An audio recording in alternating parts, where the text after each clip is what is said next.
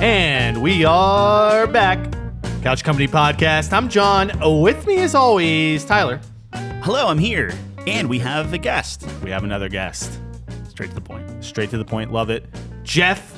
What killed Jeff? We have Jeff Campese on the horn again. Welcome, Jeff. Thank you. I'm here. Very excited. Probably my favorite episode of the year. I'm a little biased because I'm on it, but I think it's gonna be a real crowd pleaser if I can predict. Just excited to get into it. Dude, I'm super jacked too. I woke up this morning. It was kind of like Christmas morning for me. I was like, I look forward to this episode all the time, like all year. Is this better than Christmas morning for you? Yeah, well, nowadays, yes. Because Christmas gets like worse as time goes on. Yeah. And then it's like the inverse. But this is like super exciting. I've been looking forward to this all year. I played a bunch of games this year in preparation for this moment. I love Jeff comes. He has all his notes. He's switched. He's with the times now. He has them on a tablet instead of his paper. It's disgusting. 12 days. That's a pro, right? Like that's a big boy. That's a That's he's got a big Apple tablet. So for the listeners, iPad, as they call them. tablet. For the listeners, I spent the night at a friend's house last night to get one more game in before this conversation, and I said, "Hey, friend, you have a printer, right?" He goes, "No, I don't believe in printers." I was like, "Fuck." So all my notes were not printed out. I'm kind of just.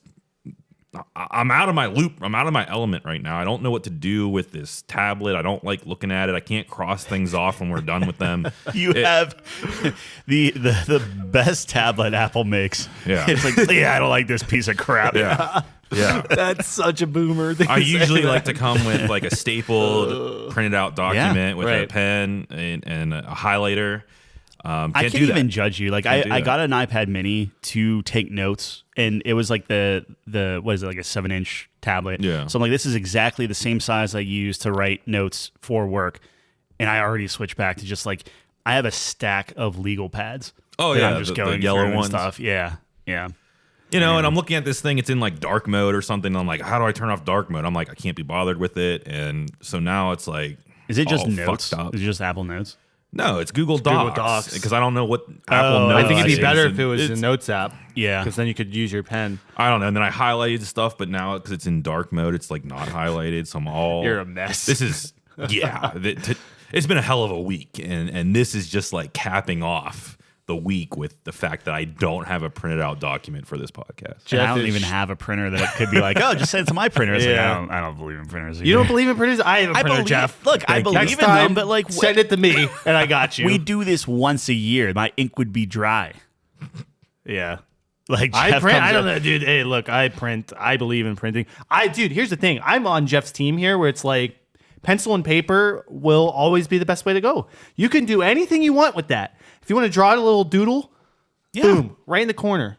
And you might be saying, "Oh, John, you can draw a little doodle on the iPad." Well, what if you want to shade it with the pencil? iPad actually is pretty good with that. Nah, You can shade it with a. it's not better than graphite. It's pretty close. It's pretty. I mean, it's good. I'm just, What if I want to crumple it up and throw it away? A little basketball shot. Can I do that with my iPad? You can. I wouldn't. Yeah, I have to open another app, a little basketball app maybe, but I'm just out of my element is the point that I'm getting at. But excited to be here, excited to talk about games. One of my favorite things about this episode is the fact that we all play different games, right? Especially in a year that's so dense, right? It was impossible for each one of us to get to every single game. I'm missing out, and we'll get to it later, but I missed out on a couple of bangers. So my list is obviously going to be a little bit different than John and Tyler's. So I'm excited to hear their list. I'm excited to hear my own. Say it out loud on the air, get it out, get all the hate, the feedback. yeah. And thank you for having me. I'm excited because I view this as like we're shutting the book on 2023. Like we've been talking about a lot of these games. We're finally getting our final thoughts out, and like I always love the new experiences coming, which is probably a terrible way to do life, but I'm really looking forward to like, okay, like this is the final culmination of everything, and then like this sets us up for like January, which already like just January and February, there's like, what would you say, like five or six games that are like everywhere from Tekken to Final Fantasy, you know? So no, good. It's a good moment in gaming right now. It's a good time to be alive if you're a gamer. And I'm super excited too. I love hearing you guys' thoughts. So let's jump into it. Before we start with our Game of the Year talk, Tyler had a couple things he wanted to say about some games you've been playing. I'll be really quick. First off, speaking of Tekken, played the Tekken demo. They get you some arcade stuff, like so you can like do, and I thought that was good. They do what Street Fighter does, where you're this little chibi character running around, and you're actually just challenging people to Tekken arcade matches, and that's how you level up in that. Kind of neat. It's whatever. But then I played the story mode of Tekken because they're like, you can play the first chapter of story. I don't know what I was thinking, but like the first chapter is literally one fight. Really? That's it. But better than Mortal Kombat, Street Fighter, Tekken 7 for sure. Like this, it's literally Kazuya and Jin fighting, and they're yelling at each other, and you do like a round, and then the moment the round's done, it seamlessly goes into like a cutscene of them like just beating the crap out of each other in like an anime style thing or whatever. And the way that they threaded like all of the rounds together and like what happens and everything was so well done. Like it was leaps and bounds better than 7. Like I am very like still I don't want to like get too crazy, but like I am very excited for this because it's like it's setting the series up while still kind of going back to the basics where it's just Kazuya this time, but he's just like, this world sucks. I rule it now. Here's the King of Iron Fist Tournament 8. Come fight me. If you lose, I'm wiping your country off the face of the earth. It's like, and this is coming from a Tekken ignorant. Kazuya is the bald lightning hair guy. No, that's Heihachi, who I'm going to put in air quotes, died in 7. Do I think Heihachi is going to probably come back in this one? Probably. Like, no one's ever really dead. But in the first Tekken, in the very first Tekken, Heihachi throws his kid son off a cliff. Classic. He climbs back. Kazuya beats Heihachi in the first one. Then Heihachi takes Kazuya in the second one because he climbs up the cliff and comes back, throws Kazuya into a volcano. Then in the third one, Jin takes Heihachi and quote unquote kills him, Heihachi kills Jin, but then Jin makes a pact with the devil, this whole thing. And then in the fourth one, Heihachi finds out that Kazuya's body was apparently recovered in the volcano, and they reanimated his corpse. Yep. So then it's a whole thing. But anyway, now we're at 8, where Kazuya, are they away from the volcano? Like, are they? They need to find away a better from- volcano or something. 7 they fought on a volcano. Okay, so they're not moving away from this. Yeah, no, it's kind of the theme. But yeah, Heihachi died in 7, and now it's Jin going after because Jin was kind of like Jin was this replacement character because Tekken, I don't know if this was longer than I expected. I'm sorry. Tekken 3 was like, hey, all these characters that you liked. It was like how Mortal Kombat introduced all the kids, essentially. Yeah, the younger ones. Yeah, it was kind of like that, and then they kind of blended them together and stuff. So Jin was like kind of this like naive, nice-ish kid in 3, and then 4, he like just took over this empire and was a jerk and declared war on things. And in this one, he's like, I have to make up for lost time. So they're kind of like soft retconning things. But how anime this thing is he's taking a motorcycle, like drives up this like police car ramp, smacks onto the side of a skyscraper building, and just drives vertically up the building, launches off the rooftop, takes his motorcycle, throws it into a helicopter, and that's how the first fight starts. Where like the helicopter crashes down, and then Kazuya just like walks out of the fire, and he's like, I guess we're going to fight now. And they're father and son, by the way. So it's a whole thing. Yeah. I love when Tyler talks about Tekken. It's like a little kid, like just reliving. Well, like the crazy thing is, I fought like playing people. I don't know like half the characters now. Like I know all the original guys, but they have so many. You played new all of characters. them. Well, they kept coming out with guys that I didn't play in I 7. see. So it's like there's a ton of new people. There's new people here. Blade's in this one. It's not Blade. His name's Raven, but it's Blade. Blade. it's wild. And just all that being said, the way that the story is blended into the fighting, if that like that, I'm granted I played one match and it was like, that's the demo, thanks for playing. If that is the entire campaign, oh my gosh, is that going to be wild? Yeah. Like that's why when you were like, I'm not going to play Tekken, it's like, this is already better than Mortal Kombat in my mind. Yeah, It looks amazing. I would just play the story mode though. That's all I would do. Yeah, well, you could play bowling. There's Tekken bowling in there. Wait, what? Oh, that came in 3, where like you literally bowl, and every character has their own like strength and technique and stuff like that, and you bowl. That's You a bowl. whole different game mode. Yeah, there was Tekken bowling. There was Tekken volleyball.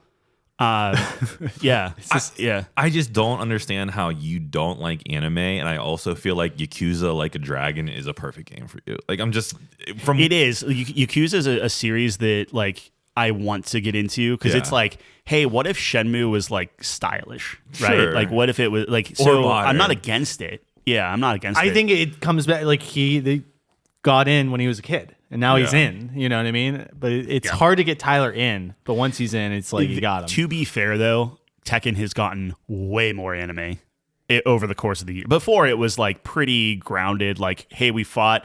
I'm throwing you onto a volcano, right?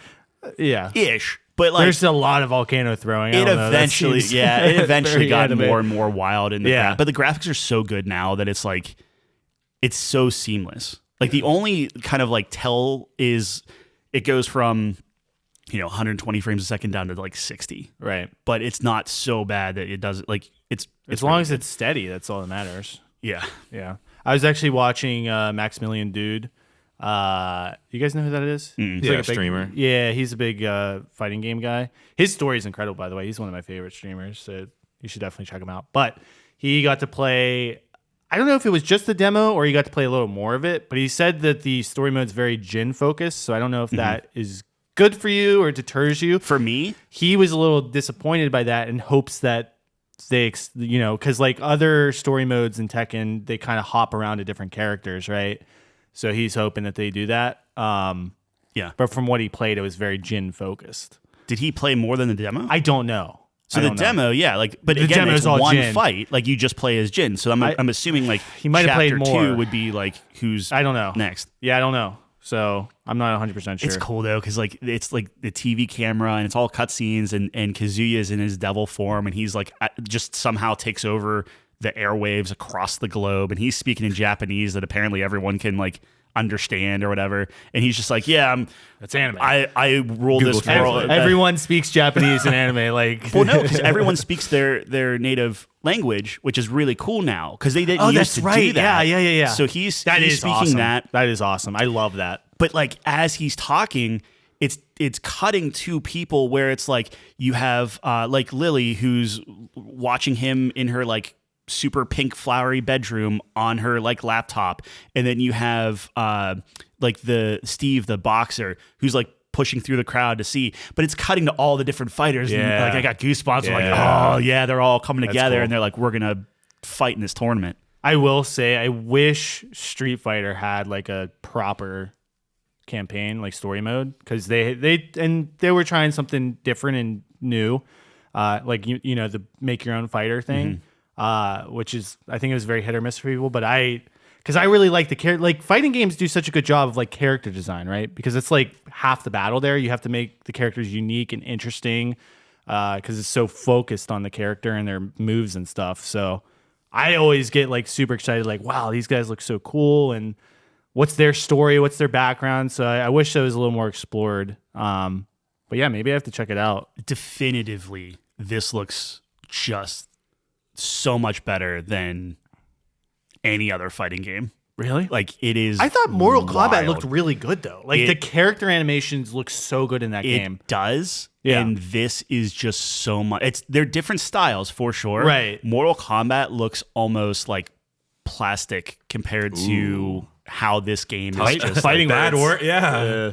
Well, no, like it's a different style. And Mortal Kombat looks good, but it looks very like video game. Like this is just so detailed. Maybe almost too detailed. It might not be your cup of tea, but it's just so very, very, very detailed and almost like realistic realistic looking, despite the anime. I think for me, I probably gravitate more towards like the Guilty Gear, Skullgirls, and Street Fighter style of fighting game.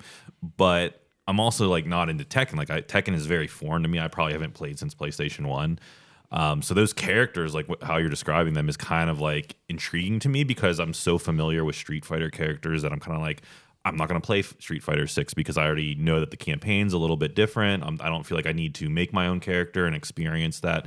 But I'm like, if there's like a host of new characters in Tekken 8 that I know nothing about except for like the cyborg ninja guy because I like got sucked into a YouTube rabbit hole and like Yoshimitsu, dove really deep into his. I don't know anything about any of the other characters, so it's kind of like appealing to me. Yeah, I'd want to play as Panda or King.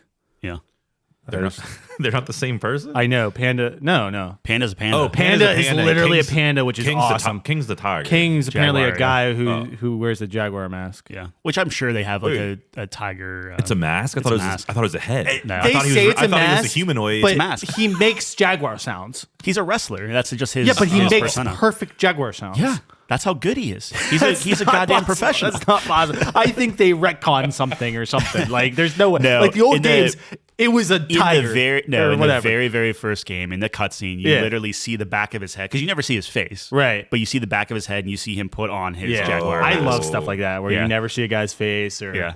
like Master Chief until they ruin Until they it put when the they TV do. show on. Yeah. Oh my. Speaking of God. this is great. So speaking of TV shows, this is the other thing I wanted to say.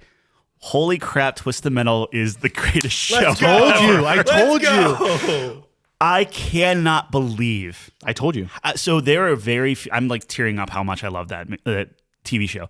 There are very few TV shows where I'm so hooked where I'm binging through this. For whatever reason, Good Omens was another one where, to be fair, I was sick when I watched that, but I was like, this is so good, I'm just going to keep watching it. Twisted Metal was the easiest, fastest, like, I knocked that out in like 2 days. Like, John got on Plex, and I'm immediately, like, done. I cannot believe how funny, well shot, good effects, good character development. Oh my God. Look, Last of Us is very well shot. It's really good, but it's also a known quantity. I completely recant saying that Last of Us, like, Told you. And I understand it's like there's like recency bias and stuff. This show is way better than has any right. Like, I was texting people like, you gotta watch this show. Like, I was like, Chelsea's gonna watch it. Like, it's so good. What did I tell you on our when we were watching so the Game good. Awards? I was like, look, I have heard that this is a surprisingly good show. Everyone said it, and Tyler's like, no, I can't believe it. Blah blah blah. I couldn't was like, think of how you Exactly. would even get in there. But at the very end, when it's like, because like Twist, it's not even like there are Easter eggs and everything, and I was catching a lot of it. But then you get in the rabbit hole of like, well, what's the Twisted Metal lore, which is bonkers. Oh yeah. really? Because every game is like reinventing everything. Right, Like, it's right. such a weird thing. And there's Yeah. so many fan theories. It's fun. But like, holy crap, because at the end of it, it's like, there's going to be a race and and like they start like flashing. I'm a sucker apparently for people like flashing to characters because I'm like, they're getting the band together. Yeah. Man, it was so good. Dude, Anthony Mackie, again, like, I'm never a big fan of his in general. Like, when he was up on stage at Game Awards, I'm like, okay, whatever, get off. But like, he's a good actor. Like, I he's thought he did pretty, very well. Yeah. I enjoyed him. I enjoyed watching him. Do Every this TV single TV character. show. Every single, like, freaking Sweet Tooth, who it was voiced by the guy from Arrested Development. Crap. What's his name? He did the voice of like Lego Batman, and I'm not familiar with Arrested Development, but I know what you're talking about with Lego Batman. I can't think of his name now, but amazing. Just it's so good. I think that with that TV show, they did a really kind of risky trailer that threw a lot of people off with showing that sing-off between Anthony Mackie and Sweet Tooth in the casino, where it was like the thong song. I don't know if you remember that. no, You might not have even watched the commercial, but I think that turned a lot of people off. Like, what is this? This is so like far off from like what we know as Sweet Tooth. But come full circle. You watch the TV show. You get like. You kind of get to know these characters and what like Sweet Tooth is doing with some of the other characters in the show and these like factions. There's like factions within the show. I thought it was a really fun watch. I can't believe that they kind of pulled from they pulled the best parts of every different type of game that they came out with, and like all the different continuities and different stuff, and they made their own thing, and it's really good. It is. It's so dumb. And I think this year has spoiled us in terms of adaptations, and I think it's about time, to be frank, right? Like, so we kind of suffered through the Mortal Kombat movies and maybe some of the Street Fighter anime, even though like I'm a sucker for the old Street Fighter anime with Vega and Chun-Li fights, but I think it was about time we got some really good video game and even like anime adaptations of video game things like Cyberpunk Edge Runners, and it's been an awesome year for those shows. The last thing is I opened up my window back there because I said my room was starting to smell like GameStop. I don't know why. I was just like, this. It's like, musty is not the right word, but it smells like a GameStop back room. And I'm like, this is gross. So I opened up my window, and I want to say maybe like a dozen, and I'm not exaggerating, like a dozen stink bugs literally like fell. Apparently there was like a pocket in my window, and I opened it, and it just started like pouring down. I was freaking out. And then I immediately thought, like that. how am I going to be a father? I don't like that. Because I'm like, I don't like spiders I don't and like bugs that story. and crap. Yeah. I don't like that story. Maybe a bad Sorry, omen. Hopefully not. Yeah, maybe. I don't know. I Stink threw bugs. them all in a plastic bag, put them in the trash. That's why there was no the trash bag in the can. Completely. Because I immediately ran outside of the dumpster and tossed them. Oh, wow. It was recent. Yeah.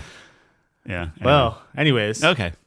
No, quick recap from Tyler there. So, no, I think you're totally right. Adaptations have been on point as recently. It's like catching up, if that makes sense. Can right? you talk for like 120 seconds about something? Because I really have to pee now. Yeah, absolutely. Okay, Yeah, give me 1 go second. for it. All right. So, yeah, we're going to get into the game of the year talk in a second. But speaking of anime, you brought up Cyberpunk Edge Runners, anime of the year last year.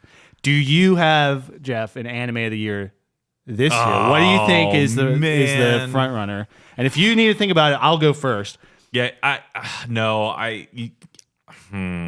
So one of my favorite shows this year of a new show is it's called Freerin something, I think. Okay. But I've been talking about it on the show. This show is so good. Essentially, again, the premise is it's about an elf. So it's in a fantasy world, and it's unique where you start the show at the end of the journey. They just defeated the Demon King, and they're coming back, and it's a celebration. And the whole show is from Freerin's perspective, who's the elf. She outlives everyone. So all of her friends, like the next scene, it cuts to them like you're at the main character, quote unquote, who should be the main character's funeral. And she's like, wow, like I'm taking this for granted, the time I spent with these guys and stuff, because it's nothing. And it's such an amazing show. It's so interesting. I love the concept. They do such a great job of shooting it from her perspective, because you'll go from one scene to the next scene and it'll be like 6 months later in one transition, because time is so much different for elves. Oh, right. You know what I mean? Because Right, it's nothing to her. She's like 1,000 years old.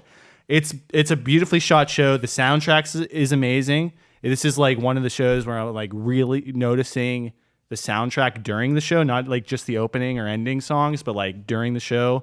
It's like kind of like Lord of the Ring vibes. Ooh. It's very good. The characters are great. There's actually some really good battles in there too. Like I thought it was just gonna be like a really slow show, which it is, but a lot of good fights and stuff. So I think that's my pick for anime of the year. I'm gonna have to jot that down and check it out. I think you'd really like it. And something that caught my ear while you were describing that was how elves perceive time. And I was just recently watching. I'm still into Arcane, like uncovering the lore of Arcane and getting different people's perspectives, even after the years it's been out. And they were talking about like the difference between Heimerdinger's perspective on magic, Jace's perspective on magic, and Singe's perspective on magic. And they kind of go through about like how Heimerdinger as a Yordle, he's not as invested in changing the now because he doesn't have death on his doorstep. He's going to live much longer than Jace, and much longer than most of the humans. He's kind of like comfortable in the now. Right. Jace is more about helping the now because he's been poor. He's witnessed death around him. He's friends with Victor, and he's trying to help out those around him. And Singed is like this proponent of death. He's comfortable with death. He knows death. He is trying to manipulate death. And those different factors in Arcane, I didn't quite pick up on my first watch through. So that kind of caught my eye when you were describing that your anime of the year. My anime of the year, I started off with a show called Finland Saga. I don't know if you've heard of it. It's one of my favorites. Vinland Saga. I told Tyler to watch it. It's very similar to the live action show Vikings, which I really loved up in like season 4 or 5. And I watched all of it, but really the seasons with Ragnar were awesome for me. So Finland Saga kind of filled that gap of Vikings for me. I really enjoyed watching it. But my anime of the year probably goes to Blue-Eyed Samurai, which released on Netflix. And this was a very big surprise for me. I didn't think I was going to like it as much as I did.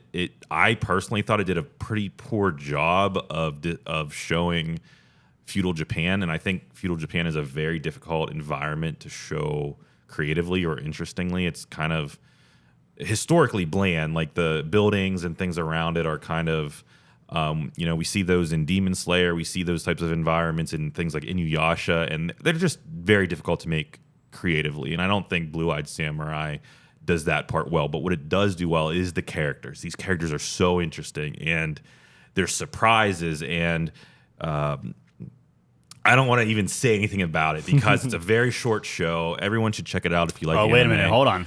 I'm in. It's a short show. I can knock it out in 8 episodes. It's a very short show. It's already been renewed for season 2, which is kind of, but not rare for Netflix. But I know Netflix has kind of been kind of dodgy on its originals, and this is a Netflix original. And I can't wait to see what season 2 brings.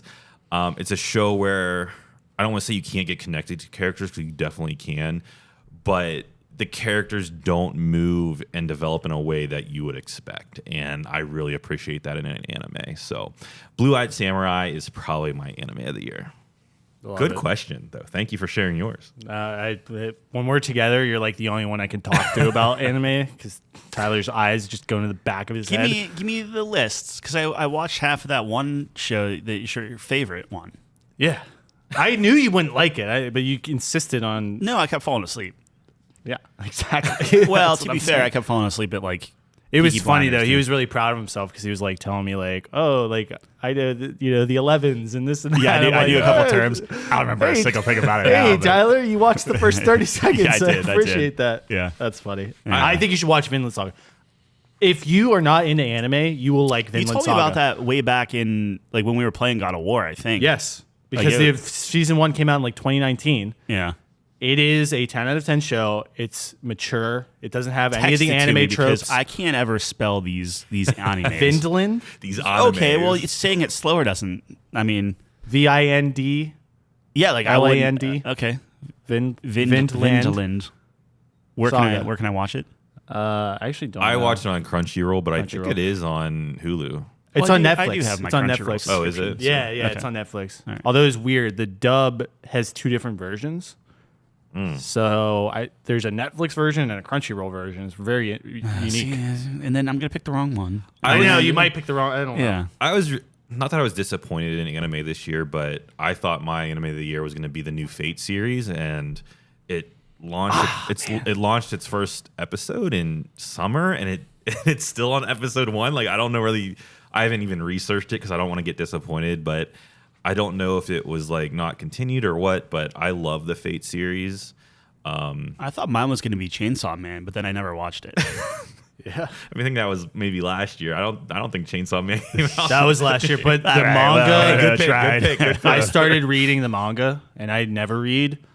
It's crazy. It might be one of the craziest things I've ever read in my life. That's one that I do need to. I probably don't plan on reading the Chainsaw Man manga, but I'm going to New York for New Year's, so I do plan on catching up on Dragon Ball Super and Boruto on the manga because Boruto's so bad. I hear they both get really, really good. So Yeah, 200 episodes in, man. I got a 9-hour bus ride. Fair. I mean, like, look, I will always love Dragon Ball, so I'm in on Dragon Ball Super, but Boruto, I tried Boruto, man. I couldn't. I'll let Dragon you Ball know. Super is the blue hair, right? Yeah. There's multiple hairs, but you could say Mainly blue hair. blue, silver, red. Super Saiyan God. But it was a big deal whenever they showed a picture of Goku and what's his face with the God. blue hair. Dragon Ball. All right. Anyways, so All right, game of the year. this is a game of the year 30 episode. minutes in. 30 Let's minutes go. in. All right. So if you were following along with us last week, we announced our categories. So we have those. Tyler's going to lead the charge here. He's got the Google Doc ready to go.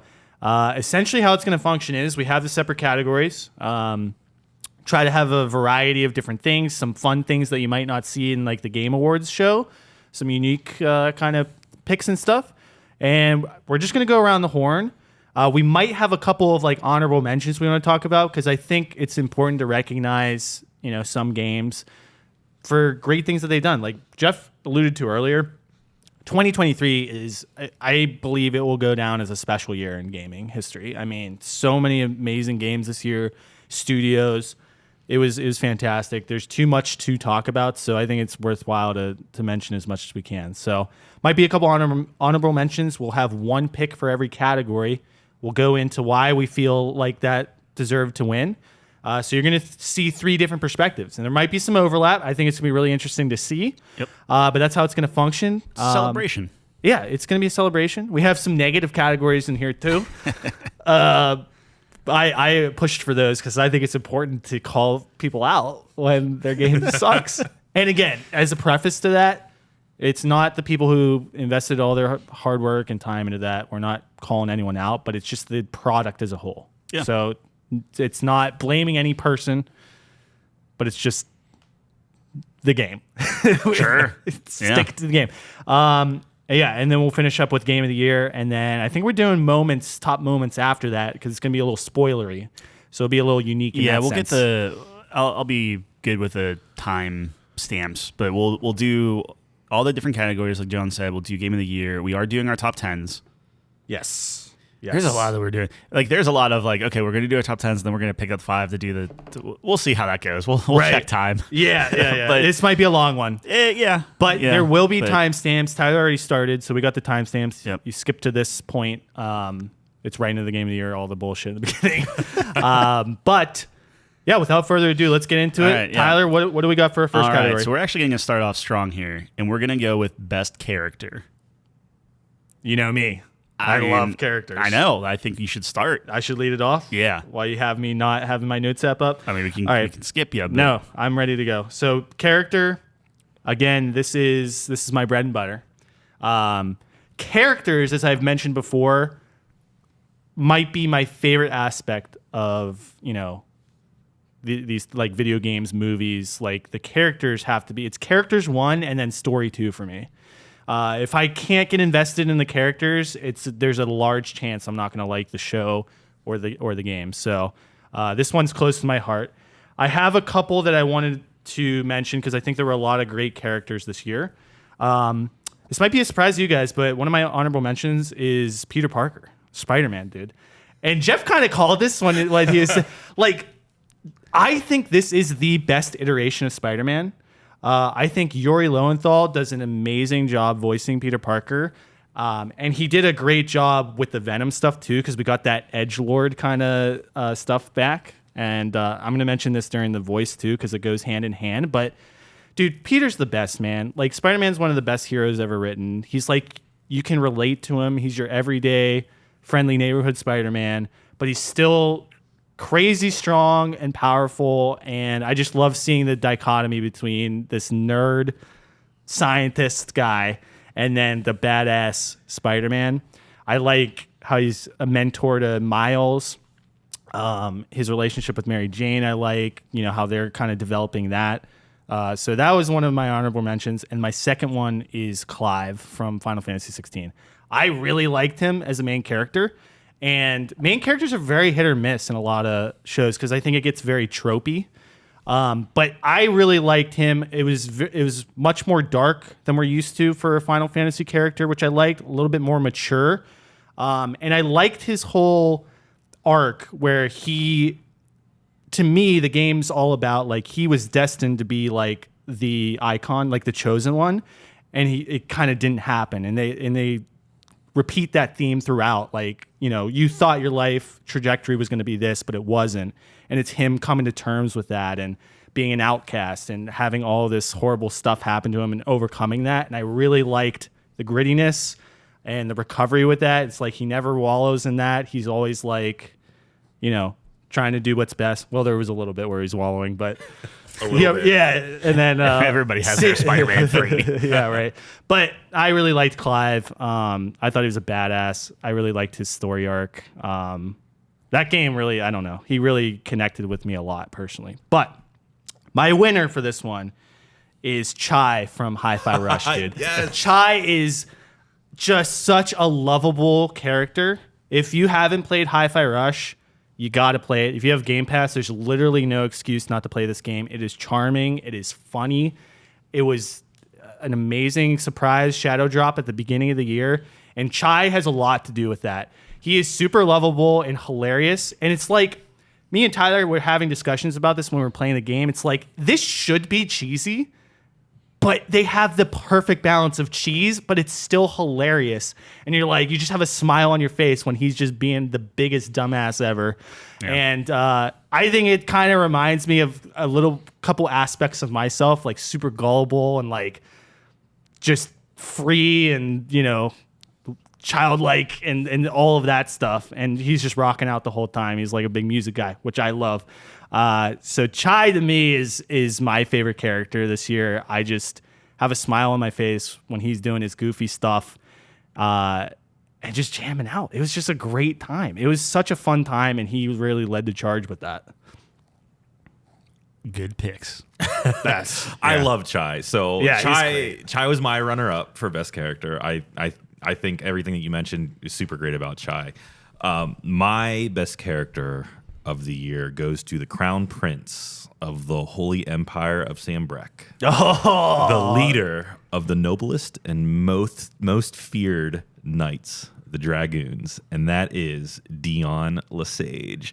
Dion is a Final Fantasy 16 character. He's a side character. I won't say what all of his story arc is, but for me, Final Fantasy 16 did not fire on all cylinders. It was probably one of my most anticipated games of the year, and it kind of missed on a lot of things that I wanted, but what it did not miss on was story for side characters. So we got Sid, we got Uncle Byron, we got a couple of other really notable characters, but for me, Dion was somehow the highlight of the entire game for me.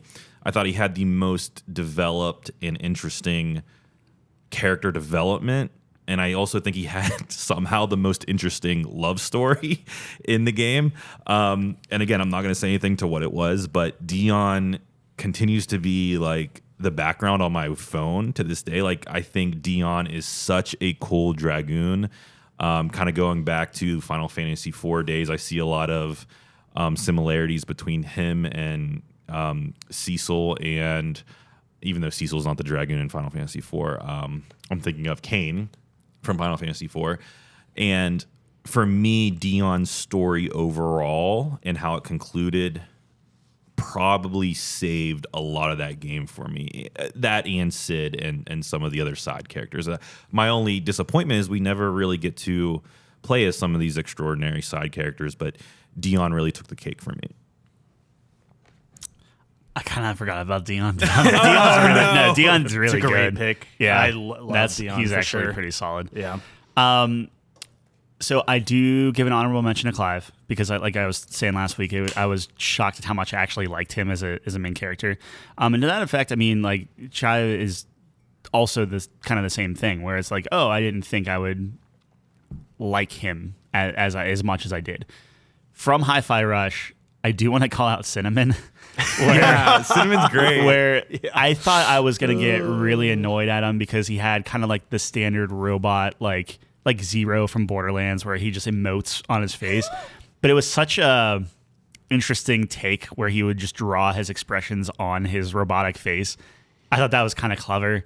I think you kind of get some interesting stuff towards the end where he's doing things for you and whatnot. But my best character, I have Quentin Albers. And for both of your blank expressions, so Yeah, we don't know. Shadow Gambit Right. and you'll see a common theme because as I'm looking through a lot of this stuff, I'm like, man, this game's pretty good.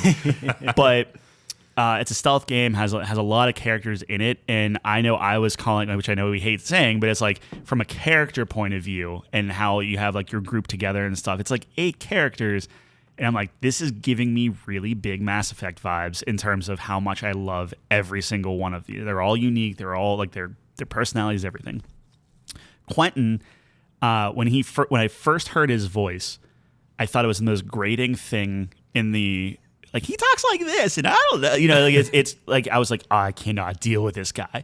But he's considered a treasure hunter. I mean, they're all pirates, but he's a treasure hunter where he steals things and tries to like pawn off junk to people. But he's also always trying to like steal other people's stuff, and it's just like he's such a really goofy dude. But imagine a skeleton with a massive chest, like a treasure chest strapped to his back.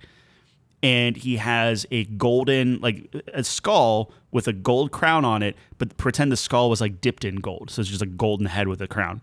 And his whole shtick is he throws his head for like guards to like, oh, hey, there's a golden thing here. And then his like headless body can like stab them, kill the guard. And then he just stores bodies in his chest. It sounds really dumb because these are all like spiritual, like kind of like ghosty, like pirates and stuff. But his arc and his character, and he's just the most lovable. Like, yeah, he's a rascal, but he always is like good natured, I guess. So they're just like, hey, can I buy your arm, or can I just steal your arm for a second, or like I'll borrow it, I'll give it right back. And people are just like, Quentin, it's like, oh yeah, you jerk. But then the cool thing with this game is like you can go in and get backstory on everybody. So everyone has their like, let's call them loyalty missions, just to kind of keep the Mass Effect thread going. So with his it's him connecting with his father about how his father always wanted him to be like, a different profession, and him going into like treasure hunting and stuff like that was like he just always assumed he was disappointing his father. But the cool thing with this is he's kind of going through this like treasure hunt is one of his missions from his dad. And towards the end, and I don't want to like spoil it, but towards the end, he realizes, oh, this isn't really like a treasure hunt, so to speak. Like there wasn't really anything like treasure super valuable at the end. It was more of like, he was just trying, like his father was just trying to connect with his son. And I was like, oh, that hits hard, right? Because it's like, my dad's a real big, like football dude, man's man type of thing. And it's like, hey, Dad, I want to go to art school type of thing, right?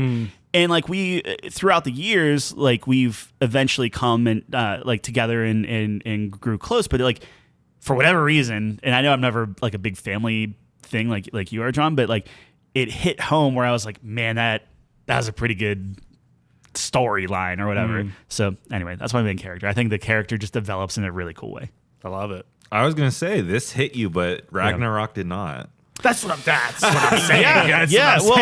So Kratos said I love you once. I was like, dude, you're missing the point, bro. But I guess the difference is it's the perception, right? So it's one of those like his son is trying to be the thing that Kratos wants, and Kratos fashioning his son into himself within reason. It's like you have to be tough, you have to be whatever. And this one is more of like it's a misconstrued thing where like I always thought I was like disappointing my dad, but like I wasn't. He just didn't know how to express like he's still proud of like and nothing against my dad, but it's like it was slightly different than Kratos. I'm not saying Kratos.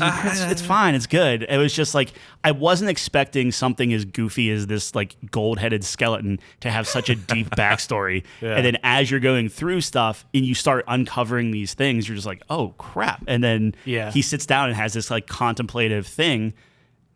Pretty nice. I love. Cool. I mean, it's the best when like you can connect it to your life, right? Yeah. Like for me, one of the biggest tropes, I guess, that hit me is like when you're compared to your siblings or something, because that's something that's just affected me my whole life, because my siblings are amazing and they are really smart and they have amazing accomplishments. So like a Clive situation hits me really hard because it's like, oh, his brother's the chosen one and he has to be his protector or whatever. And it's like, So yeah, I totally get where you're coming from. That's awesome. I love how you can make that connection. All right. The next one, similarly, best voice performance. Yeah, so I think there's a lot of overlap here, right? Because you can't have a great character usually without a great voice. And I just have... Although I hated Quentin's voice. I don't want to be very clear. So you're gonna His have different voice picks. never got better. Yeah, right. So for me, all the people I said, had a great voice. Like I said, Yuri was amazing for Peter Parker and Spider-Man, especially like I mentioned for the Venom part. Like I got Sasuke vibes from Naruto because he voices Sasuke in Naruto. Like the Edgelord is like, oh, there he is. That's the guy. But my winner for this was Clive. I think Clive had a lot of very dramatic moments, a lot of guttural screams and pain, super dramatic, super over the top, Game of Thrones-esque. And I thought his voice actor did an amazing job. Ben Starr, I think, right? So that was my winner. It really got me teared up in those like really dramatic moments, especially like Tyler said, any of the brother stuff. I'm always in on that. I think he did a great job of like conveying that, like how much family means to him and all this stuff. Him and Jill, I really liked too. The more tender moments. I know it was hit or miss for some other people, but I really liked it. So I think he did a great performance. I thought there was range. I thought it was good. It really hit me. So Ben Starr did a great job. That's my winner for voice. Shout out to Ben Starr. He's great. He was great, man. I thought he crushed it. So for this category, I'm actually going to opt out, and I'm actually going to opt out of the next category too, because I don't feel like I can speak to one actor enough to warrant an award. I think I really struggle with these two categories specifically because I don't know if I don't have the ear for it or if I can't pinpoint one and say, wow, that voice actor really made that character, which really made that game for me. I don't know why, but I really struggle with these two categories. But I guess if I do have a shout out, it's going to be Keanu Reeves as Johnny Silverhand. and that's just a character that I just have loved since he come out. And I can't wait. I'm going to get the Johnny Silverhand forearm tattoo eventually. Ooh. Like, I just connect with that character so much. I think Keanu's kind of flat Keanu performance makes that character, and it makes a lot of sense for Johnny Silverhand to be this guy who just goes against the grain no matter what the grain is. And that really, we're talking about characters that resonate with each other. Johnny, definitely, I resonate with him, especially through high school, college. I was fuck everything and no, that's the instructions, I'm gonna do the exact opposite and make sure that it comes out okay. Johnny and I are kindred spirits. So my shout out for best voice performance is somehow Keanu Reeves in Phantom Liberty. So I kind of cheated there, but I just don't feel like I can speak on this category very well. I love it how everyone loves him in that role, but they crucified Peter Dinklage when he came out with Destiny, and they recast him and redid all of his lines because he's flat, he's terrible. Meanwhile, Keanu is not a good voice actor, right? But somehow it works from the writing to the acting, whatever. Good on him, but good for him. All right, I feel like it only works because his in-game character just is Keanu. It's just him. It's the stars align on that one. People like him enough where it's you're breathtaking. You can't. It's so natural for him. He's a treasure. So I'm gonna go with Ralph Ineson. Ineson? I think it's Innocent. But that's gonna be Loreth from Diablo 4 and Sid from Final Fantasy 16. This was one of those guys. Wait, same guy? Same guy. Yeah. Yep. It's the same voice actor. I thought you'd be on top of that. Laura, he was my boy in that game, right? Yeah. That was my guy. Yeah. I didn't know it was the same guy. Same guy. And to be fair, when you're talking range, it sounds like him. It's not like you have a Nolan North trying to do different voices or something, but it's it sounds like the same guy, but good on him to have two prominent roles coming into it where it's he is a very distinctive voice. It's very gravelly. It brings a lot of kind of you sit up and notice when he's talking, you're paying attention to him. And I can't say the same thing, especially in Diablo. Maybe I'll give it to Lilith or something like that. But most of those characters, you're skipping through or you're just kind of zoning out, and they're just they're fine, but it's not it's this person talking. You can pick his voice out of a crowd. So I just thought he deserved a shout out for being in two different games. That's a great pick. Yeah. I mean, that's a big year for him. I like Sid a lot. When Sid was great. Sid, yeah, it was good. That's probably one of the best SIDs we've seen in Final Fantasy. Yeah, dude. I I think liked 15 a lot. You like She 15 was Sid? pretty good. Yeah. Oh, was she? Yeah, I kind of liked her. Whatever. All right. I need to go back and play Leave it at 15 that. because like Tyler says it would be right up my alley. Like a boys trip, that's like Playing That game's 16 written for me. immediately made me want to play 15 again. yeah. And I know Kyle's probably rolling his eyes because like I never finished. Like they stole our car, and then it's like, well, I never get that back. But like 15, it was so good. Yeah. It was such a good Yeah. future like that was the time period. Like whenever you go like high fantasy, it's very hit or miss for me now. Just I feel Right. like it's been done a lot. Right. 15 is solid. I gotta play. I heard like the definitive edition or whatever is like actually pretty solid. Yeah, Yeah, it fixes runs a lot really of well problems. and You everything. get all the Right, DLC with it. The only problem I ever had with Final Fantasy 15 was like the story. Even with watching the movie, like Kingslayer, is still to me like kind of inconclusive / just confusing. But I think it's still a pretty good game. Yeah. All right. Sound design is next. What do you Okay. got? This was a very tough one for me because I think there were. Look, when you have horror games, this is their bread and butter, and I talked about this last week. But sound design is crucial if you want a good thriller horror game. That's what puts gets the hair on the on your arms standing up, right? The sound element to that is so crucial. So I think there's so many games you can pick. Hi-Fi Rush won for the Game Awards, which sound is instrumental, no pun intended, on that game. And they do an amazing job with that too. But this might surprise everyone here, but I went back and my winner is Dead Space. Yeah. Dead that's fair. Space did an amazing job. And I know Tyler had some critiques on like location. I didn't really have that issue. I was able to pinpoint where the sounds were coming from. I know you get a little weird like when you're walking over bodies and stuff, but there's something about the metal grating noise that just made me uncomfortable the whole time. You're in this ship by yourself and things are in the vents crawling around and they did such a great job with the sound on that just to make it so creepy and my anxiety the whole time. I also sent Tyler a video. I was doing some research on this. They did a lot of like research into like because you have Isaac's heart rate while you're playing the game, and they would calculate how old Isaac is as a male, what the average heart rate is for that, and they would have his heart rate going up, matching with the player's heart rate, like in a similar range on like what the average would be, and that just spikes your adrenaline. It's like it's very hard to like quantify that, but it's like having that in sync with the main character, I think, is like such a brilliant touch. It's a really scary game. I was terrified the whole time, and that's all I can say. I just love the weightiness of you in this big suit stomping around, and the echoing throughout this empty ship. It's like so eerie and terrifying. And look, Alan Wake did a great job. I think either of these could have won it. I think Resident Evil did a good job too, and Hi-Fi Rush. I think those are probably the four I would put right there. But going back, doing the research, Dead Space gets it for me. I just think there's something about that sound design that really got me. Yeah, no, that's completely fair. You said you're skipping this one? I'm gonna opt out, but this is probably this is my last opt out, I promise, guys.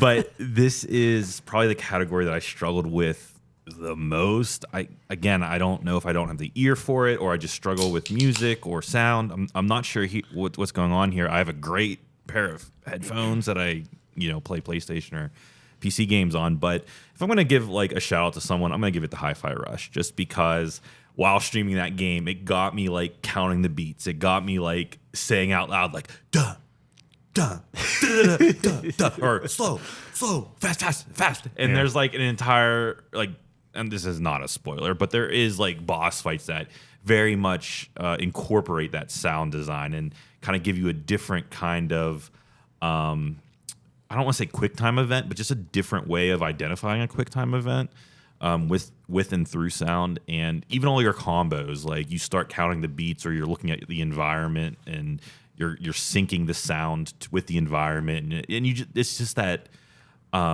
combo of cues that make the game really interactive from a sound perspective. Again, I don't think I can talk very well on this category, but if I had to give a shout out, it would be to Hi-Fi Rush. And I will say too, like as someone, you guys should listening all should watch What Killed Jeff on Twitch.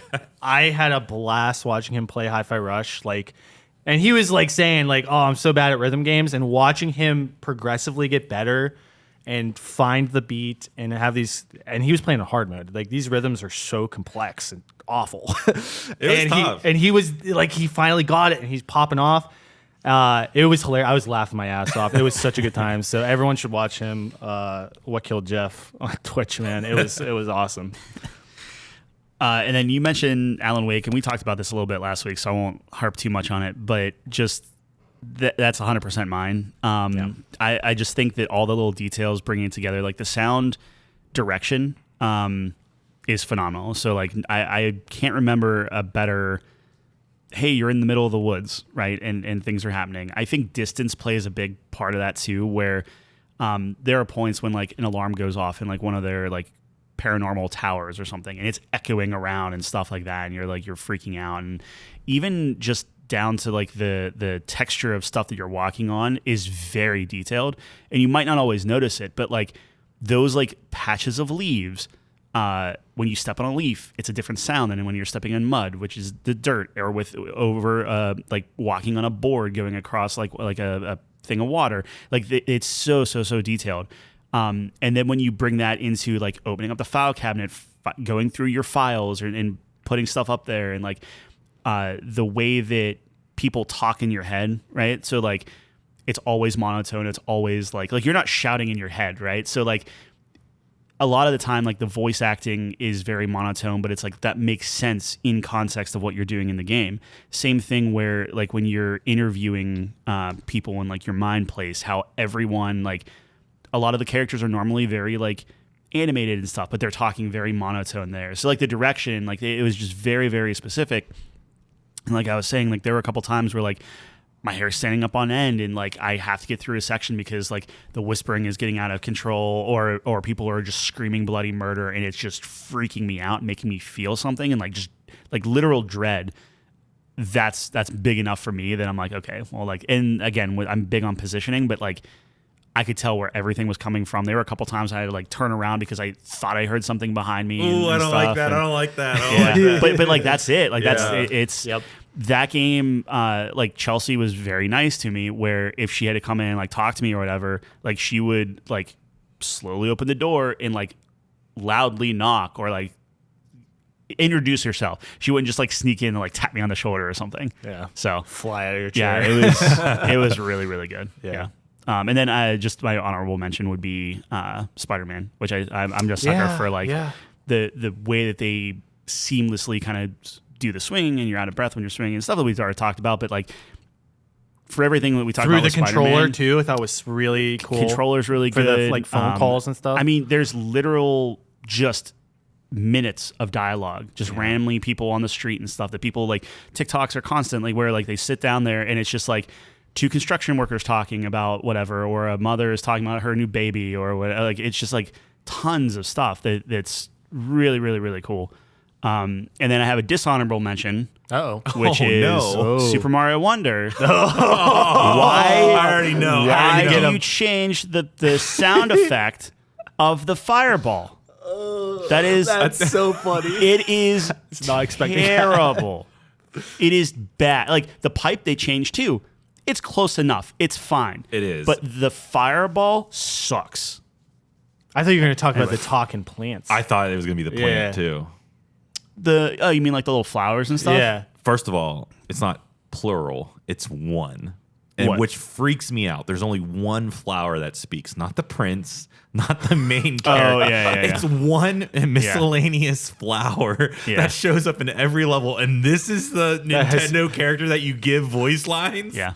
He's been enlightened from a sound design. I'm not saying the music's fine. Is it as catchy as some of the other ones or iconic? Maybe not, but the choices they make on some of those sound effects are bonkers to me. So anyway, all right. No, that's funny. That's hilarious. I've got a couple of those. Okay. All right, and then we're almost out of the music stuff. Best music. Yeah. Okay. There was a lot of amazing original soundtracks. this year, and I spent this entire week just listening to hours and hours of soundtracks because I wanted to get this right, quote unquote. Which is like, there is no right answer. I mean, that's the beauty of music, right? Everyone has their taste, and nobody is wrong. So my opinion on this it's not greater than Tyler's or Jeff's. Like, their opinions are just as valid as mine. That's why I love music. It's just all perspective. There's a couple honorable mentions. Music was amazing this year. I have a couple written down, but I want to probably mention more. I think Hogwarts Legacy did a great job. Whenever you have to go up against John Williams' soundtrack, that's a tough task. And I think they captured the essence of Harry Potter very well in that game and being in Hogwarts itself. So that has to have a shout out. I think a couple of the honorable mentions that I have personally is Baldur's Gate 3. I think I was a little bit lower on this than I should have been because I went back and listened to it, and they always have a great soundtracks. You know, Tyler was talking about Divinity Original Sins 2. Great soundtrack. I think their melodies in particular are exceptional in these games. They just have such an interesting flavor and vibe to them. The utilization of singing in this iteration for Baldur's Gate 3, I think works very well. The music is great in Baldur's Gate. I think they do an amazing job. My first runner-up, though, is a game that was not talked about at all during the Game Awards, which is a crime. Octopath Traveler 2 has an amazing soundtrack. And what this game does in particular, in terms of the music very well, is the character themes. There's a theme for every town you're in, every wilderness place you're on. It's all distinct and very memorable. And then every character themselves has their own theme, which I'm big on. I love character themes. To get the essence of the character through music, it says more than any words can. And it always plays at the end of their chapter, and I love that. It's just such a really great touch. Octopath Traveler 2, JRPGs have some of the most memorable soundtracks, of all time. And I think this is no exception. This was a really great soundtrack that I think was totally slept on. Should have been nominated at the Game Awards, in my opinion. But at the end of the day, my pick is Final Fantasy 16. And this soundtrack, I talked about it last week. It's epic. There's something to it. I love the choral component to it.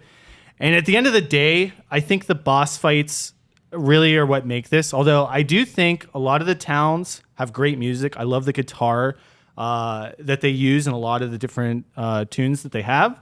But the boss fights are what takes the cake for me. The epic scale of it, it's so energetic. It just gets you pumped up for these boss fights. It's an incredible feeling. And then if I were to get technical in the musical element of it, the reason I really resonate with the soundtrack is I am a sucker for chromatic movement in bass lines, and this has a lot of it. So there's a lot of reoccurring themes in that. And that might not mean anything to you guys, but it's when the bass line moves down by step, essentially, step by step. And it's such a cool harmonic movement. It makes it super dramatic and cool. And I just love these tunes. I think they're super awesome and memorable to me. So that's my soundtrack of the year is Final Fantasy 16. I think they did a great job.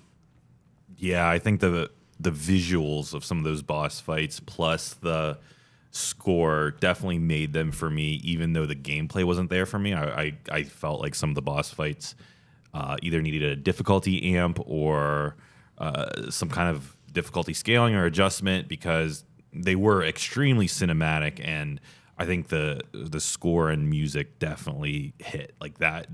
I remember some of those, so definitely a good pick. My pick, and I know that I somehow passed on voice performance and sound design, but somehow I feel super duper passionate about the best music. But my pick is Lies of P. And if you have not played this game, I understand why. It is easy to bounce off of, but if you do somehow find it accessible for you, you traverse this game, you go through its somewhat linear levels, and you find records, and they're kind of a collectible within the world. And you take these records back to your quote unquote safe house and you put them on literally a record player, and there's an entire EP for Liza P. And if a record is ever released for this game, I'm jumping all over it. No matter how broke I am, I'm buying it because it is that good.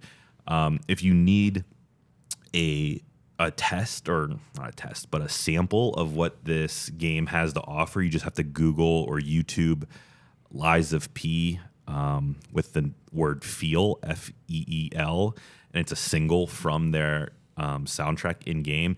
And this is a single that really hits home for me. This is a single or a song that it feels like you send to like your ex on a drunk night, and you're like, please take me back or something like that. This soundtrack gives me goosebumps. And while I was writing all my notes for this show, I was just listening to the Lies of P soundtrack on repeat on YouTube. It is fantastic. The voices, I don't know how they did it. It seems like there's a number of different, maybe John can talk about this, but singers and instruments, and it seems to be like a joint effort between musicians, but it is phenomenal. It sets the tone for the game, and whenever you go back to your safe house, it's always exciting to put on like a new single, see what's in store for you. And you're like, oh man, that kind of like reflected the level I just beat or the boss I just beat, and you're like, you start reading into the lyrics, and you're like, why is this here? Why did they decide to put this in the game at this point? And I thought it was really, really memorable. That seems like it's almost like the Alan Wake type of thing too. Like after every chapter, they have like a song that kind of pertains to what they're trying to get across. So yeah, my thing, I'm with you on Final Fantasy 16. Like I like it a lot.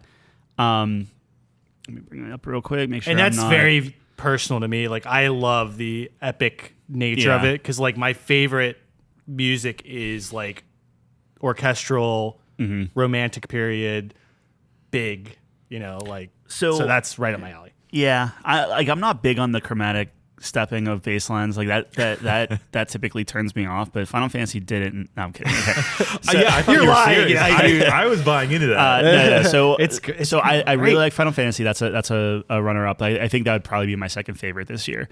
Octopath is huge. Like as I was going through the different soundtracks and stuff, like Octopath, like I was like, man, Octopath is a little samey for me, where like they have it's all fast, it's all like a very specific style and stuff, but it's really good. So like I get that a lot. Hogwarts is very good. I do want to give I'm not gonna give a lot of these. Starfield's okay. So like Starfield has some very good instrumentals where when you're looking at it from a gameplay perspective, some of those tracks I'm like, oh, okay, you're looking out into like just the vastness of like, well, nothing, but it's just like, okay, there's like some of this stuff pairs well. So I will give them their due on that. And then Jusant is actually another one, which is that climbing game, which is pretty good. Like as you're climbing and like the music is swelling as you're going up and stuff, and specifically in the finale of the game, there were some pretty good moments where I'm like, oh, this music's pairing really well. However, so for me, I got a pair of really nice headphones. And as I was going and I was listening through everything and doing all the different soundtracks, I kept going back to Baldur's Gate because I am a sucker for melody. So like if it has a strong melody, so like Original Sin 2, I think that's my favorite melody in a video game. It's between that and Ni no Kuni 2. But Baldur's Gate specifically, the tracks were pretty varied in terms of like what they were kind of. I feel like a Neanderthal trying to explain what I'm feeling to a musician, but it's like each one was different. But specifically with the headphones and listening to the theme songs, both like parts, and then they have like kind of like almost like remixes, I guess, later on the soundtrack. But it's like there's so much going on, and I don't know if that's just the headphones or because I was like my eyes were closed and I was just trying to listen, like just focus purely on the music. It's so intricate and involved, and like it's like, oh, I heard like this one, what like almost like back in grade school where you have like a ribbed piece of stick and the other one is just like flat and they do like whatever it is, and it's just like I was hearing just so much stuff when I was really, really listening and focusing for it, and I thought that Baldur's Gate 3 paid that off the most for whenever I was just purely trying to listen. It was the most rewarding for me, I think. No, that's a great pick. Like I said, going back listening to it, I think it's way better than I gave it credit for. Like on my first go around, it's a great game. But I think there is something to be said. Like when you're playing these games and the music is coming in. Yeah. Final Fantasy, bar none, for me is like it was like, you know, what you were saying, Jeff. It's like the marriage of like the Final Fantasy, like the visuals and the music, and like it just worked. Having to like meet the insanity that's on screen. Like you have to have a powerful score. Absolutely. And it's like to be able to match that, that's amazing. Like it worked really well. Hi-Fi Rush. So like from a purely eyes closed, headphones on, it's Baldur's Gate. Yeah. However, gameplay wise, Final Fantasy crushed it. You know, I think all of those, and I think Alan Wake deserves its due too. What it did between gaming sessions, kind of like we were saying with Liza P, and that's a pick I didn't even consider. So I'm glad you brought that up, Jeff. That's something I'm gonna have to go back and listen to. Did really original songs after every chapter. I love that. That's really cool. So many great tracks this year. I mean, it's anything can win. I mean, it's beautiful. So I love seeing that. Well, enough about audio. Let's, as we say it on a podcast. Yeah, right. Let's jump into most innovative experience, which could go. This was an interesting one. Ways. Yeah, you can interpret this a lot of ways. For me, I'm just going to get right down to it. Alan Wake 2 was an incredible experience, and it was different than anything I've played in ever. It was really weird. It's like a thriller game. You know, it's like horror kind of thriller. And it just has really unique, components to it where it's like you have the flashlight that's instrumental to the gameplay.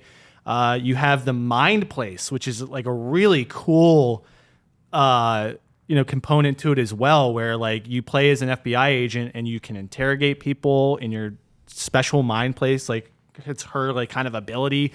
You get to put things on the wall and just see how the investigation is shaping up. I really enjoyed that aspect to it. It really made me feel like an FBI agent, like in the room, like figuring this mystery out. It was really cool. It actually reminded me, I don't know if you guys ever played like Heavy Rain, but there's like an FBI agent in that one too, and he has like the glasses or whatever, and you're like piecing together the mystery as well. And I thought it kind of gave me a flashback to that, but it's such a unique, experience for that. And then you have the whole dark place stuff. It gets super meta.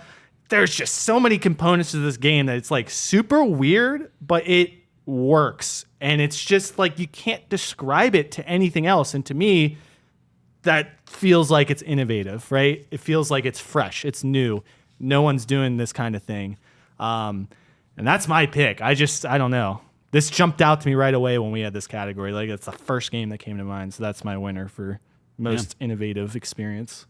Yeah, I think that's a great pick, especially in a year of sequels and AAA. I don't want to say mimics, but a lot. There were, as awesome as this year was. Excuse me. There were a ton of sequels, a lot of games that were coming out and saying, "Hey, we're flexing our muscles on and trying to not necessarily reinvent the wheel, but try to do it better and refine that AAA experience." But yeah, Alan Wake. I did not get through Alan Wake 2. I'm really, really sad, but I think that was, looking at our categories, I knew that was going to be a front runner.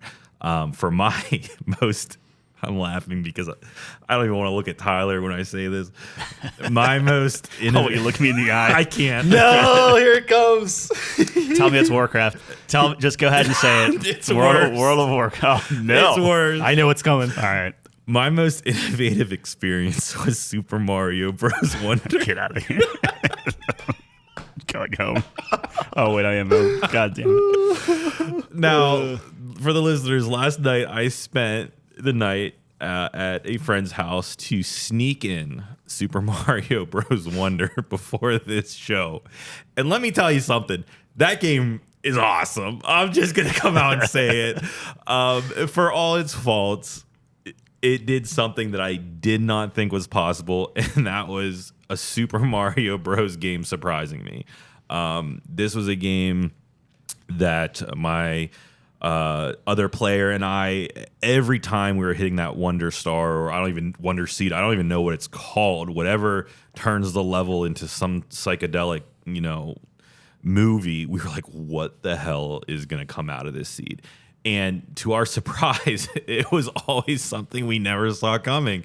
The first ones are a little bit more platformy, but this game gets really, really intense. And we probably got a third to halfway through the game in one sitting, so it's not very long. We tried to make sure that we went back on each level to collect every star or collectible we could.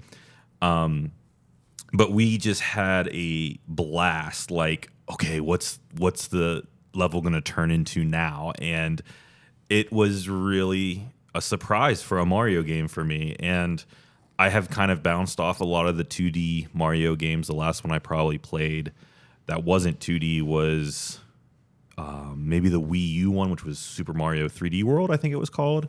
I could be wrong on that title.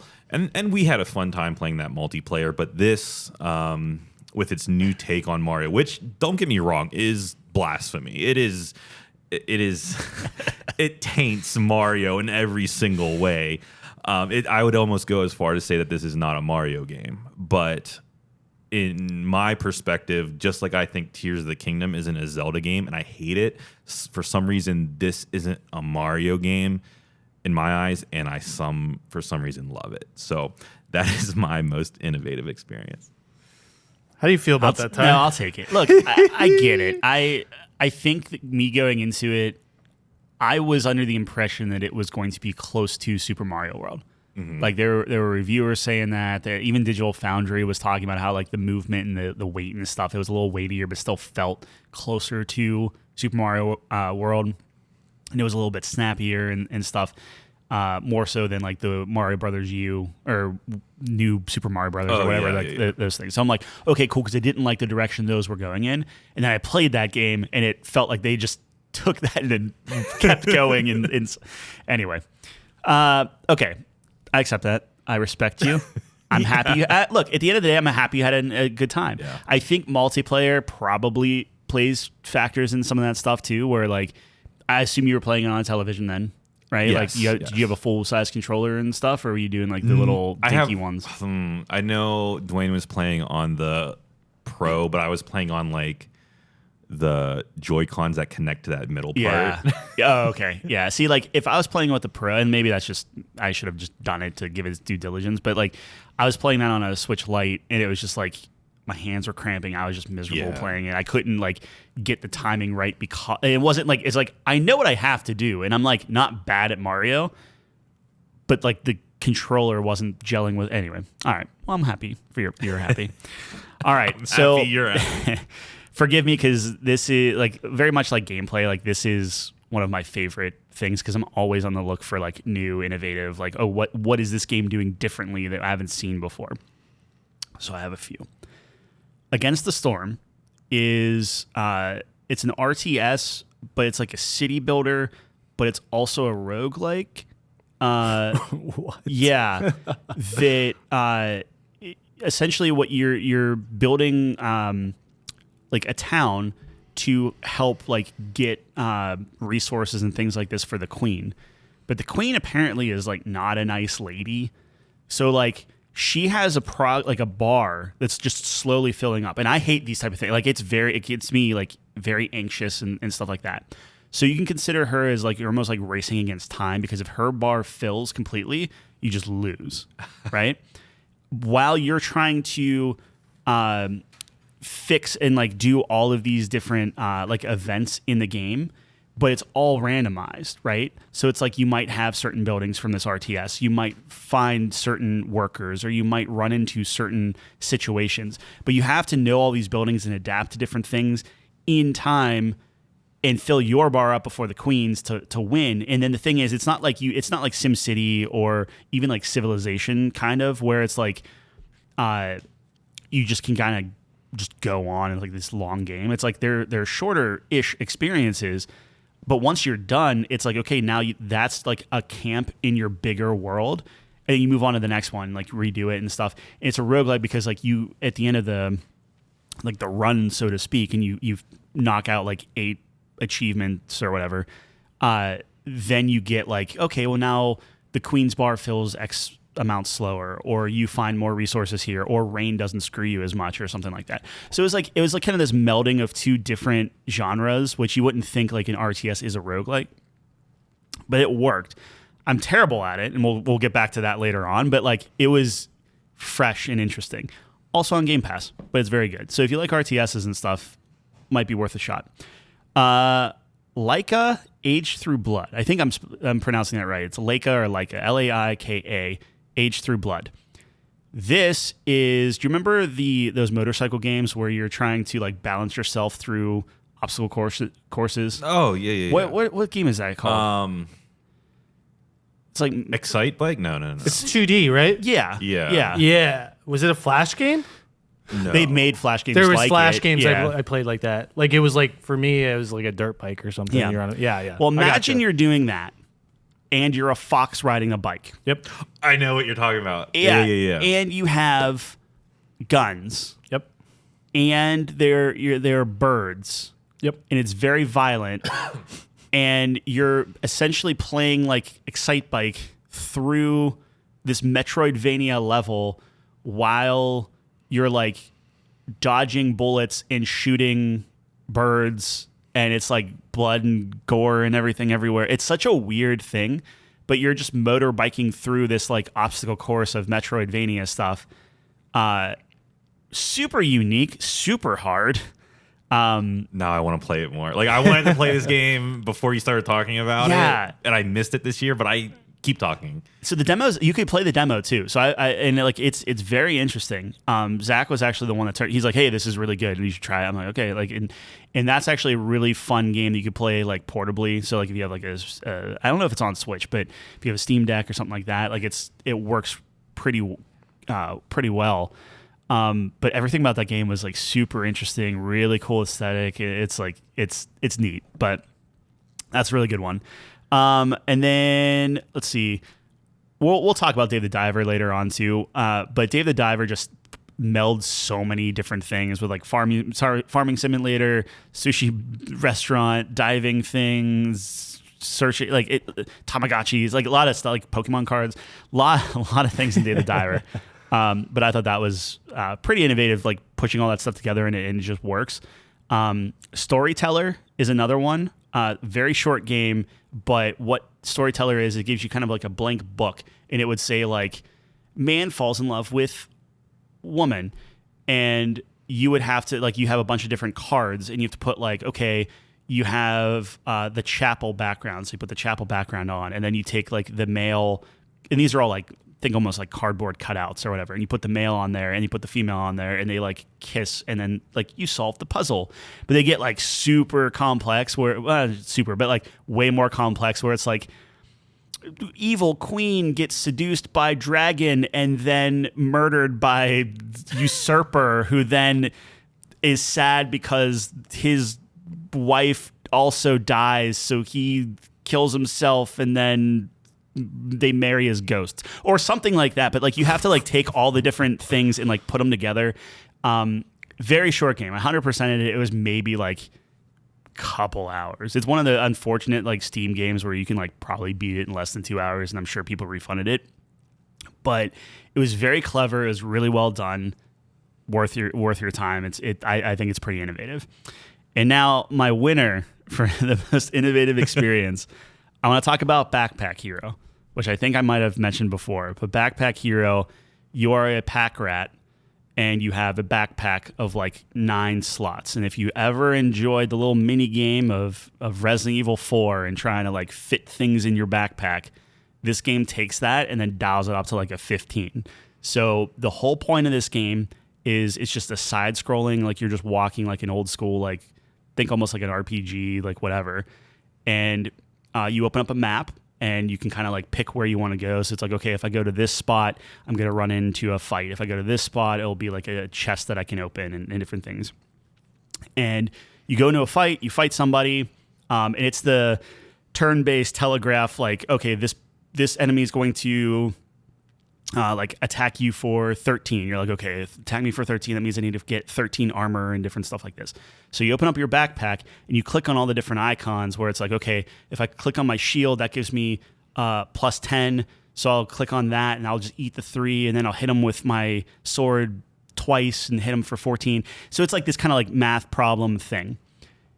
It's fun, it's whatever. But the cool thing is as you go through the game and as you unlock other not characters, well, technically they're characters too, but you unlock other items and things like that, there are some really wild combinations you have to do where it's like, okay, if I get a bow and I click on the bow, every arrow to the right of the bow will fire one shot or something like that. So then you're trying to be like, okay, well, if this bow is powerful, I have to save space for these arrows, but then the arrows do more damage for every empty space to the right of them. So it's like you can pack your backpack full, but then your bow's going to do less damage because the arrows have less. Ooh. It's wild. And then you get into these things where like they're like special challenges where it's like if you get this totem to the end of the level, you get a new character. But to do that, it's like the totem, every combat, after every combat, and you go through maybe like 15, 20 combats, it's like every combat, you can't have the totem in the same spot in your backpack. So you have to keep moving the totem around. Or it'll be like, you can't have 2 items of the same type in your backpack. So it's like if you have an armor and another armor touching, doesn't work. You have to move them and stuff. It's crazy the amount of creativity and different things that the items do. So it's just trying to find these synergy things. And I'm not even doing it, like I'm not doing it justice. Like I think there are demos out. I think there's a demo for it.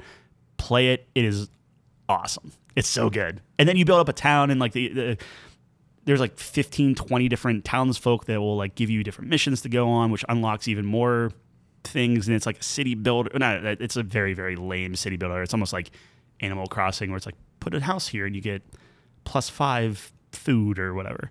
It's very good. Anyway, I'm so glad you got to these indies because I missed so many indies this year. So I'm glad that you were able to pick and choose. And are they on Couchco Games, the website? They are. Yep. Okay. Yeah. Good. Yeah, they're so good. Nah, Tyler, this is his wheelhouse right here, man. I love listening to. He loves the indie games, like you said, Jeff. He gets to them. They deserve the shout outs because I think when it comes to indie games, you have to have that creativity, right? Because you can't compete with the budget. So you can have these like amazing spectacles and such great gameplay and technical components and interesting. And I'm sure like a lot of like Backpack Hero is probably super rewarding when you find that OP combo, right? Well, it's so dumb because there are these things where and it like some of the missions like not force you but like strongly, hey, did you think about this solution?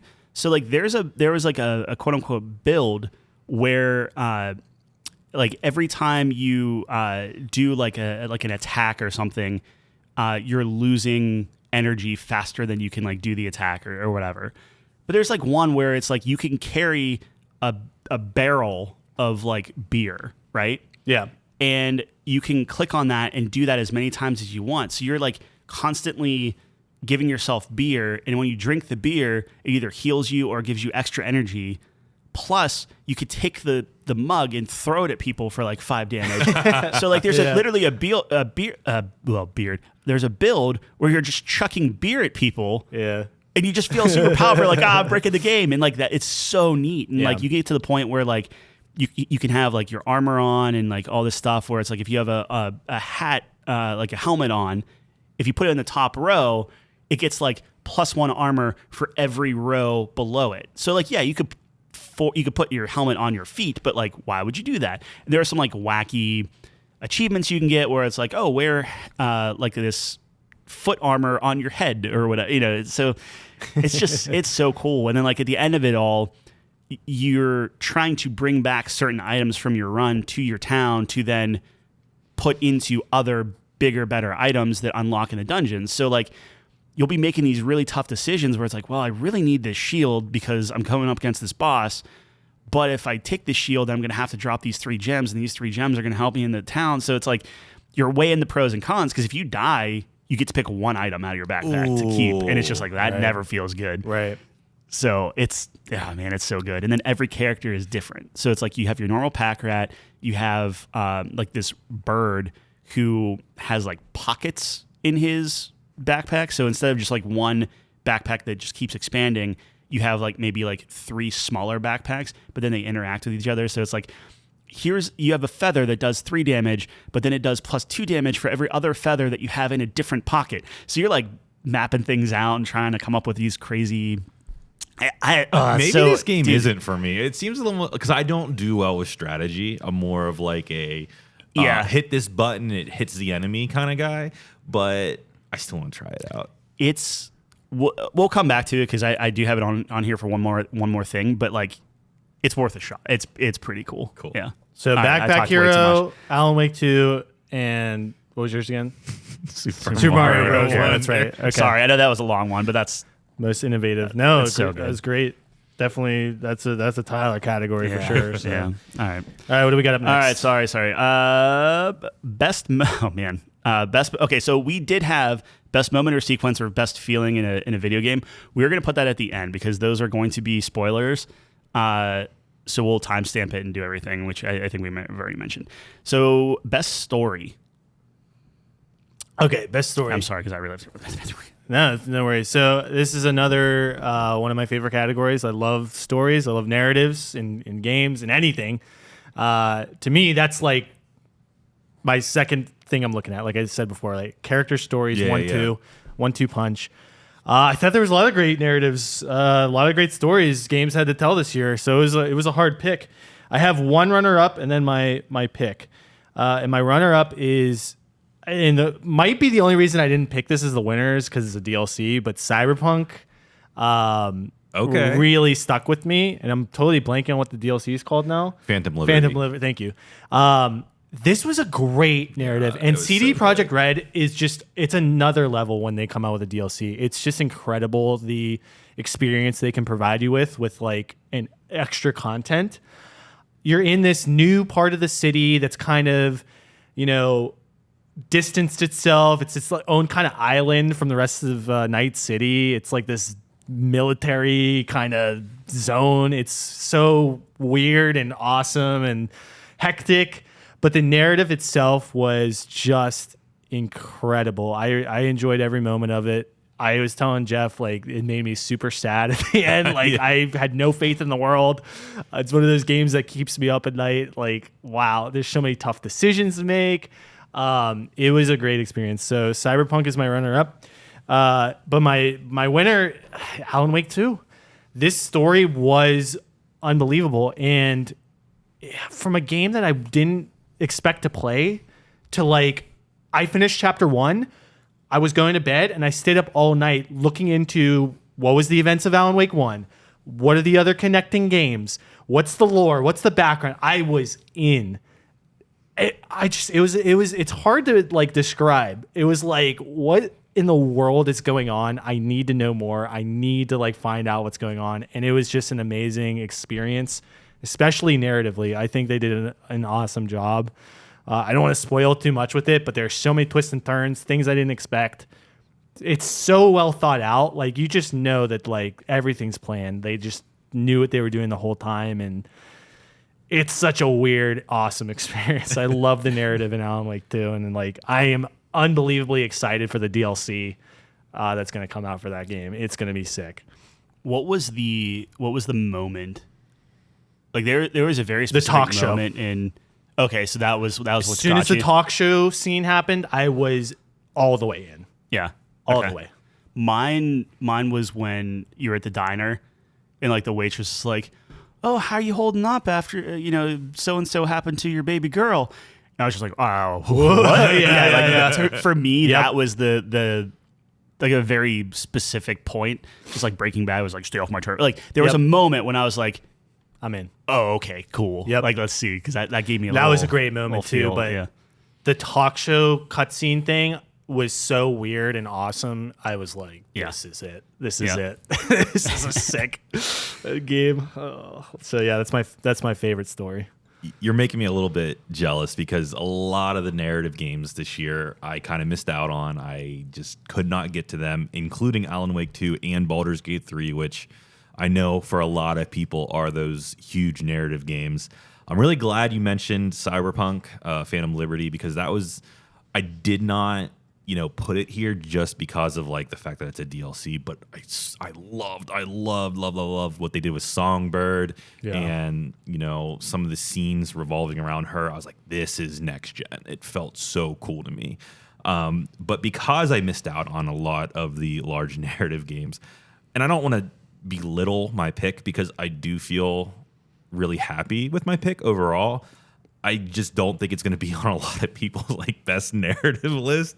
But for me, it was really impactful. Super Mario World. Oh, wow. No, but for me, my best story was Diablo 4. And if I'm going to defend Diablo 4, a lot of people, this is an action RPG with a lot of loot, a lot of like shinies, a lot of exploding corpses. But for me, Diablo 4 has always been a very, very dark fantasy world that I've always really appreciated, and I don't think we see a lot of in video games. Even though Diablo is very much recognized, I don't see a lot of truly dark, truly gothic horror RPGs in the industry. And that could be because I'm not diving enough into indie games, but in terms of AAA, I don't think there are many that do it better than Diablo 4, even though there's not much competition. And what I really liked about this story, and I did not connect with Diablo 3's story, what I really connected here was Lilith and oh god, I'm blanking on his name. I had it pulled up here. Inarius. Yeah. Yep. Her and his relationship and how the Nephilim revolve around that, which has never been explored in like Diablo 1, Diablo 2, Diablo 3, like all the expansions. This is the first time they're talking about this relationship, and I really, really enjoyed that. Even if some of the story beats didn't hit, I thought the overarching theme and environmental storytelling was there, especially with some of the parts with like Mephisto and the other gods, and how it was a little bit more political than just like, oh, we're gonna rain terror down on the world. Like, I thought that it did a good job of doing that. And again, this is just a world that I've always appreciated. So Diablo 4 really hit for me in that way. That's a good one. I agree with you. I was more into the Diablo 4 story than 3, which is almost sacrilege. Or like 3, I was just like, okay, well, I don't know what's going on. Like, I feel like 4 was obviously there's that history there, but it did feel like a clean story, like a clean start. It wasn't like, oh, Diablo and that's just like, oh, hey, here's this kind of like new bad, right? Yeah. Like, it happened before, but it This was like was my a jumping first in point. Diablo, and I really engaged with the story, and I felt like, yeah, Tyler was telling me, oh, this and that, he's giving me some background, but even if he wasn't there, I feel like I could have really enjoyed it for what it was, and it got me interested too. Like, I really like narratives that get you interested in the previous games, right? Like, that's how you know it's really engaging. That's kind of a big reason Alan Wake 2 won for me, because I'm like looking up all the lore. So I think Diablo 4 is a great pick too, because I'm like, I was asking Tyler a bunch of questions like, oh, well, what's Diablo's role in all this? And who's the big bad in this game and that game? And, oh, these two had a kid or whatever, which is what you were talking about. It was interesting. So, yeah. Yeah. So my runner-up is going to be the Shadow Gambit Cursed Crew. Love it. Where it's a stealth game, right? So, like, you wouldn't think that it's going to be this, like, heavy narrative experience or whatever it is. But the whole point of this is this ship lost her captain. It's like a sentient ship, right? So it's the Marley, and she can like talk to people and different things like that. But she hires this navigator, and then you have to go and like rescue all your different crewmates, get them all in the ship, and then each one has their own story, which is like, like their loyalty mission type of thing. Yeah. You have this overarching thing where the whole point of Marley is she can basically like go back in time and it's basically the save state. So like a lot of these stealthy games, they want you to save scum. That's the whole point of the game. Is like, hey, try something new, try this out. But they bake it into the story where it's like it's the ship's power. So then the bad guy wants that ship's power. They start playing with that. Like the story overall seems pretty simplistic, but the heart and everything else that goes into it is just phenomenal. That all being said, it's a runner-up in that. For me, Alan Wake is just it's wild, right? Like it's we got 2 Alan Wake. Yeah, I thought a lot about it, and Alan Wake is just. I don't think another game propelled me purely on the story. I think Alan Wake's gameplay is not bad. It fits really well within the thing, but like I am a big gameplay guy, and Alan Wake isn't like it was competent in everything it did. It felt really good, but like for me, Shadow Gambit was it was the gameplay that was propelling me forward. When the story was just a shocking, awesome bonus. Where Alan Wake, it was like the story, man, just kept me going. Where I was like, oh, okay, I gotta see what happens here. I gotta go. Like same with John. It's like I'm on YouTube looking at the first game, trying to figure out like all this stuff, all the meta stuff that's going on. I'm going into like Control lore, freaking Quantum Break lore. Oh, let's see how Mad Max, people's fan theories with that, like Mad Max, like it just Mad Max, no, Max Payne. Max Payne. Yeah. Yep.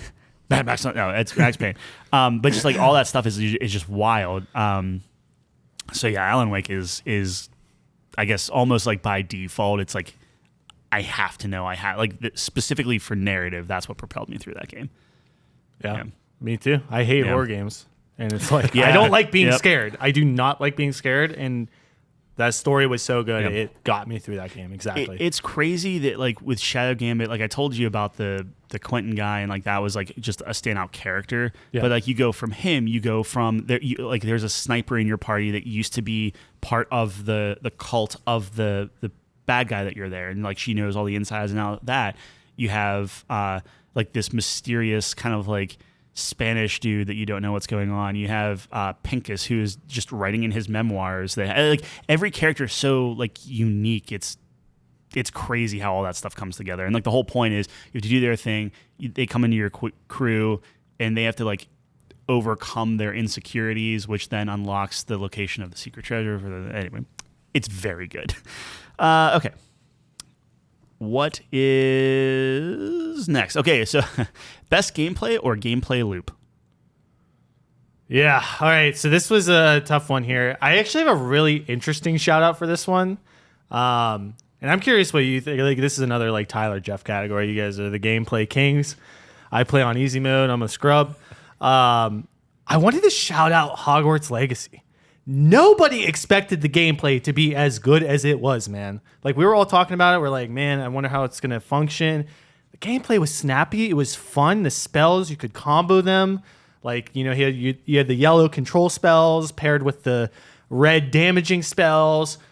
It was a great time. Is it the best gameplay of the year? No. But I wanted to include it just because of the surprise factor of like, wow, like the gameplay is one of the best elements of this game. Did not expect that to happen. I thought it was going to be like, oh, we're in Hogwarts. This is like the best part of the game, which it is. But right there, man, it was a lot of fun. Yeah. My winner for this, though, it was Baldur's Gate 3. And, you know, that might not be everyone's winner because I know a lot of people who play this game, it's not their cup of tea, this kind of, you know, over-the-top, turn-based kind of system. You know, it's very slow. It's very calculated. There's a lot of strategy to it. But for me, you know, I have experience with Divinity Original Sin 2. I think they do this so well. Larian has so much practice perfecting this kind of system. Marrying that with Dungeons and Dragons, it was perfection to me. I loved being able to utilize all of the Dungeons and Dragons spells that I've been playing with over the years, theory crafting different builds, you know, having my group of 4 people. What classes do I want with? It was like as close as you can get to Dungeons and Dragons without just playing with your friends, right? And for that, I had to put it as the best gameplay because I just think they did such an amazing job of that element of Dungeons and Dragons where you can just almost do anything. I can push people off cliffs. I can explode barrels. Like someone can throw a barrel and then I can explode. I can throw people. I can, you know, combine these things. I can buff my one guy. I can do this and that. I just felt like it was amazing. The way they pulled that off, and what an incredible feat to do. People have been trying to make a Dungeons and Dragons video game forever, and it never works because it's just such a hard thing to put into a video game. And this is the closest they've ever gotten, and I just love this game. It's like, you know, me and my cousin are playing on super hard mode now, and it's totally different perspective. We got to like be as min-max as possible. We're doing all the broken strategies. It is such a fun time. You can just go back and play it again, and you'll never play it the same way twice. And I just love the gameplay from Baldur's Gate 3. Yeah, I hop into Discord every once in a while and I see you, or even I hover over it. I'm like, oh God, they're still at it.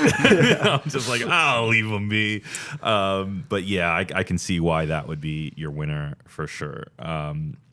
for me, this is one of those categories where I could probably make an argument for a couple of games, but I just went with my initial gut reaction. And whenever I read the category, I instantly typed something out, and that is going to be my winner, which is Dave the Diver for gameplay loop. And Tyler was the one that kind of turned me on to Dave the Diver. It was a game that was on my radar. I knew I was going to play it eventually, but from Tyler's high praises, it kind of like went up the ladder. I was like, okay, I'm going to play this now.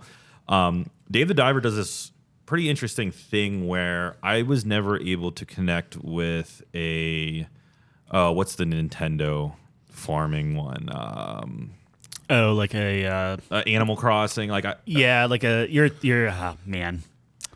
It's It's not Stardew Valley. Well, It's Sunshine Moon Harvest Sunshine. oh, there's Land. Harvest Moon. Harvest Moon. There's That's it. Sunshine Moonland Harvest. there. Yeah, I Land. got There's there. Harvest Moon. There's all these Yeah. different sims that I'm like, oh, I'm so jealous of people that like log on every day and they're checking their farms and shit. And for some reason, I'm never able to like get it going. Like I'm never able to get to that point where I'm like, oh, what's today? But for some reason, Dave the Diver hit that like balance of you go and you collect your resources, you come back and you're managing this sushi restaurant with these really interesting characters, with these RPG elements of like your waiting staff. And then from there, the game just continues to build on some of those layers, and it introduces new layers like growing and your farm and some different elements. And there's a couple of like RPG elements in regards to like how you dive and your weapons.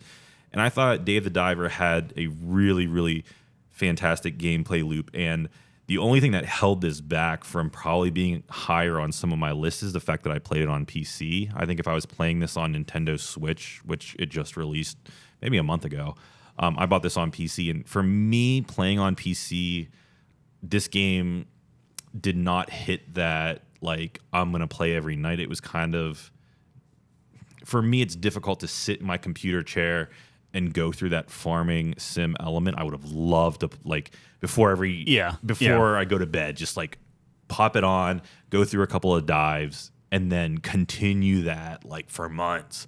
But because I bought this on PC, I boot up my PC and I'm usually being pulled in 9 different directions, and Dave the Diver kind of fell to the background. But that's not to take away how fantastic the gameplay loop is of Dave the Diver. It's definitely my winner here. Yeah, I mean, honorable mention would be like, I think Hogwarts is a great example. Like that combat was very, very good. But Diablo, I think, is really good. And then as far as the gameplay loop goes, I'm with you on Dave the Diver. Yes. I think I was thinking a lot about it, and the loop is the thing, right? So like with Dave the Diver, you can pick certain things based off of the day. Honestly, Animal Crossing is a great example, because it's like, okay, like today I'm going to do XYZ. I'm just going to focus on fishing today, or I'm just going to focus on like selling all this stuff or building this thing or whatever. And that's kind of the same thing with Dave the Diver, where it's like, okay, I'm going to focus on getting as much money as I possibly can from a sushi restaurant. So you spend all the time there. Or if you're like, oh, I'm going to do the night fishing, and you have to like kind of make those sacrifices. There was always something to do. You are always progressing in a certain way. Even if it's just, I'm just going to dive and pick up all the trash I see because I want to unlock XYZ, it's worth doing. And I think that was huge. Like, I'm actually kind of not upset, but like I'm sad that a lot of the like quality of life stuff that they included post release, I'm like, oh, that would have been really cool. Like, oh, auto farming your fish, or you can like hire somebody to like do that for you, so you don't have to go back if you don't want to. Or just like from a UI perspective, is like, oh, the 3-star fish you can just keep there automatically and stuff, like dumb things. But Dave the Diver's pretty good. Yeah, and I was able to check it out. I didn't completely finish the game yet, but I think I have a good enough chunk to have a firm grasp of what the game is. And look, Tyler's always on point. He's right. The game was really fun. It's one of those games you could just turn on at night, chill out, listen to some music. Yeah. Although I do like the music in the game too. I think it's really catchy and fun. Yeah. And I found myself like humming it a lot. But it's just, it was a great experience, and it really brought me back. I always talk about like my childhood with Flash games, and it really brought me back to that. There was a lot of elements from Flash games that I love. It reminded me like a Learn to Fly, with the penguin where you kind of go out every day and then you upgrade and get better, or like a mother lode. I don't know if anyone played that game, but that's like where you're mining for ore. So you like dig into the earth. You're like a little drill or tank or something. Yeah. And then you just keep progressively getting better. But there's so many different elements. You have the farming, you have the sushi, you can hire people. That was one of my favorite parts of the game. Like putting out advertisements and then seeing the people that you get and be like, oh, this guy, like my favorite cook is like the guy with the Jason mask. And then my favorite server is the ninja girl. Yeah. Because they like scale infinitely or something. It was like really cool. So I liked finding new people. And then there's like a girl who's really good at going and getting resources. So it's like I have my team set. Was the ninja girl the one that started at like 0 stars everything? And there was like a bookworm girl with like glasses or something that was like just 1 or 0 or something. I'm like, You have to. I'm like, have to. Is she going to be like bad, or is she going to be like, oh, she's the best person in the game? So I immediately grabbed her. Where I'm like, I'll take that hit. Yeah. I'll clean the wasabi or whatever to like, that's fine. Yeah, there was some character that started off like 0s everything. I was like, no. There's something OP about her. And then like you're pleasantly surprised, like, yes, this person rules. She's like the second best chef or something. And I'm a sucker for things like that, where there's like everyone's got their niche and like it's silly. The Jason.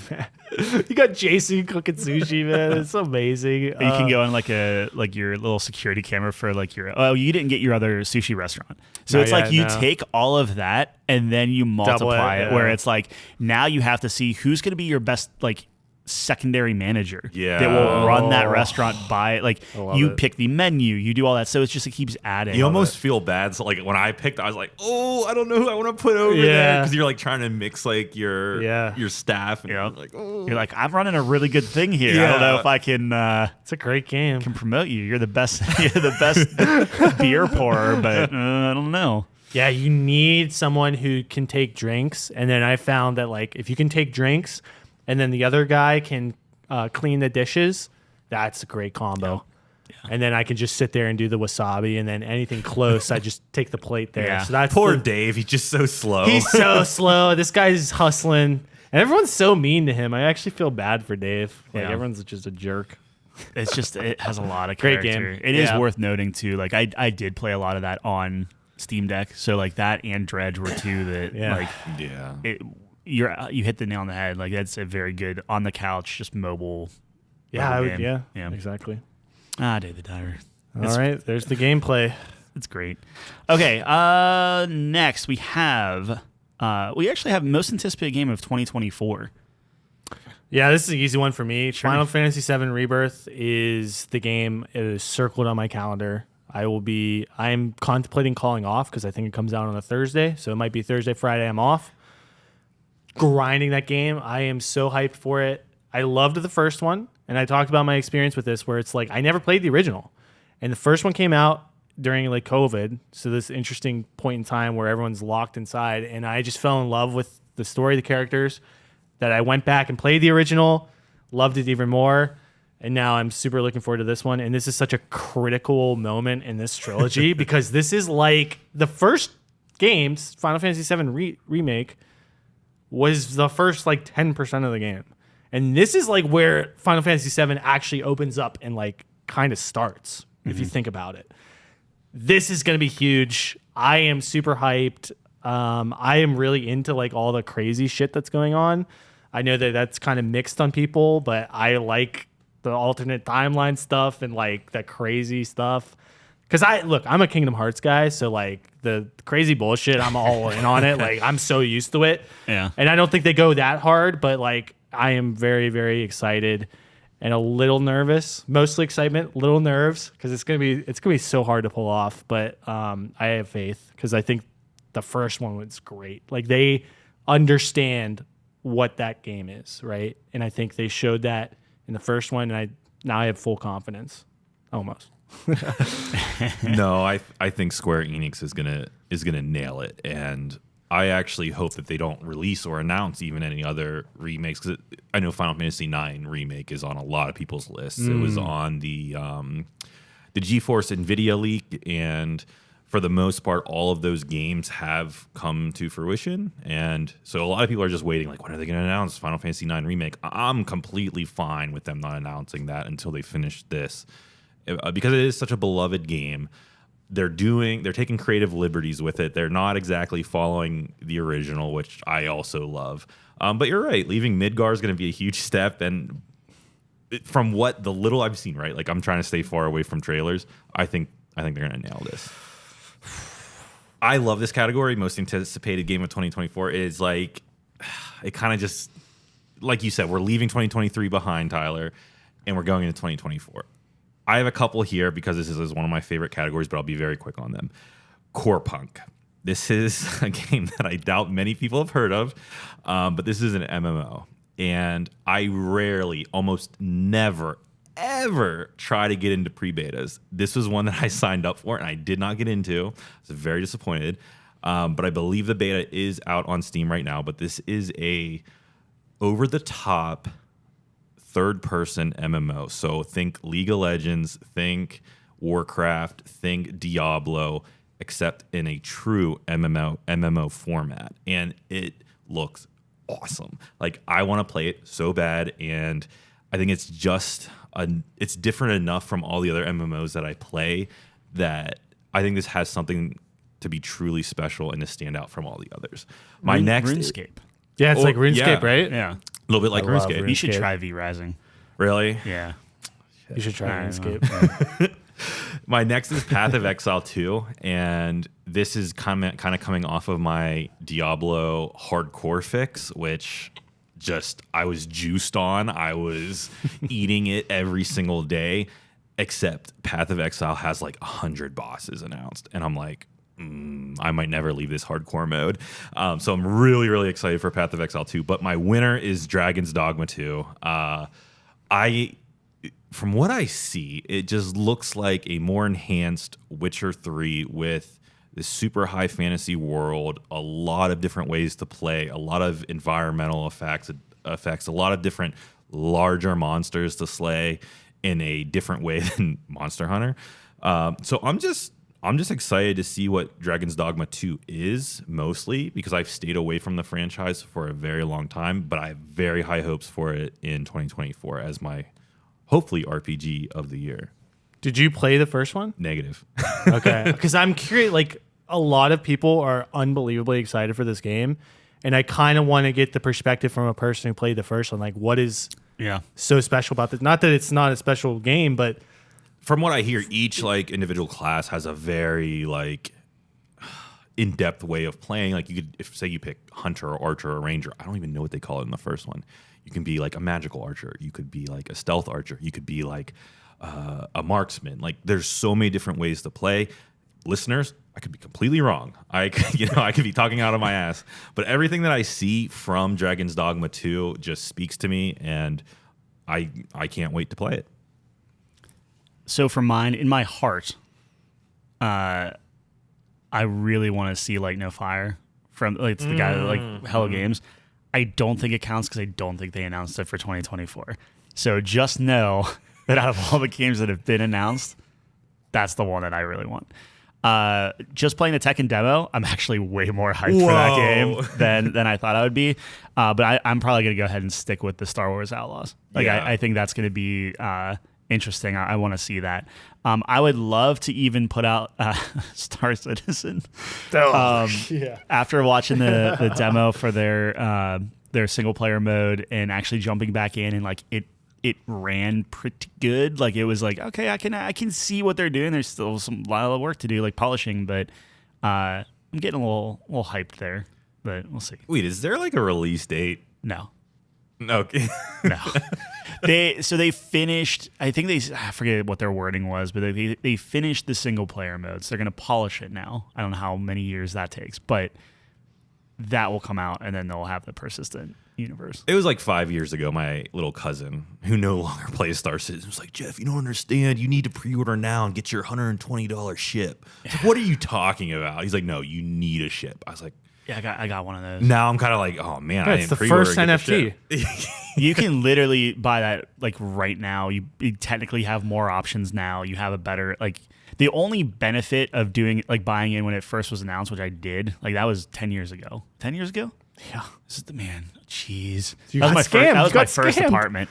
Got scammed, bro. Yeah, so 10 years ago or whatever. But that means that like every backer goal ever I have. So Right. like if nothing else, I got a lot of like OG crap that I'll put in my hanger or something. I don't know, but yeah, No Man's Sky's my first, or like Light No Fire, like Hello Games, whatever they're doing, that's gonna be my most anticipated. Cool. Yeah. All right. Next, this is 2024 has its work cut out for it, dude. Yeah. Because 23 was a great year. So I mean, if it's we're gonna be following interesting. my heart, yeah, Gears GTA of 6. War 6. Oh, It's easy. Gears of War It's RIP. All right. 2025. unbelievably excited for GTA 6. It looks real good. Yeah. That game's gonna be great. It's got to be the most popular game. Of all So time. much twerking. There's more twerking in Yeah. that trailer than I Yeah. think in any other video game combined. What a great trailer! They know exactly who they are. Like Rockstar just knocks that out of the park, Yeah. and they're like, let's take every Florida meme ever. put it in a Digital trailer. Foundry was funny because they were like, okay, well, if you look past the girl's twerking butt, and if you look at the stair stepping here, we're thinking that the trailer is in 1440p or whatever. Yeah, they were counting pixels. Yeah, and they're like, yeah. oh, this funny. reflective occlusion is really cool. So if you zoom in, ignore the guy holding his crotch, but if you look at the puddle underneath him, it's like reflecting the car behind it, which means that ray tracing's turned on here. It's like, man, that's pretty cool. It's funny. They were laughing at themselves. They're like, we're a meme, but that's fine. Okay. Best streamable game of 2023. I have no idea. This is one I'm going to bow out of. So Yeah, I mean, I'm going to leave this up to Jeff. As a watcher of streams, I will say Hi-Fi Rush last minute here because I just had I can't describe how much of a good time I had. Yeah, I wish I could figure out how to clip stuff because I really wanted to clip that like boss fight you were doing. It was just so funny. I said D4, Diablo 4.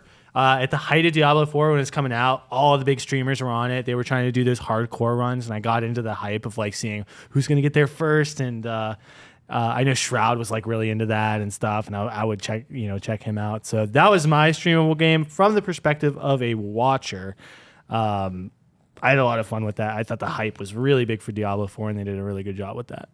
Yeah, I think as a watcher as well, if you're buying into the whole D4 event, that whole month that it released of getting to the level 100 on hardcore, the first 1,000, you get your name on a statue, and all the big streamers doing it, like that was a special time. As a streamer myself, I was a little bit mixed on this category because I don't stream multiplayer games. I think there's a host of multiplayer games out there that probably deserve this award, but for me as a streamer, right, these are our personal awards. I pretty much only stream single player games exclusively on PlayStation just because my PC doesn't need to take the hit on CPU usage. I kind of have an outdated PC, so and PlayStation is my platform of choice. With that being said, I had a blast playing Lies of P on stream, and this kind of goes back to it really felt like I was playing Elden Ring in a lot of ways. I was fighting bosses with different weapons that were not advantageous. I had my kill count up there at okay, I died 50 times. Like, am I going to kill it within the next 5? Am I going to kill it within the next 10? This is, for a lot of people watching, is enjoyable to see just the sheer torture that you go through playing these types of games. But whenever you do beat that boss, you beat that thing, and this could be just like me speaking from a streamer perspective, it is just sheer enjoyment. Whether you have 1, 2, 10 people watching you, it doesn't even matter. You're completely taken out of the streaming zone, and you're just like, yes, like this feels amazing. And I had probably 4 or 5 bosses that went that way during Lies of P, and that doesn't even go and talk about like the environment and how cool some of like the environmental storytelling was. And I really am gushing about Lies of P because I think that game is incredibly special. I think it's kind of like a cult classic for 2023. Not a lot of people either have played it or given it its fair share. Especially the Game Awards. I'm going to call you out on some of those like action adventure games, and it was only nominated for RPG, which felt like the wrong category from my perspective. But my best streamable game of 2023 was Lies of P. Do you think it's like a Bloodborne-esque, like looking back, people will be like, wow, this was like an amazing experience? Because like I feel like Bloodborne was kind of like that, right? Like you had the people who loved it, but it wasn't. Bloodborne got more. Do you think? Yeah. Okay. I know like Elden Ring did. Elden Ring got all the praise, deservedly so. But I thought that Bloodborne was more maybe in this camp. Maybe it got more praise, but I think like people looking back, like they're like, wow, Bloodborne's like one of the best. Got a benefit, and this is so stupid, but Bloodborne got a benefit because it was a PS3 exclusive. So I think that people put a lot of extra hype on. Not that I'm saying it's a bad game by any stretch, but it was the console wars. Like, well, we have Bloodborne. Like, what do you have? You know, like that kind of thing. I think that helped it. Right.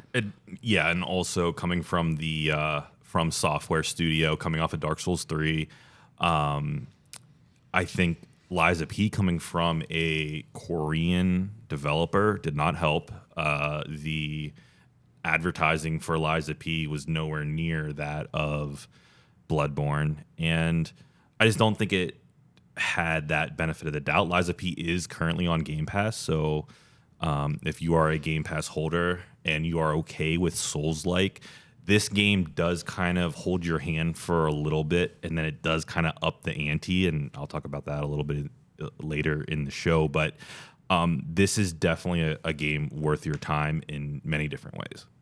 Yeah, and it's not hard to run it. At least nothing that I found. Like my system was running pretty cool, and I was getting great frame rates. It was very crisp. I liked it a lot. Okay, and then I'm just recusing myself for this because we have best and worst UI. Yeah, this is my first, maybe only one that I'm opting out of. I don't know anything about UI.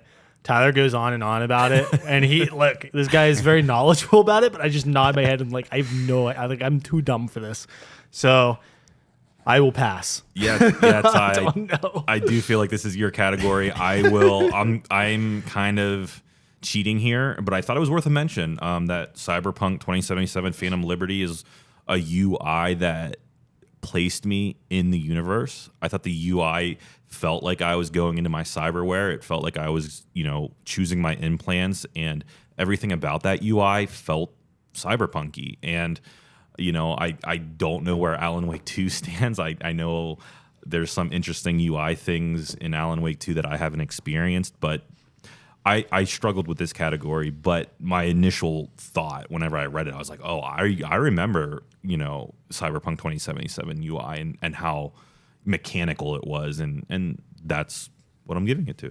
Nice. Yeah, I thought Alan Wake was very unique in the UI. I liked it a lot.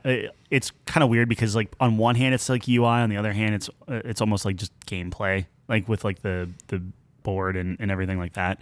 From a UI standpoint, one of the best ones, so the two, I keep bringing up Shadow Gambit, but Shadow Gambit's really, really cool in that it very effortlessly telegraphs exactly, like it's a stealth game, right? So like you need to see vision cones, you need to see what's like how to work stuff in, like, like, okay, I have to bring my guy here, and where my guy's at in relation to like some, and this is getting kind of in the weeds, but like some characters, like if you're a sniper, like if you have the sniper chick, she'll shoot, but then her bullet stays like wherever she killed a guy, and that's kind of how they balance her out. But then it's like, okay, well, these maps are huge, so if you don't know where your bullet is, you could lose it and stuff.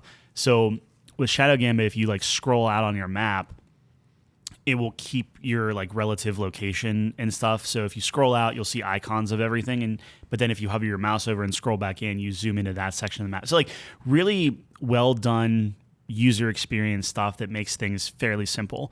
And the one that I actually want to win this, it's not perfect, but I think that it does a really good job, is Backpack Hero. Oh. Where you were mentioning how it's like, oh, the puzzles and the different things and whatnot. They do such a good job kind of telegraphing what works together, how to, like, not that it's removing things for experimental stuff, but every item will give you like a quick card of like, here's the base stuff. If you want, you can right click or like it's like X or something to go into the card and hover over all the different like values of like, okay, what does this mean? What does this mean? What does this mean? And it will explain it to you. Just like if you hover over an item, it will like do a white dotted line around something that it's affecting. So like it's a very quick visualization of, okay, if I put this thing here, I know how it affects everything around it. And it's a very tough game to obviously explain, but it's very intuitive on things of like, okay, it's encouraging experimentation. Very like honestly, the only bad thing I don't like about the UI is like when you're building your base, but that's such like a minuscule part of the game, it doesn't really matter. So I like whenever you mention it's like, oh, it's daunting or whatever. Like for that, I think it holds your hand and helps a lot for that. So Cool. As far as worst UI, I cannot express how Oh no. how terrible Modern Warfare is. Like I'm going and I'm not doing this. Activision is doing this. I'm going to call it Call of Duty is terrible because now what they do is they have like a Call of Duty launcher that you launch and it just keeps saying like, oh, season pass. You can't even get to the game first because it throws up all these ads and stuff. You have to like, it's almost like you're getting spammed. You have to like click out of everything. And it's doing all of your shaders and stuff, right? And you're like, okay, where's Modern Warfare 3? Because they give you all these different tiles, and like some of it's Modern Warfare 3, but some of it's Modern Warfare 2, and some things are locked and all this other stuff. And you're like, okay, finally, I found Modern Warfare 3, and you click play. And then it closes the Call of Duty app that you just opened and loaded all the shaders and says, all right, we're going to load Modern Warfare 3 now. It might take a while.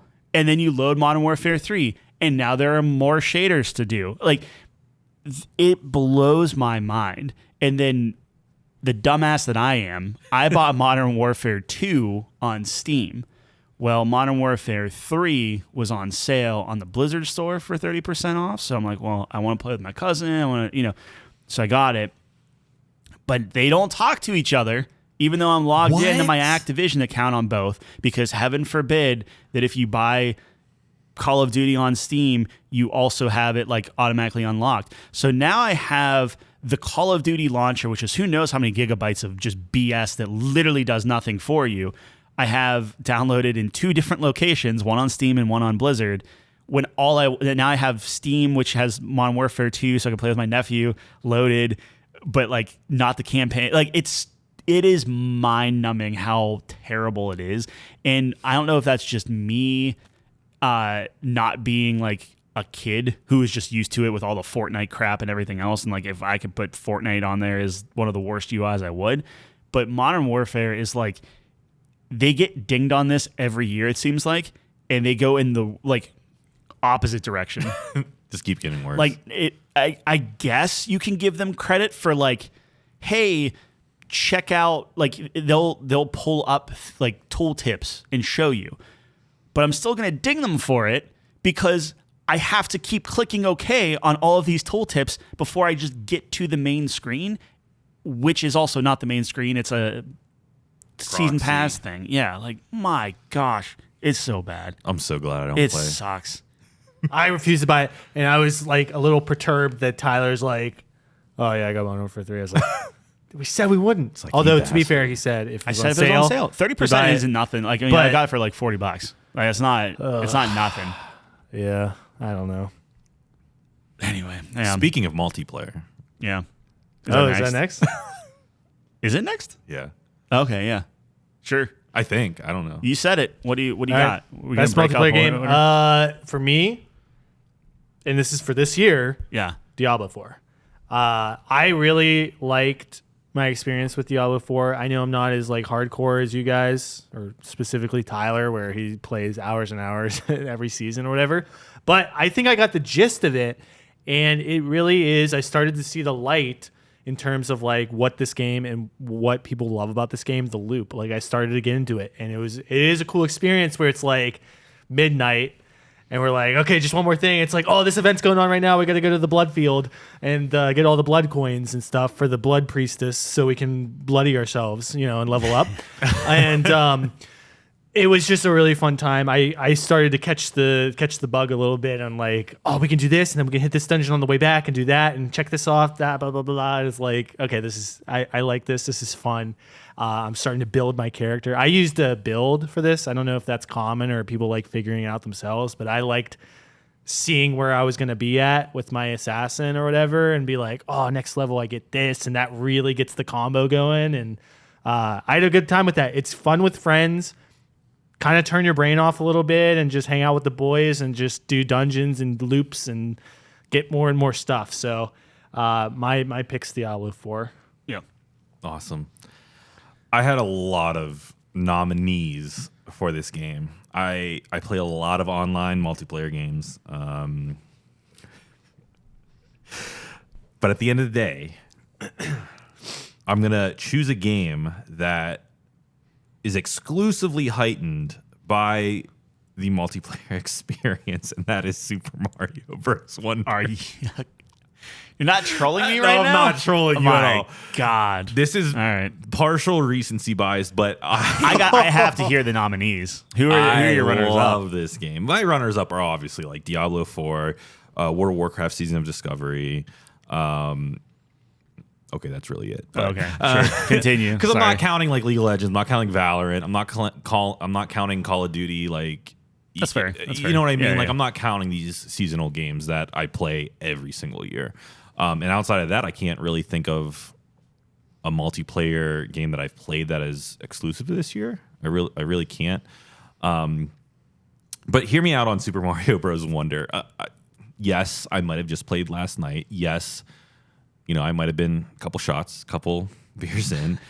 Yes, playing on the couch, with a wonderful dog licking your face and just hilarity ensued. It's so much fun. It's when your partner dies and you try exclusively not to pop their bubble and watch them die. Like it's just belly laughs. It's belly laughs over and over again. And what Super Mario Bros. Does with perspective, it really messes with your head. You're like, oh shit, what am I seeing?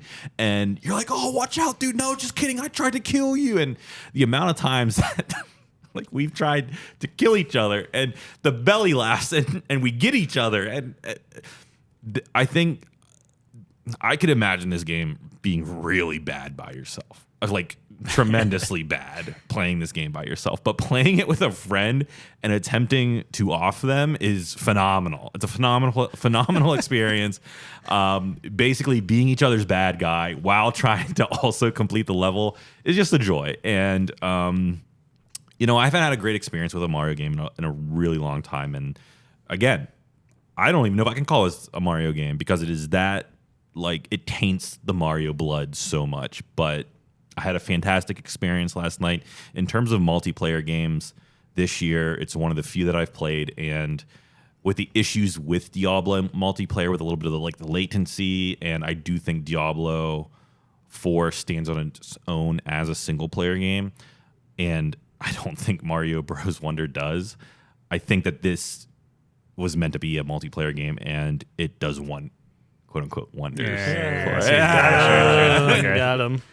Once again, very happy that you're happy. Dude, Tyler was literally having a meltdown when this was nominated at the Game Awards. I just find that so funny. I understand now why it was. I seriously Sure. do. And I like, look, seriously do. I'm Switzerland in this. I don't know. I don't even, it's just hilarious to watch. I think you hit the nail on the head with Zelda, where it's like you were really into Zelda, like, and the new Zelda is not your Zelda, and it doesn't click.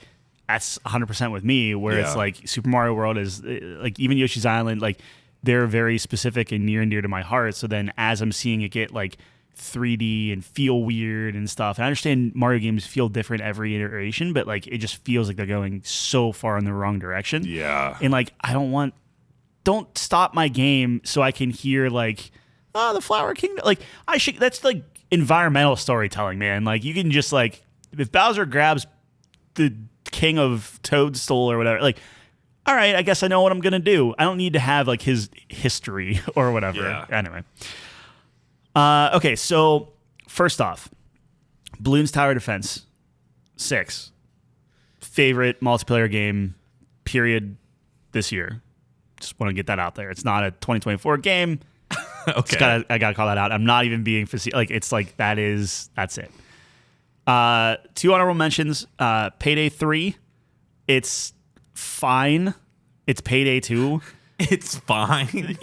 Well, my thing is like it was funny when it's like me, John, and Nate always has like his master plan. I have my master plan. John has his master plan. None of those plans sync up.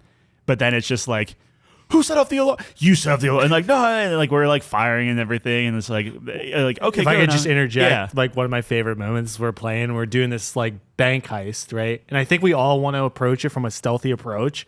And I'm like sitting in this back room and I've infiltrated like deeper than anyone else and they're still outside. And this girl walks in and I just shoot her right in the face because I just flinched. I'm Like an accidental click? Yeah. And I'm just freaking out like, oh, I just shot a civilian. And then alarms go off and it was the worst. That might if Microsoft still had their streaming service where you could see all three together. I forget what was that. What was that even called? Crap. I don't know. Oh yeah, it was like their Twitch RIP. or whatever, Yeah, right? whatever it it was. was. Oh man, I'm totally blanking. Keep going. But It's gonna come to me. But that was because I'm crouched. He's crouched. Like someone comes in, pops her, and just like looking. It's just like, what are you doing? And another guy walks in. It's like it's so good. And like one of us is always doing the alarms. It's like it's always chaotic. And I don't think that's a very good game. But like similarly, it's like you got some laughs out of it. It was fun. I think similarly, Deceive Inc. deserves some sort of recognition because you need to play with people. And I think that they kind of tried to get into that like old school like Assassin's Creed multiplayer aspect. And just, again, I don't think it's very good. I think people will always not, like it's so hard, especially stealth games, to force people into doing something stealthily whenever it's just like, no, I'm just going to run and I'm a better Twitch shooter than you are, so I'm just going to kill you if you try to do anything. So that's tough. But then, yeah, I'm with you on Diablo 4. Like as far as multiplayer goes, that's really the only game multiplayer-wise that we really played. I mean, there was some Call of Duty here and there, but again, that was last year's Call of Duty, and Diablo is such a chill game, and it does a good job where anyone can technically do anything at any point. Like you don't have to always be together if you don't want to be.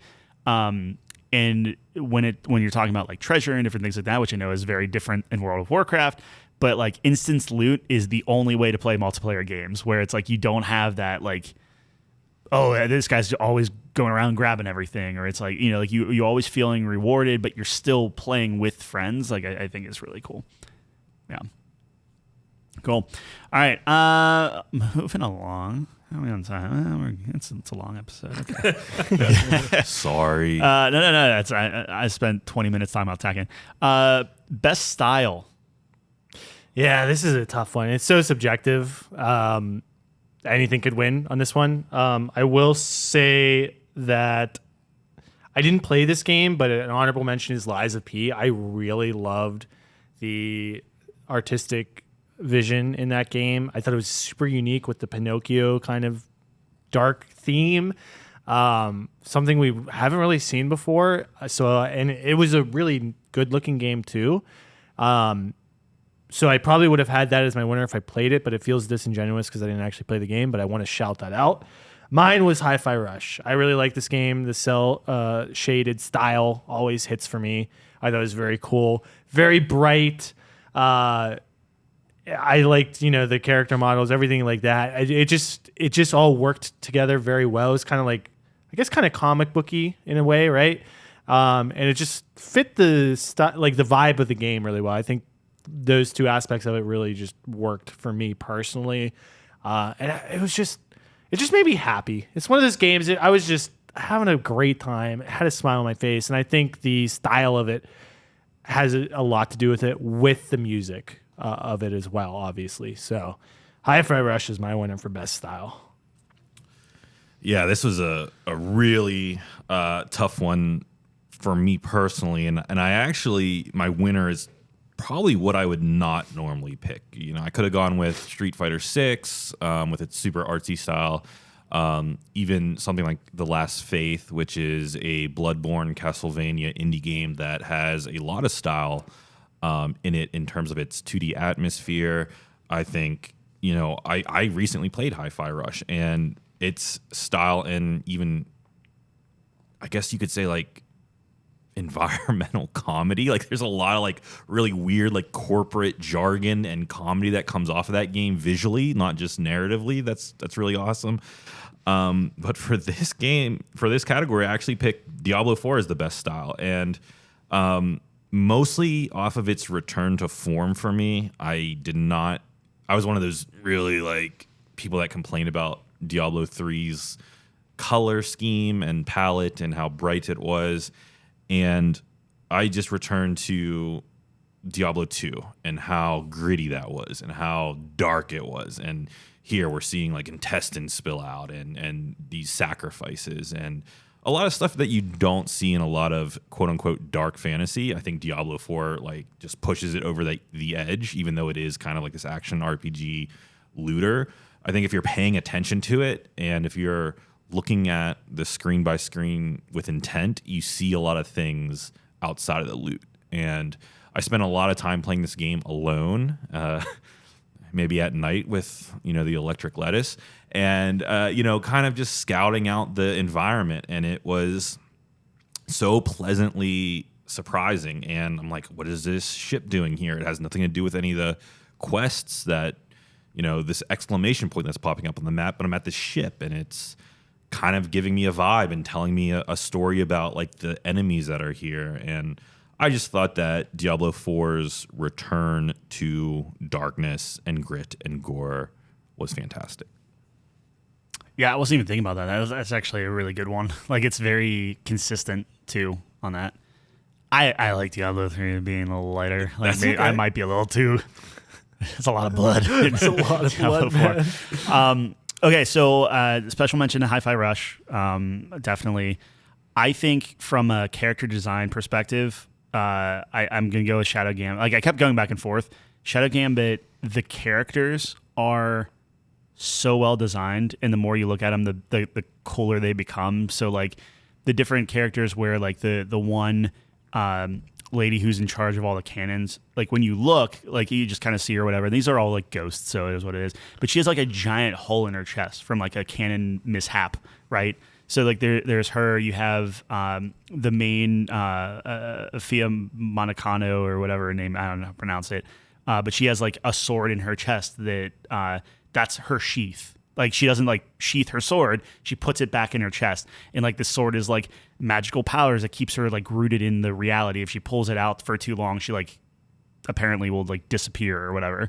You have the golden skeleton guy. You have the sniper lady who's, like, super old and she's actually blind. So having, like, a blind sniper is, like, it's funny. Yeah. And they're just so well designed, so well, like, drawn out, and they have so much character and everything. And everything just really, really gels well together from, like, a style sense. That, like, it doesn't take itself too seriously, and everyone just kind of shrugs things off, like, oh yeah, this person's cursed, whatever. It's just, like, normal to them because they're all part of that, like, kind of, like, spectral plane. But it's such a cool concept, really, really good style. So that's the one I'm going with, man. Yeah, Nice, love it. Right. I'm seeing a trend here. You're pretty high on Shadow Gambit. I'm gonna spoil it. Shadow Gambit is not my game of the year. I'm surprised. But like when I'm truthfully looking through this stuff and like, should it be? Well, it's your game of the year, right? I know, and I grappled at it for a while. And I'm not going to do myself any favor like, best developer. I'm going to just cut in line. Sure. Me Games, who developed Shadow Gambit. All right. Let's hear it. My special shout out to Larian. They're a very good developer as well. Same thing with Remedy, very good developer. With Me Games, I want to shout out to them specifically because they shut down this year, which breaks my heart because of how much I loved Shadow Gambit. They also did Desperado. They also did the Ninja one, I can't think of its name, but they cited like, hey, from like they self-published, which means like financially they're just like, we're out of money. But they were like, look, it took a toll on the team. Like they're just burnout. Like they're just like, they need to step back from the industry. And I think to put out a game like that and, you know, like their last labor of love, they're like, hey, here's 2 new DLCs, 2 new characters, bunch of extra missions, enjoy, we out. And then they just leave. I just think that they put out all these games and all of them were like good games. Like each game that they put out, a lot of the reviews are like, Desperados was their like cowboy game. They're like, this is like a better version of the Ninja one and the Fuel Japan one. And then this comes out and it's like, oh, this is even better. So like every game they're improving. Like you would think that like how many times can you do like a stealth game and stuff? And they essentially cornered them. Like they are the masters of this type of stealth game and genre and everything like that. So for them to be like, okay, well, we're taking a step back. Like kudos to them to keeping their team healthy and sane. But it's just like they deserve recognition for a game that I'm sure not a lot of people are going to play because it's a very specific genre. But like, man, it's a masterclass in that regard. So yeah, that's an awesome nomination. I wish I had as cool of a nomination as you. I probably would have went with Larian if I had played more Baldur's Gate 3. The thing that I do appreciate about Larian is the amount of just patches and work they're putting into this game after the fact that they released it. It gives me confidence knowing that when I go back and play Baldur's Gate 3 that I'm going to be playing like the best version of Baldur's Gate 3. I think that's really awesome. But I am going to like nominate somebody who I usually don't care about and probably to this day don't really care about, and that's Nintendo Entertainment. And I'm just going to give them props for their Nintendo seal of quality. And I think back to when I used to buy video games at EB Games and or Electronics Boutique for those younger listeners, or maybe John. The Nintendo seal of quality used to mean you're getting a complete game, you're getting something that isn't broken. And I think when we look at this year and things like Diablo, which I absolutely loved how buggy it was on launch, even though it was like a better launch for Blizzard, you're looking at like Starfield, which kind of had its own issues and broken promises. And I think this year had a lot of games that didn't meet expectations in terms of performance. It also had a lot of great, performing games, but I think Nintendo continues to deliver whether you like Tears of the Kingdom or not. I don't like Tears of the Kingdom.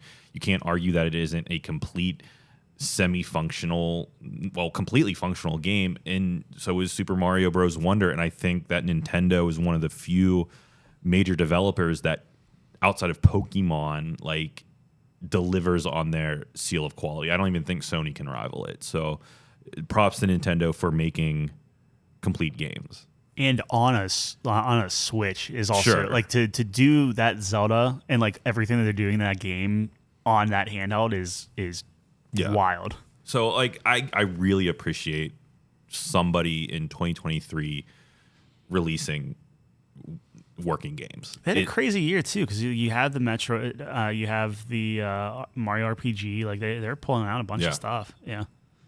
No, I think that's a good pick. Something I didn't consider because I'm just not a Nintendo guy. So I Yeah. appreciate you shouting them out because I think that's a good point. I went chalk for this one. So runner-up Remedy, which, man, so like when I'm looking at a studio, I'm looking at community support. Definitely very important to me. I'm looking at creativity and quality, of course, but I'm also looking at passion, right? Like passion's so important to me. I want a studio that you can just tell they love games. And Sam Lake loves video games, man. This guy is a nut. He is super awesome. He's so creative. He's like just big brain, man. Like you just know that he's got it all mapped out somewhere on a whiteboard. And he just loves games. And I love watching these interviews when they can talk about their favorite games and you can just tell like they are gamers. They know what they're talking about, what inspires them, what they're looking at, and recognizing, other achievements in the community. So this, honestly, either one of these could have won. Remedy's like my runner-up here, but Larian is number one for me. I've seen it throughout the years here with Divinity Original Sins 1 and 2, and it just continues with Baldur's Gate 3. Baldur's Gate 3, where so many patches, they listened to the community and they really a lot of people were, hey, a little disappointing on the ending. What did they come out with? An epilogue. Fixes everything that, some minor complaints that we had. And they did not have to do that. And that was extra. And it was amazing. And it was a great conclusion. It's just amazing. All the bug fixes, this and that. They did, early access the correct way, where it's like you start at the beginning of early access to what the game is now. It's amazing, the improvement that they have. Going back to something like Divinity Original Sins 2, where it's like they have the game, they completely overhaul it and come out with the definitive edition for free. Incredible. I mean, that's amazing. So I just don't think it's hard to rival them in terms of what they do for the community, how they listen to the community, and just the quality of games they put out. You can just see it's a labor of love, and it's a ton of work. I can't even imagine how much work they put into this game with all the choices, all the variations, this and that, making sure it's perfect. It's incredible. So hats off to them. I know it's the chalk pick, very chalky, but I don't know what that means. It means obvious. Oh, Yeah. okay. So Chalky. chalk. That's a gambling term. That makes sense. Yeah. That's my pick. That's right. All right. So we have a couple sponsored ones. We have best game to play while eating Doritos and drinking Mountain Dew. What do you got? Oh, for this one, this is a fun one, and I'm just glad about this one because Call of Duty's not going to win it. So for me, I actually had Payday 3. Ooh. It was a little interesting choice. Interesting, When I think of this category, you're playing with the boys and you're just having a fun, silly time. And as Tyler kind of described earlier, that's kind of the vibe I got from when it worked. It was a lot of fun, and it was just stupid and silly. And we were just we figured out, the bridge mission is broken. Let's just do this 1,000 times to make $1 million. It was just fun, and I can just have a snack while I'm doing it. It's not serious. I think you could put Diablo 4 in here as well. But for me, it was Payday 3. I love the concept of Payday 3. The execution wasn't good. And it was we were having technical problems and stuff. I think if that stuff was fixed, it'd be a lot better. But the concept's there. And when it works, it's a lot of fun with the guys. So that was my game for Doritos, Mountain Dew. Staying up late playing it. Yeah, super fun category. I think you hit the nail on the head with, hanging with the guys or the gals or whoever's playing. For me, this was a very easy one, and I'm going with World of Warcraft Season of Discovery. This, for those of you who don't know, this is a side of a side project for Blizzard, but it is World of Warcraft in its classic era, and I'll talk about it in a little bit. But the reason I knew it won this award was because one weekend came, I had the house to myself. I ordered Domino's. I got the pan pizza, Alfredo sauce base, sausage, pineapple. I got What are you putting in your body? I got the cheese sticks, and then I slapped on the wrist guards. We talk about esports and these people that get injuries. World of Warcraft does a number on my wrists, so I had dual wrist guard support going into this. I had and I just played. And so that's. I had garlic butter on my wrist guards and napkins and just Yinglings on my desk, and you didn't nail your perfect rotation. It was just brilliant. So that World of Warcraft Season of Discovery is my sweaty game pick. So I can go three ways here. One, I think Modern Warfare 3 still embodies it. Don't do it. Still embodies it. Second, I think Backpack Hero is great here because you can play that with one hand, which means it is perfect. Oh, love it. It is absolutely perfect to snack with your left hand and just click around with the mouse, your right hand. It is absolutely perfect. I'm going to go with Dave the Diver, and here's why. When you buy stuff and the guy shoving literal like nachos in his face, or when you're talking about all the sushi and he's serving up the perfect, and like describing why it's like, oh, this is the perfect thing. I get so hungry. Yep. And I never want to eat snacks more. So that's my non-Call of Duty pick. That's such a great pick. All right. And now we also, our second sponsor, everyone, is Best Game Pass Game. Now, this one is a Game Pass game that came to Game Pass in 2023, is how I took it. If you guys have something different, that's fine too, because technically League of Legends came to Game Pass, so you can always put that. But you know. Yeah, I didn't go that route. I had Hi-Fi Rush, man. This was a shadow drop at the beginning of the year, total surprise, and one of my favorite games this year. So like, it would just hit all the things. It was free because I had it on Game Pass. It was awesome. It was a great time, and I've already talked about it. I've already gushed over this game, but that was my favorite game on Game Pass easily this year. Hi-Fi Rush. Wow, I thought you were going to do Liza P. Hi-Fi Rush. Hi-Fi Wow, Rush. there it is. Okay, well, I wasn't going to do that. I thought we were going to do 3 different ones. So Yeah. we'll make it unanimous. Hi-Fi Rush is awesome. Yeah. Like that would talk about a surprise. I think Against the Storm and Liza P and Sea of Stars all deserve little Sea of shout-outs Stars is a good there, too. pick. Yeah, that should be my runner-up. I did enjoy that game. I- And the only reason I played it was because it was on Game Pass, and I'm really glad it was, because Yeah. I would have totally skipped it if it wasn't, and that's a great indie game. I was going to list out all the games from 2023 on here just to like show what a good deal Yeah, game. But yeah. we're in Awesome game. Awesome. in the interest of time, we're just going to say Hi-Fi Rush is great. There's a lot of them. All right. Most disappointing. Yeah, this was an interesting one. And I was talking to Tyler before we started recording, but it's Starfield for me. And it's so weird because I had 0 expectations for this game until their final Xbox Direct came out. And it was just a Starfield Direct at the end of it or whatever. And it hyped me up so much for this game. It looked so cool. Everyone's gushing over it. All the developers. I'm doing this build. I'm doing that build. I have all the sandwiches in my back of my ship. You know, I'm a sneaky archer. Everything. They were hitting all the things I wanted. And I play the game, and it's like I wanted to love this game so much, and I tried, and I, defended it, and I probably scored it higher than it deserves to be scored because I was just huffing the copium. But the planets are barren. The things you can do, it's just not the next level that they needed to do. This is just a dated game. I don't think it's a bad game. I think it's a dated game. I think they had to do something different. They had to do something, more unique. It just felt like this would have came out 10 years ago, right?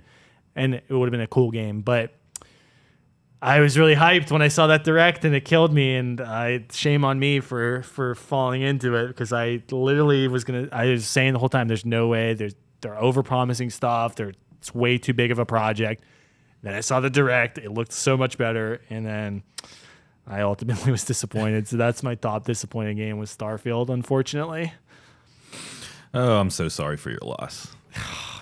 I wanted that game to be so good, man. I was like so badly. What I love about this category is how much it defines 2023, because for me, I listed 3 games here that I thought were going to be on like my top 5 of the year, and they just completely under-delivered and were replaced by surprises, which I was so happy to experience. Lords of the Fallen, completely under-delivered for me. Blasphemous 2, really, really disappointed in Blasphemous 2, but the one that takes the cake as most disappointing is Armored Core 6. And you talk about a dated game. I don't think I've ever played a more dated game than Armored Core 6. And, some of those listeners out there who might be fans of the Armored Core series might say, well, Jeff, you should have known what you were getting into. You should have known what Armored Core is about. I watched the videos. I was ready for it, but I was not ready for the complete lack of storytelling. I was not ready for the complete lack of consistent levels. I was not ready for, just unpolished trees. And like, I could not believe that this was a From Software game. So going into this year, being such a From Software fan, I gave them the benefit of the doubt of like, at least they're going to deliver gameplay. They might have delivered 2 or 3 bosses for me, but the overarching game, I was shocked, came out in 2023, and this game really disappointed me, and I could not believe it won Best Action Game at the Game Awards. I was really surprised that, what publications would have voted for that, just even looking at their own scores of the game. Armored Core 6 was my most disappointed game of the year. That is on my honorable mentions of disappointments. I think Armored Core, and like I love Armored Core, but when I'm flying around and it's like, this could be like PlayStation 2. Like like a higher frame rate maybe or whatever, but like it's the same thing. And it like that blew my mind. So disappointing. Super Mario Wonder. Very disappointing. I'm sorry. This is borderline. I want to put Spider-Man in here. I don't know exactly what I was expecting, but like from my personal experience with all the technical difficulties and things like that, like that was a little iffy for me. But the two that I want to talk about, one, Diablo 4. And I know you guys scored it high and different things like that. For me, coming off of Diablo 3, I was expecting to be like, I'm taking a week off of work, I'm playing this straight through. And it was just like, I was very disappointed. I will give it, and this is the only reason why it's not my most disappointing one, is because Season 2 was very fun, very good, got to level 100. Like, it turned me completely around on Diablo. We'll see if they keep that trajectory, but like, when it first came out, like, yeah, we went through the story and stuff, but like, I was not clicking with this game. They blundered a lot. There was a lot of issues. But then, as far as disappointing goes, I'm with you on Starfield, where like that was another one where I was like, okay, this is going to be the game that I get lost in. This is what I'm going to kind of like really, dive into and spend all these hours and doing stuff. And I put 100+ hours into this game, which is crazy because like I got the recap from Microsoft being like, you're a year in games, and it's like, you just played Starfield. You're like, shit. Yeah, it's like, man, that's a lot of time that I can't get back. So that was just that was tough for me. So Starfield takes it for me. I think we hyped each other up a lot. We did, but like, it's not a bad thing. It's just juice. Like, yeah. If I'm being honest, there's a lot of games on there that like I thought the Jedi Survivor was a disappointment. For me, like I couldn't get into it, so I thought that was a disappointment. I thought Mortal Kombat was a big disappointment because I was like, man, they're rehashing this thing. They could do anything, and they just didn't really played it too safe. Yeah, like there were a lot of disappointing things about stuff, but Starfield was like, I had high hopes. Technically, story wise, like just everything was like really bare bones. Yeah, it was rough, man. It could have been like on paper. Could have been one of my favorite games of all time, right? Yeah. If it executed on what it promised. Sure. But like the sci-fi, you have the exploration, the story elements, choose your own adventure, characters, theoretically. Yeah. But it's just like with Diablo, it was a very specific, the end game didn't do it for me, and I was disappointed because it didn't do the same things Diablo 3 did. But Starfield disappointed me on every single level. Yeah. Like, truthfully, like I can't think of one thing. So actually, real quick, because Kevin and I talked for like 2 seconds. I think it was actually last night, because PC Gamer put out a thing that said Starfield is nominated for the most innovative gameplay award in the 2023 Steam Awards. But then the picture is of like the crazy NPCs with their crazy eyes and stuff is innovative. So like PC Gamer is being a little snarky. And I told him, like, please name one innovative thing Starfield did. Because, like, truthfully, I could not. And he said, it revolutionized the process of indirect marketing for other space games. And I'm like, yes, it did. That's 100%. Brilliant. That's brilliant. Like, immediately, yes. You want to play Dangerous, No Man's Sky? Yeah. No Man's Sky. Yeah. Like, it's like, yes, that's exactly what it did. And you did. 100%. Yeah. Because in your mind, it's like, okay, like, does taking off and landing on a planet, is that really... I'm like, yes, it's cool every single time. Yep. Like, don't tell me it's too hard and people don't like it. Exactly. No, Like, you're 100% right. Yeah. And then they just have excuses. Yeah. Anyway. Yeah. All right. Almost there. Okay. And now we also have worst game of the year.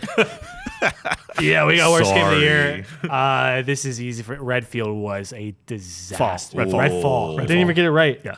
Oh, I think it auto-corrected the field. Yeah. Redfall. Can't even get the title right. That's how bad it was. I want to burn it from my memory. This game's a walking meme. It is buggy, terrible. Doesn't even look good. T-poses everywhere. It's trash. It is unbelievable that this game was released. It is not done. It looks like it's halfway through its life cycle. A lot of times you can tell what a developer is trying to do.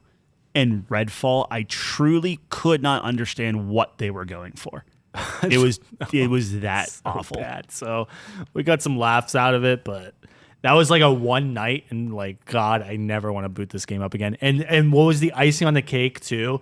One of the most memorable moments of the year for me was we went through a couple hours throughout the night, got partly through the story. Tyler's like, wait a minute, I don't think it's saved. Try to boot it up again. He lost all his progress. Everyone else was fine. Yep. But because I hosted, apparently that's like a bug that the host loses everything. Which is the total opposite. He's the host. Yeah. Yep. So just it crowned it. Like at that moment, I was like the worst. I don't think I've ever deleted a game the same day I played it. Like, I mean, there are games where I'll be like, oh, okay, I'll never come back to this, and I'll delete it like the next day or a week later or whatever. That night was literally like we stopped it, and I immediately hit uninstall. That's rough. Same here. It was bad, and again, like, not blaming any individual, but man, I just something happened where it just was It's not a leadership thing. I'm sorry. Yeah. It's like it's managed wrong or something. The resources weren't there. Yeah. The deadline was too soon. I don't know what it was, but it was not a finished game.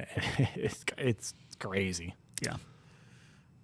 Is yours also? Oh, 100%. Okay. No, Redfall. I couldn't tell, but I don't even have a runner-up because nothing touches it. No, it was bad. It's our lowest scored Yeah. game ever Yeah. by a wide margin. I'm super glad that I never played it. It's good. It's a good reference of like, okay, this is like my lowest bar Yeah. of like, okay, Like, well, at least nothing it's in not it is Redfall. fun. Yeah. No. Like Back for Blood at least had like Yeah. some. That's the closest thing I can think of. That's like maybe they're trying to go for this ish, but it's like it's not even. No. Ugh. I have 4, and I'm not going to pick a winner. But I just wanted the listeners to know that these are games that I truly, truly wanted to love, and I'm sad that I don't. I'm nominating Armored Core 6 for its level, just its levels. Jesus Christ! Like I could not believe some of the levels I was playing in Armored Core 6. Blasphemous 2, one of my most anticipated games of the year, was almost a carbon copy of the first one, but did less somehow. They removed features, and outside of its last boss fight, did not deliver on its boss fights. Lords of the Fallen, incredibly buggy at release, under-delivered in a lot of ways, made the gameplay experience incredibly frustrating. And kudos to them. I see a lot of patches coming out where it actually it's actually almost pulling me back in. I'm almost like, oh, maybe I do want to revisit this. So I don't really want to say a winner for worst game of the year. I know I had a 4th one. I don't even know where it went. But I'm Forspoken. I'm sorry. It's a great pick. That's a great pick. Forspoken. That was a bad game. That was a bad game. Yeah. I'm sorry, Square Enix, but like, however bad that game was, it's still like did something. Yeah. You know what I mean? Like he was competent in it. Like, oh, you could move around and it was kind of cool. And just because of like you guys had Redfall, I didn't play Redfall, but I'm From Software. I'm sorry. I'm probably giving it to Armored Core 6. That game, I just don't know. I'm question marks all around, and it had a couple of good boss fights, and maybe an intriguing one plot point like halfway through, and that was it. So sorry, Armored Core 6. I wanted to love you. Armored Core 6 was actually up there as far as like the worst UI. Like it was close. Yeah. I just Call of Duty rubbed me the wrong way this year, but Armored Core 6 is another thing where like everything you do is just a slog, because it's like, oh, you want to customize your Armored Core because that's like the game, and it's just the most monotonous. Like it's not intuitive. It's not like it's garbage. Oh well, all right. Well, Yeah, there it is. Hey, maybe 7. All right, now it's all positive vibes. from All here. positive vibes. Best Boomerang game. That wasn't a word. Time vibes. Best. We were Best just gonna Boomerang go game? past it. And Best Boomerang game is the game you keep coming back to. All right, so this is my one and only opportunity. League of Legends, dude. Oh, what? Yeah, putting it on. What? Didn't come out this year. I don't give a fuck. I have to talk about League once per episode. It's in my blood contract with Satan. I love League of Legends. Is that okay? Yeah, no, that's fine. Well, we talked about Diablo 4. Yeah, I mean, it's not it's not worse than that. This game, I keep coming back to it. It's the one game. It's really hard to describe, but it's like I'm so comfortable with it. I spent so much time learning the mechanics of this game that I can just, when I don't know what to play and I'm staring at my Steam library, I put on League of Legends. And maybe I'm not happy 30 minutes later, but like I am happy in the moment. And it's I'm just addicted to it, I guess, at this point. But it's like, it's my comfort food. It's like my pizza or whatever. Yeah. I just keep coming back to it. I had to put it on this category, man. Have you started playing Hui, the new champion? Why do you go down that road? Oh, my bad. No, I'm just kidding. Just kidding. There is no there is no new champion. Well, apparently they like ripped Hui from like Dota 2. Yeah, they did. Yeah. But he had like a 32% win rate, and then they like now his win rate's skyrocketing Really? because all of Korea is uploading like play styles with him. I told you that his gameplay, he's going to have one of the highest ceilings because he Yeah. has so many options. Yeah. Oh, this is the one where you hit Q and there's like 12 different Qs. Yeah, he has Yeah. like 9 abilities because So, anyways, League of Legends is my pick. Great pick. Apologies for the satanic reference. We'll put I don't know. Yeah. I cheated. Tyler died when I said that. I was like, okay. Nah, I'm just kidding. Diablo No, 4 is Our family's not 2 hours 55 minutes into this podcast. We're the good. only episode your mom listens to the whole Sorry way for through. cursing. It's Yeah, like, she'll I- scrub through it and just land right on Satan. I'm so sorry. I don't actually. I want to put that out Oh, there. she I already love, stopped listening, I so love it's fine. Jesus and League of Legends. I cheated on this category. Again. Not more than me. Slightly. So I viewed this as the game that I'm going to come back to Okay. because of He did cheat. yeah, Okay. because of how appealing the trophies are and how involved I think the replay value involves the wrong word, but how extensive the replay value is from this game, and that's Resident Evil 4 Remake. I think that this game, for its value, offers so much to gamers in terms of ways to play, and I'm kind of exclusively viewing that through the trophy and platinum or achievement list. But I'm just going to list a few here. We have S ranks on every missions. Complete the story within 8 hours. Complete the story without using a recovery item. Complete the story without using knives, or with only using knives and handguns. Complete the story without talking to the merchant. You have the shooting range challenges, the collectibles, the minecart puzzles, or the minecart challenges rather, which is a trophy. You have all the different puzzles within the game. You have professional mode, and you have the Separate Ways DLC now out that I have not played. I think that this game absolutely rolls. If I was not streaming single player games almost exclusively and kind of having to advance onto the next one, this would probably be a game that I spent way more time with in 2023 and would have been my Boomerang game. And I just think it offers so much bang for your buck, and I think it needs to be mentioned.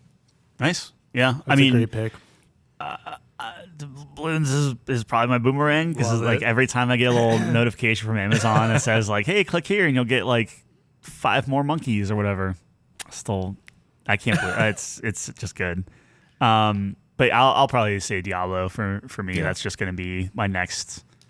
Like, oh, the new season's out. Cool. Like I'll do that and just keep going back to it. But yeah, all right. No, I love the Resident Evil pick, and I actually just picked up the DLC, so I'm with you on Oh, I'm that. jealous. I'm going to play it.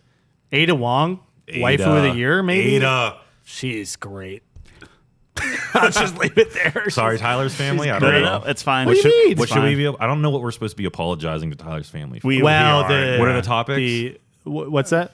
Topics? Yeah, like what are the ones we? No, were I supposed to be think talking I about? think Like satanic that's fine. stuff? Yeah, that's Oh, probably not okay. not good. Probably can't go to a Yeah, DeFazio we family shouldn't reunion and talk about demonic that. things and, No. and that sort of thing. But Even though Diablo is one of Tyler's favorite games of all time. if not, yeah, it's like Yeah. second or first Yeah. depending on the day. But no, you he's catch me on. judging It's me. fine. So yeah, No, I mentioned to my my nephew or something, which maybe that was part of it, when we were talking about Doom. And it was like, oh, yeah, I know, it's just Doom. And you're just kicking demons back to hell. And my mom's like, I really didn't like that. It's like, okay, well, that's fair. Well, you're the good guy. You're beating them. That's what I said. I was like, but you're a Doom guy. You're Doom. Anyway. You have your holy water Yeah, or exactly. shotgun. Yeah. Yeah, exactly. Anyway, best surprise of 2023. Okay, this is an interesting one. So my first runner-up for this is Hi-Fi Rush. Again, it was a shadow drop. Did not expect it. We were watching one of the Xbox showcases. It's out today, Game Pass. Me and Tyler tried it, and obviously it's one of my favorite games this year. So that's clearly one of the biggest surprises. But the biggest surprise, bar none, Alan Wake 2. This is a game I specifically said on air, I am not playing this. I have played enough horror games this year. I am a little scaredy baby. I don't like it. And Tyler calls me up one night and he's like, you got to play Alan Wake 2, bro. And I trust Tyler with my life. So it's like, I got to play Alan Wake 2. And I am so freaking glad I did. It is now one of my favorite games this year. Amazing. I'm going back looking at the other games like we talked about. I did not expect it. I thought it was going to be like, okay, this is like a cult classic. People who are into the first one are going to like this one. I was totally wrong. Everyone should play this game, even if you're a little scaredy guy like me. It's totally worth it. It's totally worth it. That was my biggest surprise. I think this is such an easy category for me. It's completely different from John's. I don't know what I'm talking about. But my winner is World of Warcraft Season of Discovery. This was a game that was basically announced on November 3rd and released on November 30th. So you didn't even have a month to prepare for an MMO. This game, single-handedly, I should say game mode, because this is a version of Classic, but it single-handedly made me believe in Blizzard again. We all know that the Riot MMO is coming, and Square, Final Fantasy 14, and Blizzard with World of Warcraft are shaking in their boots. There's no way that their current MMO can compete. This classic variation of World of Warcraft made me believe that Blizzard might be able to compete with Riot, and that is saying a lot. I have had so much fun with this game mode within the last 2.5 weeks that it has like taken me back to high school. This mode, I'll talk about it in a little bit. It rules. And that is my biggest surprise of 2023. Mine's Dave the Diver. I was surprised how much, because like I was like, oh, people like this game. That's cool. And I saw it and I saw the diving. I'm like, if it was just the diving and doing that stuff, I'd be fine with it. Dredge is a runner up because I think that was the same kind of like loop. But Dave the Diver just kept doing more and more and more and more. I'm like, man, it's pretty good. You talk about bang for your buck. I was surprised at how much I liked it, for sure. Shadow Gambit's up there is an honorable mention, and definitely Alan Wake. Like Alan Wake, it's like it's between Dave the Diver and Alan Wake, and like depending on the day you talk to me, it could probably swap. I think Dave the Diver I just got into a little bit more, but Alan Wake was also very, very good. So cool. All right. The game that keeps me awake at night.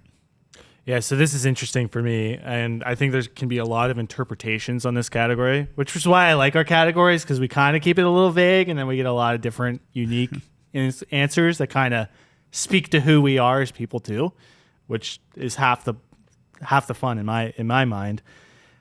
This mirrors my best narratives, so I think it matches. So my first runner-up is Cyberpunk. The DLC, Phantom Liberty, was incredible. It made me think a lot about Cyberpunk is great because it's super gritty and like kind of like I was saying before, depressing in a way where it's like there's a lot of tough choices and people are generally not good people, and it just makes you think like, man. And I think it does an amazing job of mirroring like the real world. Like you have these huge corporations that F over everyone, just like the real world. The Phantom Liberty DLC, I don't want to spoil too much, but it gets into like the government. So now we see the government versus the corporations and that struggle, and everyone's double crossing each other, stabbing people in the back. So many conspiracies, so many horrible experiments and technology and awful things going on that's all redacted and crazy. And it keeps me up. And I'm like, there are things in real life that probably match what's going on in this game, and that makes me horrified, but it's fun from the perspective of like it makes me feel something and makes me think about it. So that keeps me awake at night. And my winner is Alan Wake 2 again, which is getting a lot of awards because I just think, first of all, it's scary, and that keeps me up at night just naturally through night terrors. But also everything it's going into, the meta nature of it. Oh, this means that. And oh my gosh, they were foreshadowing things through the lyrics of this song. And this is a callback to that and this and that. And I was talking about staying up all night, watching videos on theories on the future, on things they reference and Easter eggs in the game from the past. How does it tie into Max Payne? Is Max Payne even a part of it? Because technically the studio doesn't even own it, and this and that. And it's like all this crazy stuff that I just cannot stop thinking about, and is making me super excited for the future of it and the DLC that's planned for it. That is the game that keeps me up at night the most, just thinking over all the permutations, all the theories, all of that stuff, and just digesting like, what did I just watch? Like, I don't even know. So that was my winner. Awesome pick. I believe you. I was scared. My best surprise was Lies of P. Not specifically the game, but Lies of P has the Best surprise or craziest. something that keeps you up at night. Did you do? Or Best I'm surprise? sorry, this is that keeps me up at Oh, night. okay. Okay. All right. I'm Just not want to make sure. my fault. I was like, we my didn't fault. skip you, right? You No, talked no, about no. World of Warcraft. Okay. This is my keeps me up at night. I'm sorry. Yeah. Not the game, but the ending. Lies of P has an ending that you cannot see coming. There is no one that's going to play Lies of P through the narrative and say, I saw that ending coming. You just won't. And I grew up with like a father who's like, oh, I know the ending of that movie like 15 minutes in. My mom, yeah. Or like, I have friends like, I'm not going to call out Dwayne or anything, but he's like, oh, I knew all along. And I have friends that played Lies of P, and I'm like quietly not saying anything about the ending. I'm like, oh, did you actually beat Lies of P? Because if you did, you would have mentioned the ending to me, and you would have been like, bro, what the fuck? Yeah. So Lies of Yeah. P does have a choice at the end. Like a lot of games, this is not a spoiler, but you choose one of two endings, and you can do both. Like you can kind of save scum it to an extent. So this is not a spoiler. There's just like choices at the end to get different types of endings, similar to Elden Ring, similar to a lot of Souls-likes. Quote unquote, the bad ending is quote unquote the true ending.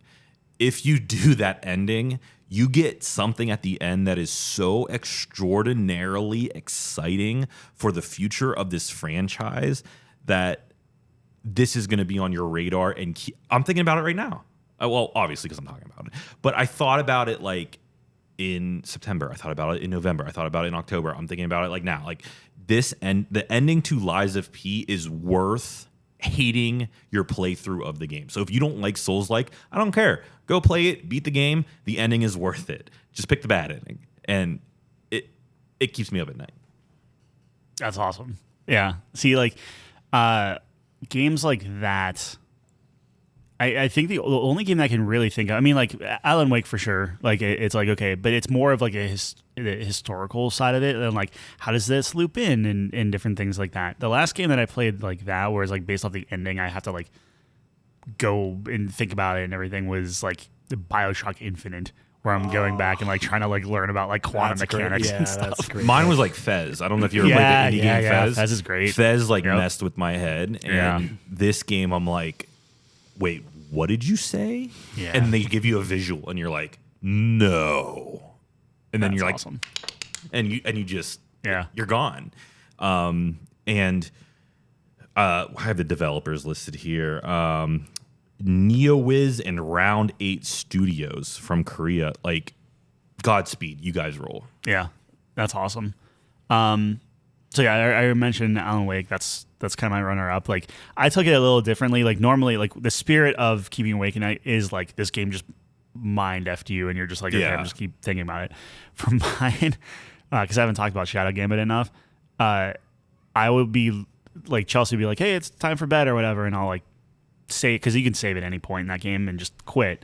But then like I'll be laying in bed and I'll be like plotting out like points on how to like attack a certain area and stuff. And that game is so interesting in that like at the end of the game or at the end of the board, it will show you a top down kind of like map and it'll show you your guys and then it will plot out everything you did over the course of that like 20 to 40 minute mission and show you every kill you did, every hidden body, everything you, and I was like, that's pretty cool. But that's what I would do is I would just lay in bed, stay up at night and just look through like synergies for characters and different like, oh, if I use his head here and then snipe this guy and do this and it formulates like plans and stuff. Yeah.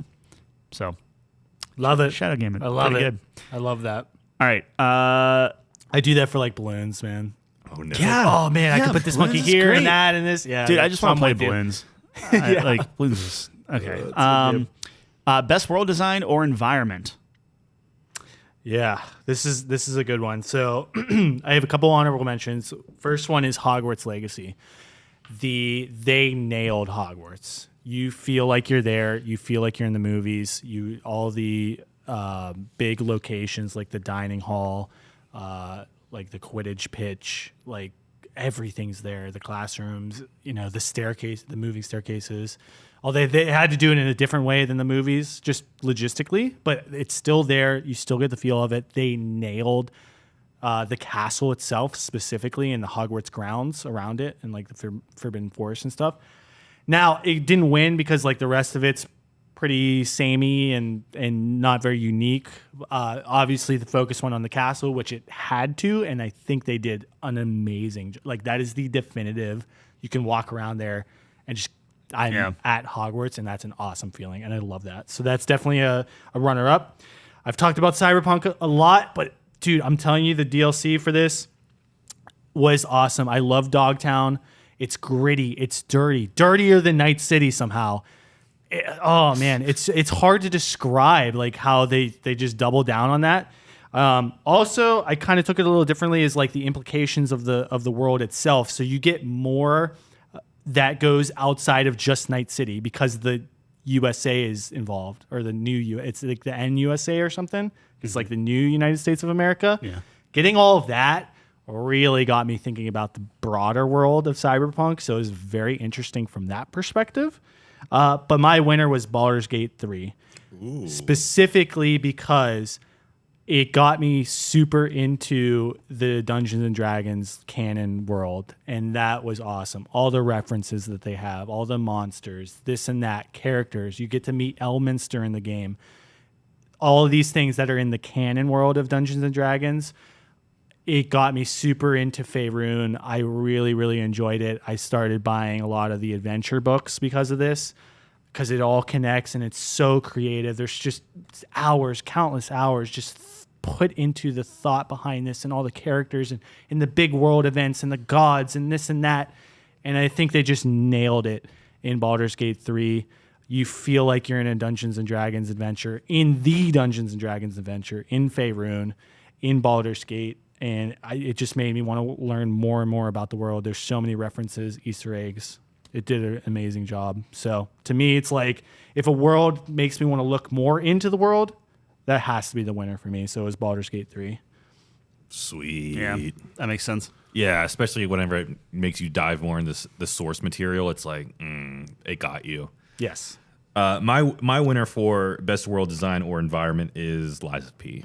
And I'm going to quote the developer here in a second, but this game was based on the French 1880s, and I might be saying this incorrectly, but I believe it's pronounced La Belle Epoque era, and that is the quote unquote beautiful era of French industrialism that ends with World War I. And the developer said that they were trying to capture a period of cultural and artistic prosperity, yet severe enough in darkness and negativity. And that alongside with Nailed it.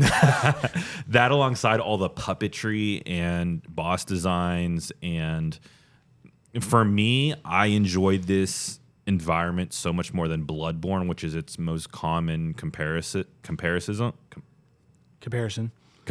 Thank you. Yep. I don't necessarily always go into the gothic horror portion of Cthulhu, which is definitely Bloodborne. It's the old gods and things like that. This was much more like artistic and wooden, even though wooden's like a weird, like it's puppets made of wood and circuitry and electricity, and I really, really appreciated that about the game, as well as like walking through either Paris or whatever environment they captured here. You see like these theaters, and you're speaking to NPCs in these really architecturally advanced yet simple buildings of the era. I thought that it did a wonderful job putting me in that place, which fed the narrative and the ending. And I'm just like that sound, that's my win. That's my pick. It's the winning sound. That's the winning sound of the day. Couldn't have said it better myself there, Jeff. That's just my new ringtone. That's it. So I kept thinking a lot about this one. I'm actually going to give it to Cocoon. I know this is the first time we're mentioning it. Hey, but okay. I was really, like, when we're saying best world design or environment, when it comes to world design, Cocoon is literally about jumping in and out of different worlds. And for the overall design to be very consistent for the game, but very distinct based off of the different worlds that you're doing. And then when you're taking worlds and putting them inside of other worlds to get different abilities and kind of progressing the story, I just thought what they did was really, really special. I mentioned it last week where the different lightings and the very, very subtle ways that they just kind of kept you like almost like subconsciously in place of like, okay, I see like green tinges on the corners, so I know what world I'm in, or this is very like the plants and stuff are here, so I know I'm in green world versus orange and different stuff. Like the environments were very, very distinct. It was a very simplistic game, so like if you're looking at something with like more detail and stuff, I might have leaned to like Jassant, which is chock full of little details that you don't really notice unless you're like really looking for them. But Cocoon, I think, was just very succinct. They knew what they were going for and they nailed it. So I just want to give them credit. Awesome. Yeah, that's a great pick. I think we're on the last one. We have two more technically. So best game I suck at, and then we also have best game I bounced off of. If we want to say both of these because mine are very closely related, Sure. Okay. we can do that. But Okay, yeah. So best game I sucked at, first one. I put Diablo 4 for this one, and I think a lot of that is because I was playing with experts who have played this game forever. So I was playing with Tyler mainly, and Tyler loves Diablo 3, and it made me feel like just such a noob because I'm like asking him, "Oh, what do these gems do? What do I do here? And how do I level up? And like, what am I looking for in this particular situation? This and that."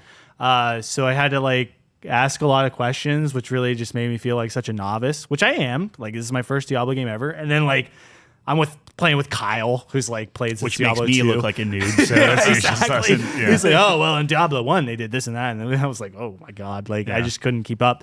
So I would say I was like super like relying on my build and stuff. And I felt like I was playing it totally wrong. And it was still fun because like they're carrying me, right? Like I could be totally messing up and you guys are just wrecking everything, and I still like feel good about it, which so I like really enjoyed my experience. But I think just the situation I was put in, I was like, man, I suck at this game compared to my counterparts here. So that's It's like the when one I was playing League of Legends all this time. Oh, this no, is what no, they no, were no, doing. no, doesn't count. That's what I was saying though. It's like, oh, this is how Tyler feels when he plays League. Like, yeah. So, but I still had a lot of fun. I didn't have one for bounced off of because I talk about this a lot with Tyler, but like, if I start a game, I finish it. That's why I'm very hesitant in starting a lot of games. So every game I started this year, I finished to completion. So I bounced off of 0 games. So I just can't put anything in that spot. So, Wow, kudos to you for not bouncing off. yeah, I mean, the sacrifice of that is I don't play as many games as like Tyler. Tyler gets to hit all these indie games, and I love that, and I love hearing about maybe all of those games that otherwise people wouldn't like. No one was talking about Shadow Gambit, but I know a lot about it because Tyler, takes the time and he hits those home runs, right? Yeah. But for me, there's just something in my brain. It's like I gotta see this through. So like I played like 18 games this year and I finished all of them. So Cool. yeah. My best game that I suck at, which I personally don't think that I suck at any games, but I do know, that I suck at Super Mario Bros. Wonder, but that's not my nominee. Dwayne, I know you carried me. Because when I play that game, I just run at full speed at whatever's in front of me and I just jump. But my true game best game that I suck at is Cyberpunk 2077 Phantom Liberty. And let me explain. This DLC, I fully completed 2077. Loved it. And who's the Couldn't have loved it that much. CD Projekt Red stated that you should start a new game when playing this DLC. I did not. I said, nah, I'm good. I can't go through that again. I just want to play the DLC. I started a new character. To get the trophies that I wanted for the platinum, I said, I'm going to reset my entire build. And they do that for you. So I spec'd into all these different things that I wasn't used to playing as, and it completely like wrecked me. I was so used to being this pro cyberware hacker lady that's so badass that can just like do damage from afar, and all of a sudden I'm beating things with a bat and I feel like a loser. I eventually got over it, but when I started that DLC, I felt like I sucked at the game because I was losing to enemies. I was face checking things. I know what was going on. So that like balance of either starting the game over so you get accustomed to the new they're not traits, but like the new Skill tree. Yeah. Like that really messed with me because I chose not to start at level 1. I was given like 50 skill points and they're like, oh, play some wherever you want. I was like, I don't know where to put these. I haven't played in forever. So that was the game that I sucked at. But the best game that I bounced off of was 100% Baldur's Gate 3. And I'm sorry, Nate. I'm going to play it. But this game is a struggle for me. And we tried playing multiplayer. I may have fell asleep. That's my bad. Allegedly. We were worried. We're like, do we have his mom's number? Yeah. Allegedly. Now I do.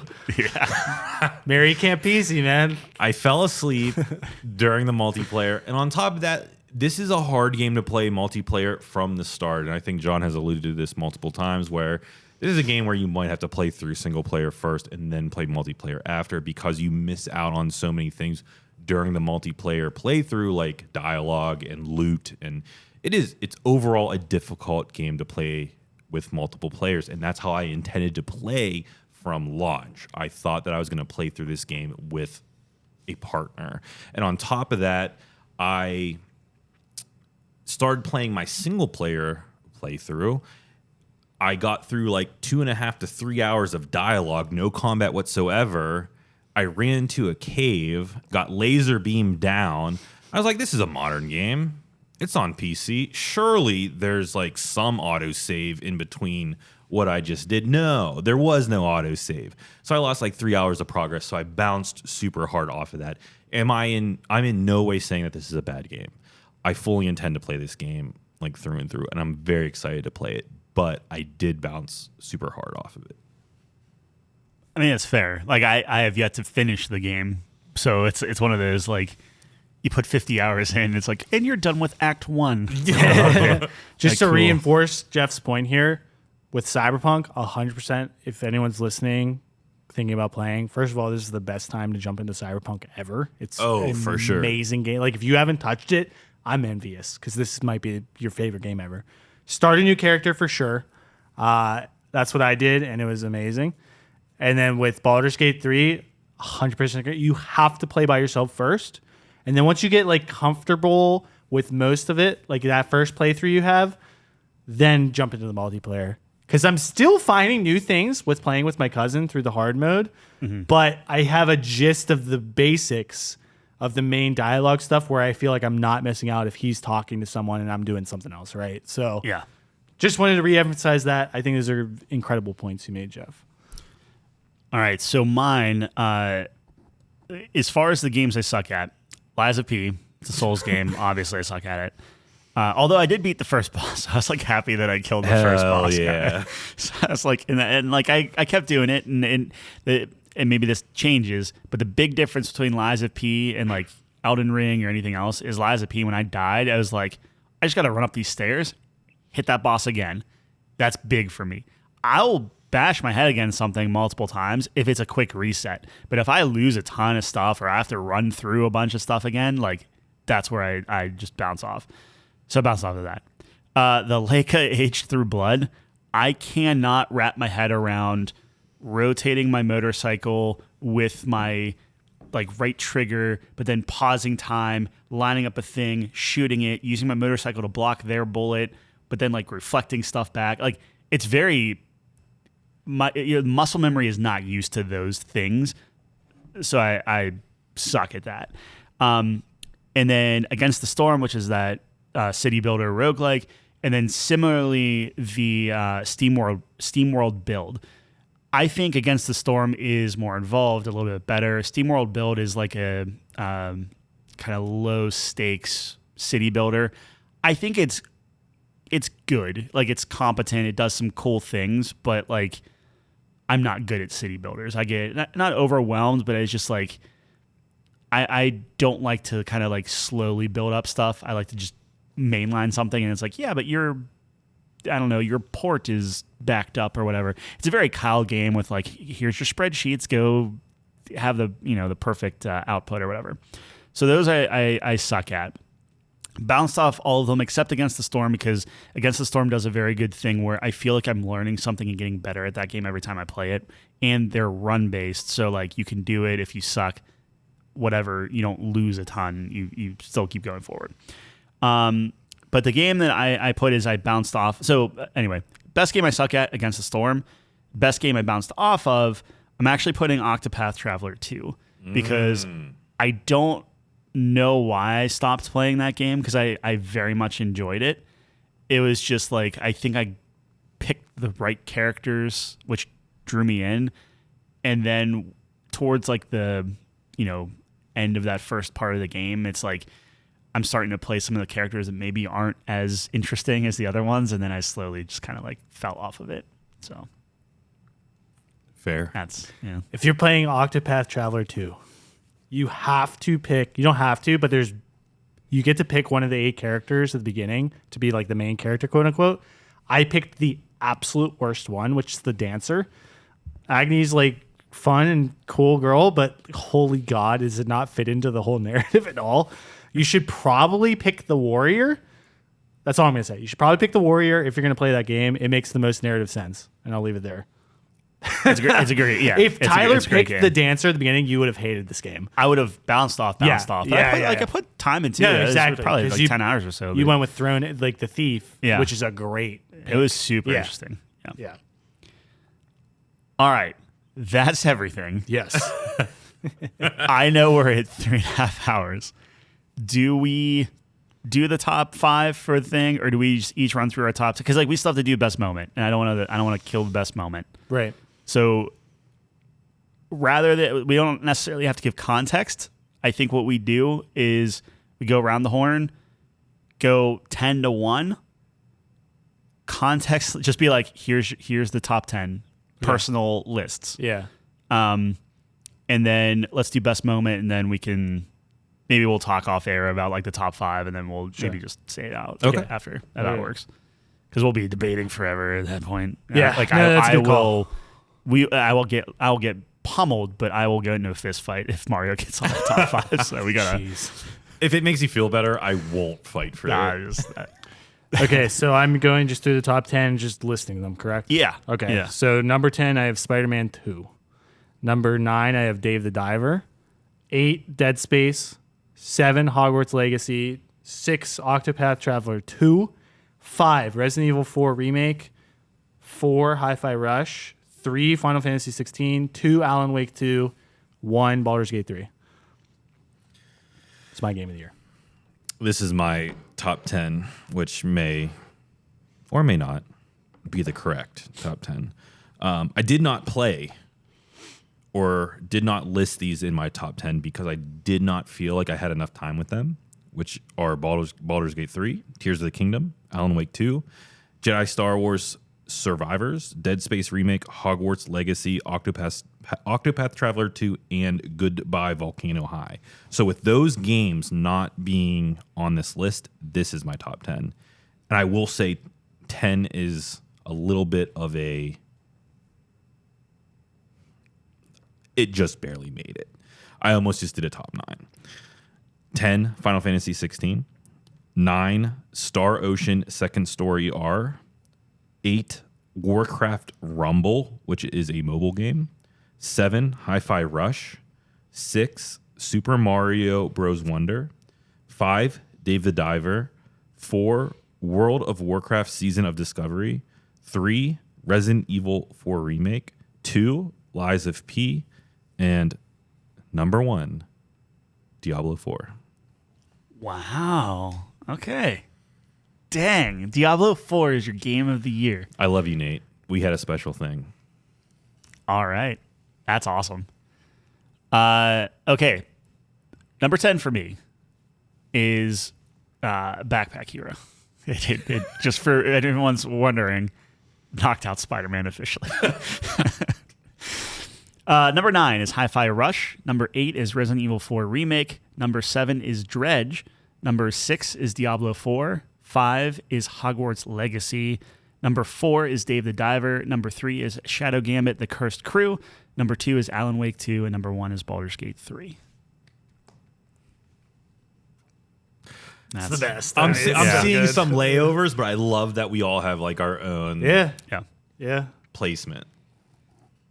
We can go on forever about Baldur's Gate. It's just one of those, like, seeing what went into that and seeing how that game affected how I perceived other games is just, you have to give it its due. It affected the entire list, Yeah. right? Yep. You know? 100%. Yeah. Okay. So we will put a little timestamp thingy because I do want to talk. Are you guys good? I mean, if you guys are burnt, we can. good. Okay. I'm golden. We'll baby. keep it somewhat quick-ish, but I want to get all the best moments in games, right? So like things that made you feel all warm and fuzzy and that you loved and like just standout moments. I don't know how we want to do this. Like rather than just having someone go through, because like you said, John, like you had 10 you had a ton of moments, them, and yeah. like John or Jeff, do you have like multiple moments, or do you have like one like main? I got one. You got but one? That's fine. No. I don't just have one. I can do this. Okay. So I figure rather than I know you have a lot of notes for your 10, so I figure you can pull something from Yes, every I one do, of those I do. 10. Yeah. I only have a few, but I figure rather than having one person go through like every moment, we can kind of just do like pick a moment and we'll just kind of go around and sure. and go that way. So, All right. You want me to lead it off? yeah, kick it off. Okay, so Octopath Traveler 2, one of the most underrated games of the year. I feel like everyone slept on it. Made me incredibly upset not to see any nominations at the Game Awards. So I wanted to have its due. My favorite part of this game, first of all, I think the concept is incredible for this game. I love the fact that there's 8 different characters around the world that have their own unique story. I wish they connected more, although I looked back compared to the first one. This one does a better job of that because the ending does connect all the stories. They all have hints to it, which was really, really cool. I think in the future, this could be one of my favorite games. Like if they come out with a third one, I really hope they do and keep refining it. My favorite moment from this game, though, was specifically one of the characters. Her name is Throne. She's the thief, the girl that Tyler started with. She was amazing. Real quick, we should probably mention we mentioned there were spoilers. I thought that was your whole thing. That was. This I is said the with spoiler timestamp it. segment. I just want to be So- very, Yeah. very clear with people. We will be Right. spoiling with these moments. Yeah. I need to be said. Yeah. But I'll put it in the time notes too. Okay, No, I'm 100%. sorry. Go ahead. So, did you finish her story? I didn't, so Oh. you're going to spoil it for me. That's totally fine. It That's why sucks. I wish you jogged could my play memory. it. So there's just a lot of plot twists at the end. Sure. Essentially, you're like going through this, and she's like an orphan that's trained to be like an assassin and stuff, like that kind of, shtick or whatever. And then you eventually find out that the guy who's training her, who's like the leader of this orphanage, is her dad. But then it's another plot twist where he's not actually her dad. And this like other guy is her dad. It's very complicated to explain. I'm not going to go through all of it, but it had my jaw on the floor, crazy. I couldn't believe what was happening. I just thought it was such an amazing storyline that she went through. Roller coaster ride. Did not see the plot twist coming, and I think they paid off in an incredible way. So the end of Throne's story in particular is something that jumped out as me as a best moment this year. I didn't do it justice describing it, but it's very complicated, so I didn't want to go through the whole thing, but it was awesome. Are we saving our number one for like a notable, like, hey, this is my number one moment? However you want to do it. Okay. Well, I will save my number one moment for whenever that comes. But one moment that stuck out in particular is my current playing of World of Warcraft Season of Discovery. And I know you guys might be rolling your eyes like, oh, Jeff's talking about MMO again. But if you listen to any of the other episodes that I've been on, or specifically like our top 25 episode of all time, I mentioned World of Warcraft being up there as my number one game of all time because of the people you meet, because of the friends you keep. And I'm going to New York City this year to visit one of my World of Warcraft friends that, you know, we continue to stay in contact over World of Warcraft. And he's a dear friend of mine. And during Season of Discovery, which is basically World of Warcraft Classic mixed with modern World of Warcraft, I have found a new guild. And I just did a pickup raid, which is, you know, just, hey, we're spamming chat. Anyone looking for group? I joined this raid in the game, and I messaged them over Discord. And I said, hey, I had a really great time with you guys during the raid. Do you have a spot in your guild for me or my class? And they said, well, we're not necessarily looking for a hunter. Would you be willing to level a rogue? I said, absolutely, I'll level a rogue. And so shout out to Mongo Life, which is my current guild in World of Warcraft Season of Discovery. It's a bunch of new friends that I've been playing with, and it is what attracts me to World of Warcraft is the friend aspect. I hope that we continue to play Season of Discovery together, and it's why MMOs resonate so much with me. I don't really look at it from a loot perspective or a pickup group aspect of it. I do actively seek out a guild to play the game with and to, you know, make friendships over. It's not like a one and done kind of thing for me. And I've had a phenomenal time with Season of Discovery, and I found a new guild. And similar to how World of Warcraft picked me up in my worst of times, not that I'm in a bad spot at all, but it just continues to deliver memories for me. So that was one of my 2023 memories / current things. Mine is not going to. Okay, so I think I have 3 or 4, but this is my lowest on my list. So I got the new Assassin's Creed game, and I got Ghost Runner, and I was kind of playing those two, and they're fine. But then I started my Call of Duty campaign, right? And it's the classic, like, you put on your scuba gear and you go in the water and you're going towards this, like, essentially like Alcatraz looking thing. And we're like, all right, we're breaking out so and so. I'm like, okay, like, this is where, like, if you remember how you got like soap out and stuff. So they're all talking, Price. Price. So you're doing all your thing. I'm like, okay, well, this is very like deja vu and everything. And you're going and you're picking off dudes and whatnot. And you get in there and you're like, okay, step into the light. And then you find out it's actually Makarov from the Modern Warfare thing. And you're like, wait, what? So, like, if you remember how you were like mowing down people in an airport and how like crazy that was, the game basically tricks you into doing that in this. So, like, you go to this prison, you're murdering all of these guards thinking they're just like the quote unquote bad guy. And maybe this is racist of me. It's just like, it sounded like everyone was American on my team. But then, like, suddenly all the people I was with are switching to like Russian accents and speaking and like, wait, what? And then you literally, you break this dude out, and then you go and mow everyone out and murder everyone out and stuff. And it's just like that perspective switch of like, oh, I'm the bad guy. That was kind of cool. Like, it was a fresh take on it, more or less. And it just, that mixed with, like, say what we will about Call of Duty. Call of Duty looks pretty good. Like, their engine at this point is like, it's a good looking game. It ran really well. So, like, as much flack as it's getting. I can't obviously talk about the full campaign yet, but like that first mission was like kind of dope. And maybe it's just I've been out of Call of Duty for a while that it was like, that's what I needed. But speaking of like I should have seen it coming from a Call of Duty, but I was just like, oh damn. Like, cause I'm thinking like, oh, I popped that guy in the head. I was like, that was probably a good guy. So like it's one of those things like you're going through, like you shut the power down to the prison. So like there's a riot going on, prisoners are out, you're killing all these guards. And I'm just like, well, I just set free all these like actual bad guys that are like, wait, this happens in a jailed. Call of Duty? Yeah, in the very first mission. And I'm like, it was a really good start. Like apparently this is a terrible campaign and like super short and it's like and whatnot, but like I like the first mission. I gotta be honest there. So yeah. That was a cool That's twist. a great pick. That Yeah. makes me kind of want to play it, but I refuse to. But that's fair. awesome. That's fair. Yeah. All right, my second moment. This is really in no particular order. Diablo 4 has maybe the greatest cutscene of all time. Oh, This CGI cutscene, I don't even want to fathom how much this cost. I could see the money pouring out of Blizzard rendering this cutscene. You're in hell. It's this epic battle of the angel guy. Forget his name. Inarius. Apologies. Yes, Inarius. He during the game he's gathering his forces, and you see them in the church during the whole game, and he's hyping them up to invade hell. And you kind of play through that, but then it goes into this cutscene. You get to see it play out. All these demons charge against all the good guys.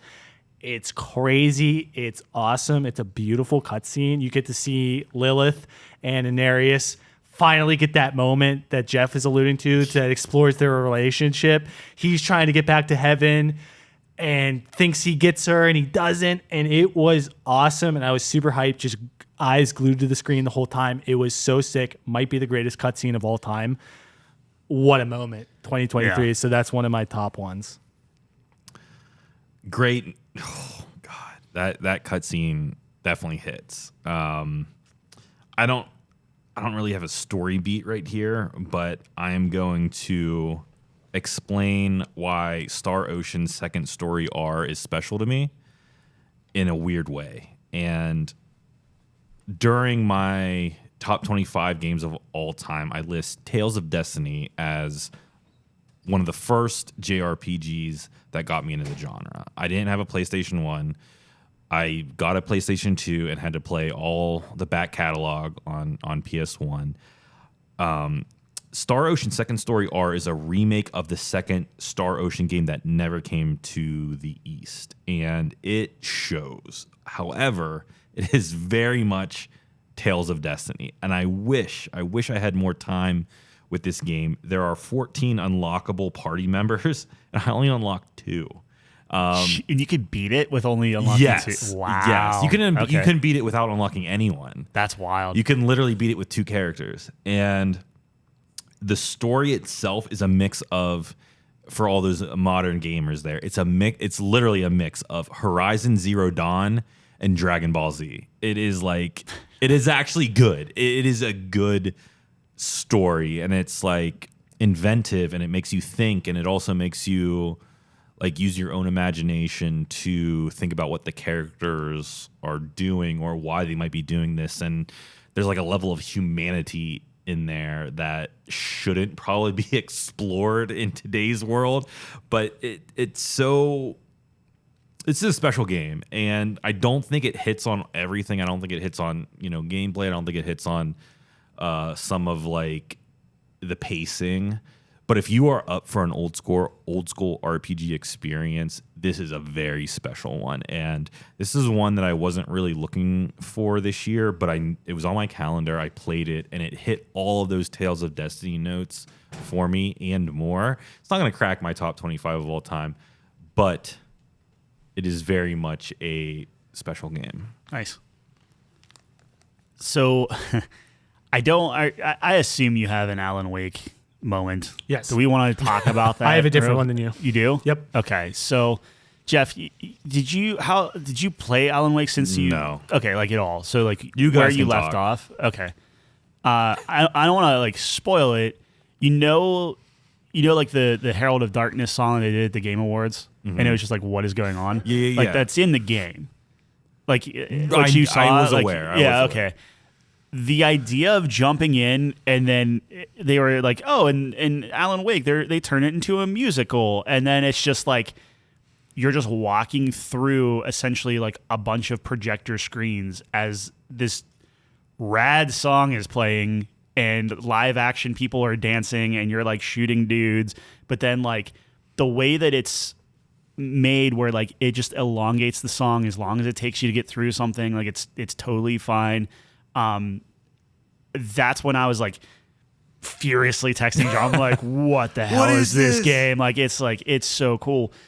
That was one where just like I'm like, I will mainline the heck out of this game. Like it's just like a big smile on my face just walking through it. Like it was such a weird moment, but like that is such a standout of like, I'm like, that's when like you said you were playing the game. I'm like scrubbing your past VODs of like, I'm like, oh, where is it? And then I realized you didn't get past like No, I couldn't anything. get past the starting area. But I was like, I cannot, like I immediately texted him and I immediately was like, I cannot wait to watch that on stream. But it is such a cool moment. Like that was a highlight. That might be my number one moment. I'm not to skip it, but it's up there. That's a great. I mean, It's so good. That's an amazing moment. Yeah. Such a unique moment. dumb. It's How do so you even dumb. describe that to someone? It's awesome. And So it's that's a great like pick. that song is stuck in my head, and it's just this weird thing of like it's a good song. Yeah. Like it's catchy, it's Very fun, it's a good. good melody. But then like you do Metal. all of that, and then you have like the janitor just like humming it in your head. I'm like, dude, that's what I literally sound like because I'm like constantly. It's such a well-made thing. Wow, Yeah. what a great game. Great moment. I'm going to do 2 right here because I technically have 11. So I apologize, but there's I just got so much I one want to more. talk about. I wanted to talk about Star Wars for a second. There was one fight in particular that was super awesome in Star Wars. Did you play Star Wars? No, but man, if I did, I know you guys were kind of low on it, but I do think that would have cracked my top 10 because of how much I liked Fallen Order. Yeah, it's not a bad game. It really isn't. It just didn't hit the same as the first one for me. But anyways, there's this one fight where you're fighting against this big Empire. It's not an AT-AT. It's like a different thing, but it's essentially a giant robot thing. And you have Marin with you, and she has like this teleportation ability, and you're literally teleporting all across the battlefield onto its back and then away and dodging it. The camera, the action, the music while it's going was such a crazy, adrenaline-inducing sequence. It was wild, and I had a smile on my face the whole time because it was so awesome. So that really stuck out to me in that game in particular. And then kind of a similar vein is in Spider-Man when you get to play as Venom. When you're Harry and you get to play as Venom and you're destroying Oscorp and absolutely crushing people. The weight of the attacks in which you're just throwing people and you're just this absolute unit, unstoppable. And that kind of transitions into the Kraven fight in Times Square. So sick, so awesome. My blood was pumping the whole time. I love both of those moments for very similar reasons. So I wanted to tie those together. It was really cool. Yeah. Very nice. I'm going to save my last number one moment for next, but this moment, and I'm not going to spoil it. I refuse to, but the ending to Liza P. I cannot, like what you guys are all explaining about the entirety of Alan Wake, which is confusing to me. I could just say with like the ending to Liza P. It is one that you will never see coming. It is one that you're like, oh, this is what they're doing. And it just straight excites you. It's something that you know that this developer is going to be around. Well, God, I hope they are. Because this ending is so fucking good that you're like, the next game or whatever they do next. Like, I don't even know how to explain it. Like, similar to these Alan Wake moments that you guys are talking about that I don't understand, you cannot comprehend this ending to Lies of P because it is so, like, WTF. That's all you can say is because it doesn't fit the main narrative, but somehow it does because you picked this ending and because you didn't go with this, and then because of this happened, and then you're like, oh, of course it's there. Yes, please, more, and you're shouting like, yes, give me more, but you don't get more. It just Go ahead. no, I don't get more. I was like, I want that. Yeah, I mean, that sounds. Does Lies of P have a difficulty setting, or are they very much like a Souls thing? I don't think they did. Yeah, I was afraid of that. You might want to Google it. I don't know. Yeah. I don't know. Or like do like Liza P only cinematics or Did something you stream along that those one? lines. I streamed the entire game, but I did not stream the ending. Oh, Because I had to move on to another game, so I did beat the Okay. game off All right, stream. that's fair. Wow. That's fair. Okay, so mine. I think honestly, this is probably like my last one because the way you guys are talking, it's like, yeah, I've had a lot of good experiences this year. Like it's been great, and like, hey, I got a level 100 of Diablo. That's cool. Whatever. So this one, I'm gonna try to be concise, and I apologize. This is Shadow Gambit, but let me try to set this up. So Shadow Gambit, a top-down stealth game, right? You start off, it's just you and your character. You're going, you're killing people. Then you get 2 characters. You're going around, you're killing people, and then you work your way up to 4 characters. So the way the game works is you have a party of 8.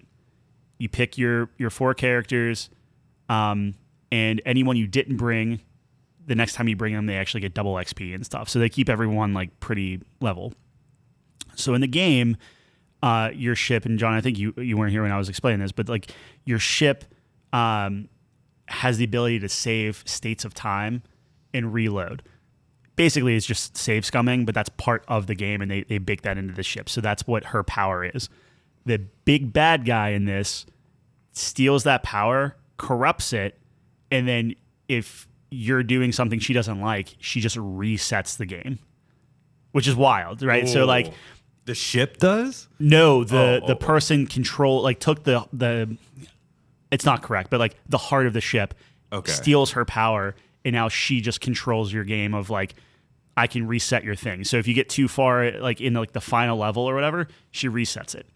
It's like some Kojima stuff, man. That's sick. It's not to that level, but it's a cool, like, they're working in the save mechanic to actual gameplay and how you play the game. So they know what you're doing. But the cool thing with this, and the moment was throughout, like you're playing through it and you find these like little cracks in game time and loopholes and different things like that. But at the end, the game is like, all right, we're like, the crew is like, it's our final chance. We have to stop her. And you're like, okay. But they, like, when they say we, they mean we. So up to now, you're working with 4 characters and you're just going through. The game is like, here's everybody, have fun. And you're just like, wait, what? And then you are so you just steamroll it. Because before it was like, well, I have to decide, do I want to snipe this guy or take him out quickly? Now, it doesn't matter because you have 8 people that you can do. So now you're like plotting these things in the game. You can pause the game, tell everyone to do something, hit unpause, and they all like murder everyone at the same time.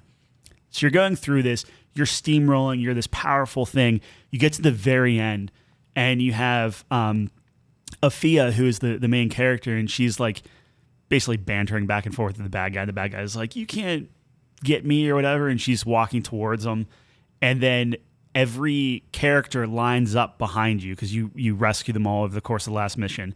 And every single character pulls out their pistol, and then together they all like shoot. So you have like 8 pistols go off and just obliterate this enemy. And I was like, damn, that's like, and they're all like an inch big on your screen, right? But like, however, it's not this very cinematic thing, but in the world, in the space, because it's like she just erases time. It's a whole thing. It's just a white screen, but it's like you and your crew that you grew to like love and know all their backstories and everything, and they all just like shoot her at the same time. man, it was a pretty good story. It was like, man, that's so. It's effectively like, again, it's not to Mass Effect levels of like the final like suicide mission, whatever. But it was like everyone's playing their part. You go and you like. It's one of the best final missions I've ever played in a game. It's really, really cool. High praise. That's for Shadow Gambit. that's my number one. If love you're it. into strategy games or stealth games, Shadow Gambit is very, very, very good. Cool. Yeah. I love it. How many more do you have, Jeff? I've maxed 2. Okay, I'll do a couple in a row here, just really quick, because I have so many. Because there were just amazing moments. Sure. Sea of Stars was a great game I played this year, and I was telling Tyler, I thought it was a good game, but it just really wasn't hitting me. I was like, yeah, it's just like an RPG, this and that, or whatever. And there's a particular moment where you travel through the Sea of Stars, which is like, I guess, a network to get to another universe. And it was fucking crazy, dude. It went into a 3D game while you were traveling across. Did you play it? Yeah, I know exactly what you're I talking was about. like, what is going on? And then my favorite character in the game reveals that she's actually like a cyborg from this different world coming to your world to get you to go over there and save them. It was all pre-planned and stuff. I was like, what is happening? My brain was in a blender. It was super awesome. I was totally in from that I'm point getting on. text messages of just like, I was so wrong. Yeah, so that was sick. Really loved Sea of Stars. And then my favorite moment, Hi-Fi Rush, which might surprise all of you guys. So when you fight Corsica, who is the security chief, and she eventually joins your team, and one of my favorite characters in the game. When you beat her, I think she flies into the air or something, and you do a quick time event to catch her, and I fucked it up. I fucked it up too. And I have not laughed harder in such a long time. She just drops on her head. First of all, Guys, that quick time event comes out of nowhere. Nowhere. I had the controller down because, like, woo, I beat that one. Controller was down and said, press A right now. It's like, I can't. She just lands on her head. Chai's sitting there looking at the camera like, oh, that's not good. Yeah. It was the funniest thing. I was dying. And then the cutscene after, he's just bonking her head off of every doorway. She's got like 1,000 concussions. It was so funny. That moment just really stuck out to me because I thought it was hilarious. So... I mean, if we're on Hi-Fi Rush real quick, so Yeah. like the one that I like had that was like, I just really thought it was hilarious. Yeah. Was when Cinnamon was like, or no, not Cinnamon. Cinnamon? Is The that robot? No, The cat? Peppermint. Peppermint? Peppermint's Yeah. The main the side. girl. Yeah, and Yeah. she was talking about like, oh, it's my brother and blah blah blah blah blah, and then Chai's like, so your mom has a competing robot arm company or whatever.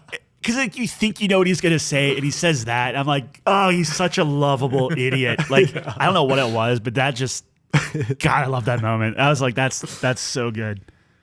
Anyway, I'm sorry.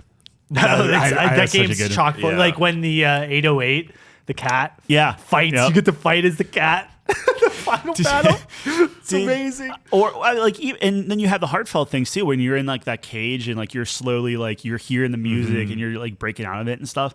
Like, does that, so like with the Wolfgang fight, did you get that with the stream music turned off, or did you get like a secondary track? Because it's I like don't- Wolfgang's symphony or whatever. Beethoven's fifth. I don't know. I assume I got a secondary track because I didn't get anything that was like noticeable. I didn't get anything that was like, oh, I recognize that artist or that. It was very much like, I can't even remember the studio. Like the dude that turns into a wolf, like it's literally Beethoven's fifth Right. playing, and I'm like, that is It's remixed. Yeah, so cool. Well, yeah, sure, he doesn't have like synths or whatever, but like, oh, it was so cool. That game. It was good. No, Yeah. Tango. Like I just looked it up. Like most of it was like song, whatever. Tango Game Gameworks. Works. Yeah. I was like, Right. okay, like I wonder how different that is. Like, I mean, like, their stuff's cool, and like clearly you had a good time playing it, but like some of those songs are just so good in the like those fights. Yeah. And it's not even a moment, but if we're on the Hi-Fi Rush train, like one of the ones that I laughed out loud was a joke that the employees were making about like how one of their bosses added 2 extra days to the calendar, like the actual calendar, and they're like their mandatory work days. I was like, I relate to that so much. Like, oh, there's actually 9 days in the weekday now. Like, Dude, the one boss fight where he's blowing the budget. You see the budget at the top. you're literally trying to blow his budget. I need a second volcano. It's like $1,000. It was so funny. Damn. That's a great game. Yeah. I only have two more memories or Memories. Oh, what was my last one? Oh God. Oh, Lies P ending. no. I already talked about that. Yeah, that was your last one. That was my last one, correct.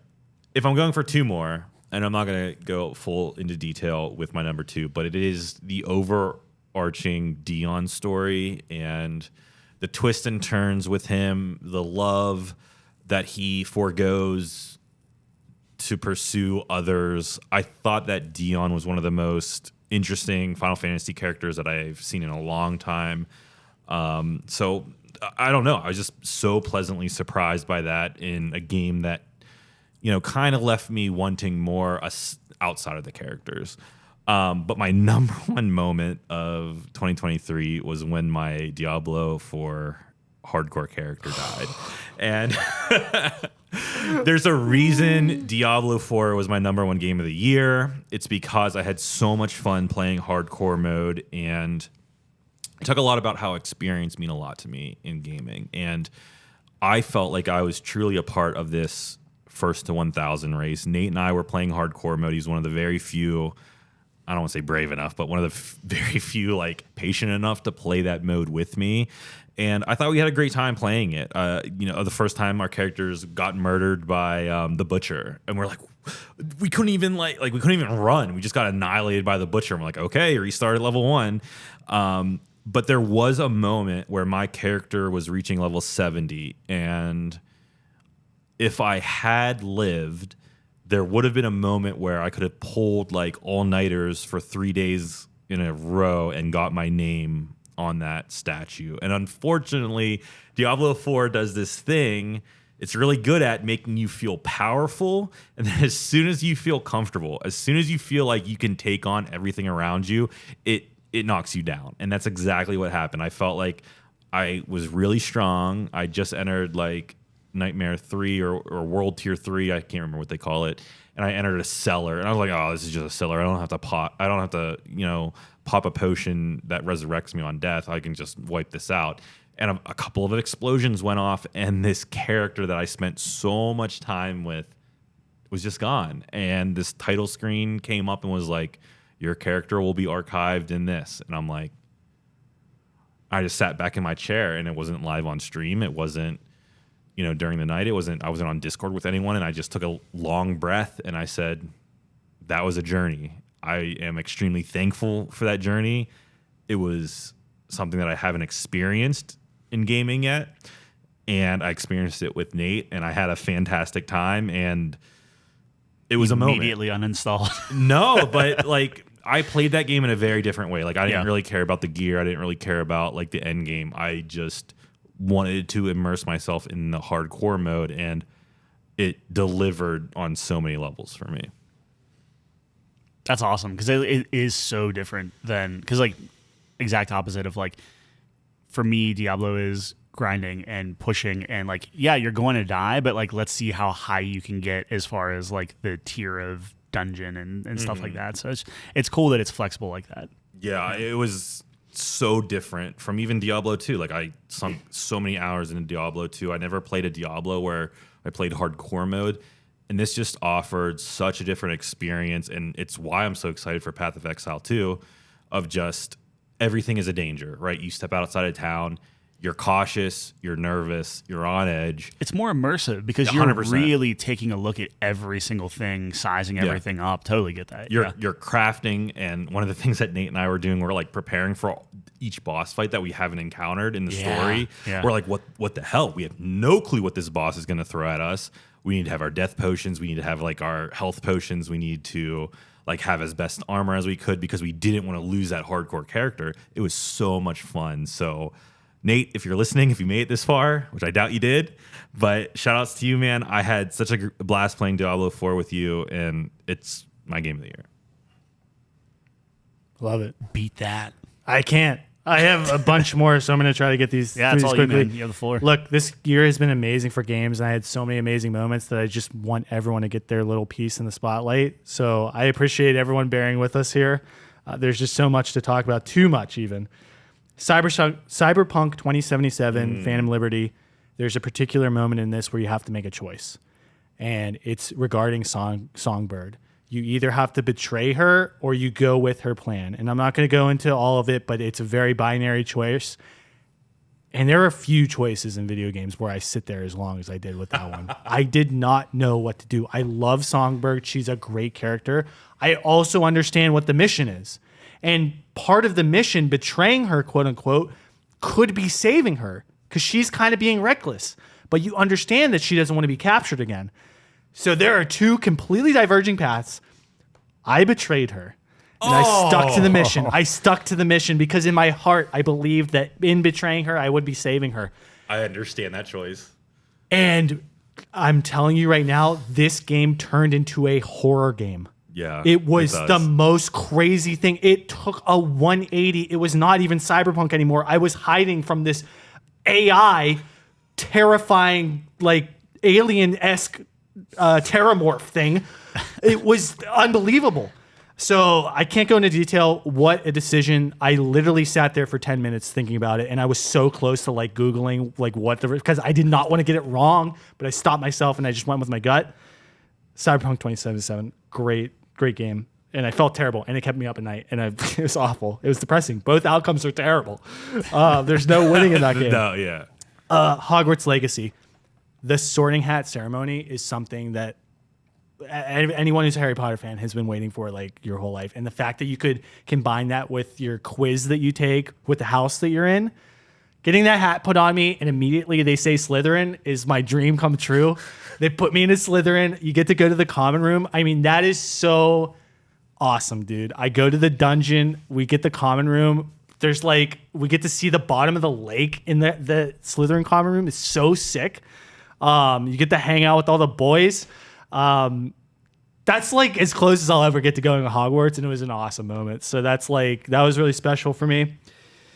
Okay, Alan Wake 2. It was different than Tyler's. That's definitely the best moment of the game, the musical scene. But a close second for me, which was the beach fight, the boss fight at the end of the game, where you get the same band, which is a real life band, but they're also a band in the game, and they have a song, and it's like the summoning or something, and they are summoning Alan Wake from the water by playing the song. So there's this metal song going on while you're fighting waves of enemies on the beach, while you have one of the FBI agents or whatever, the FBC agents giving you ammo, and there's like a box you have to get the bad guy in. It's crazy. It's overwhelming. It's super sick.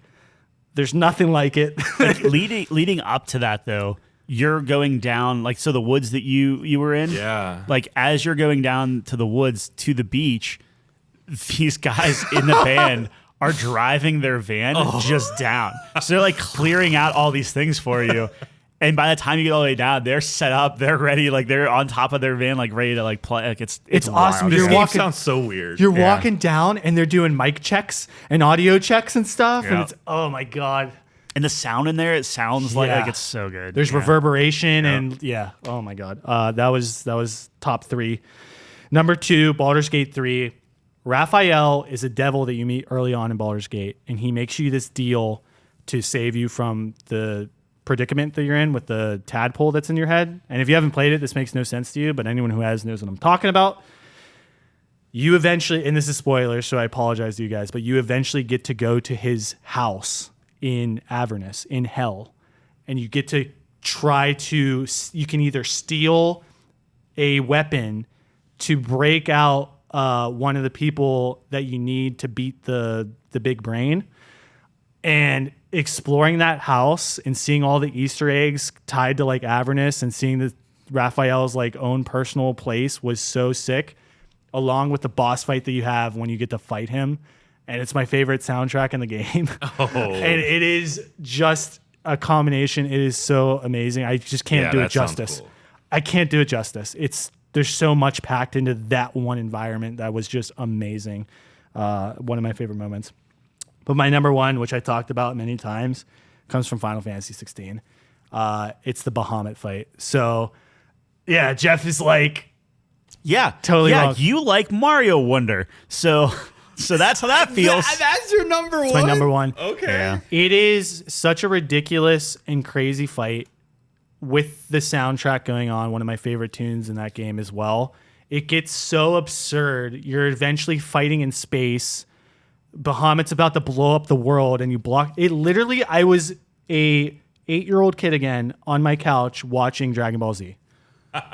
It was so awesome. It got more and more absurd, more and more crazy, and that's right up my alley. And I loved it. And I was so giddy. Okay. The entire fight. I can't describe it. And I know it's like objectively not the best moment, but for me it was, because it just was right up my alley. I don't think you can say it's not. No, I mean, Mario Wonder is objectively exactly biggest Mario ever made, but it's fine. You know, some people like it. It was an amazing moment. I loved all the boss fights in that game, and that one stood out to me. I also think Dion's an incredible character, and that translates to him being Bahamut too. I do think that's one of the better boss fights in the game. Yeah. You get to combine with the Phoenix. The whole brother thing's there. It's got everything I want. Mm-hmm. Yeah. Brotherly love, insane stakes, over the top anime action. World's gonna end. Great soundtrack. My favorite moment. Very cool. You're going to love Final Fantasy 15.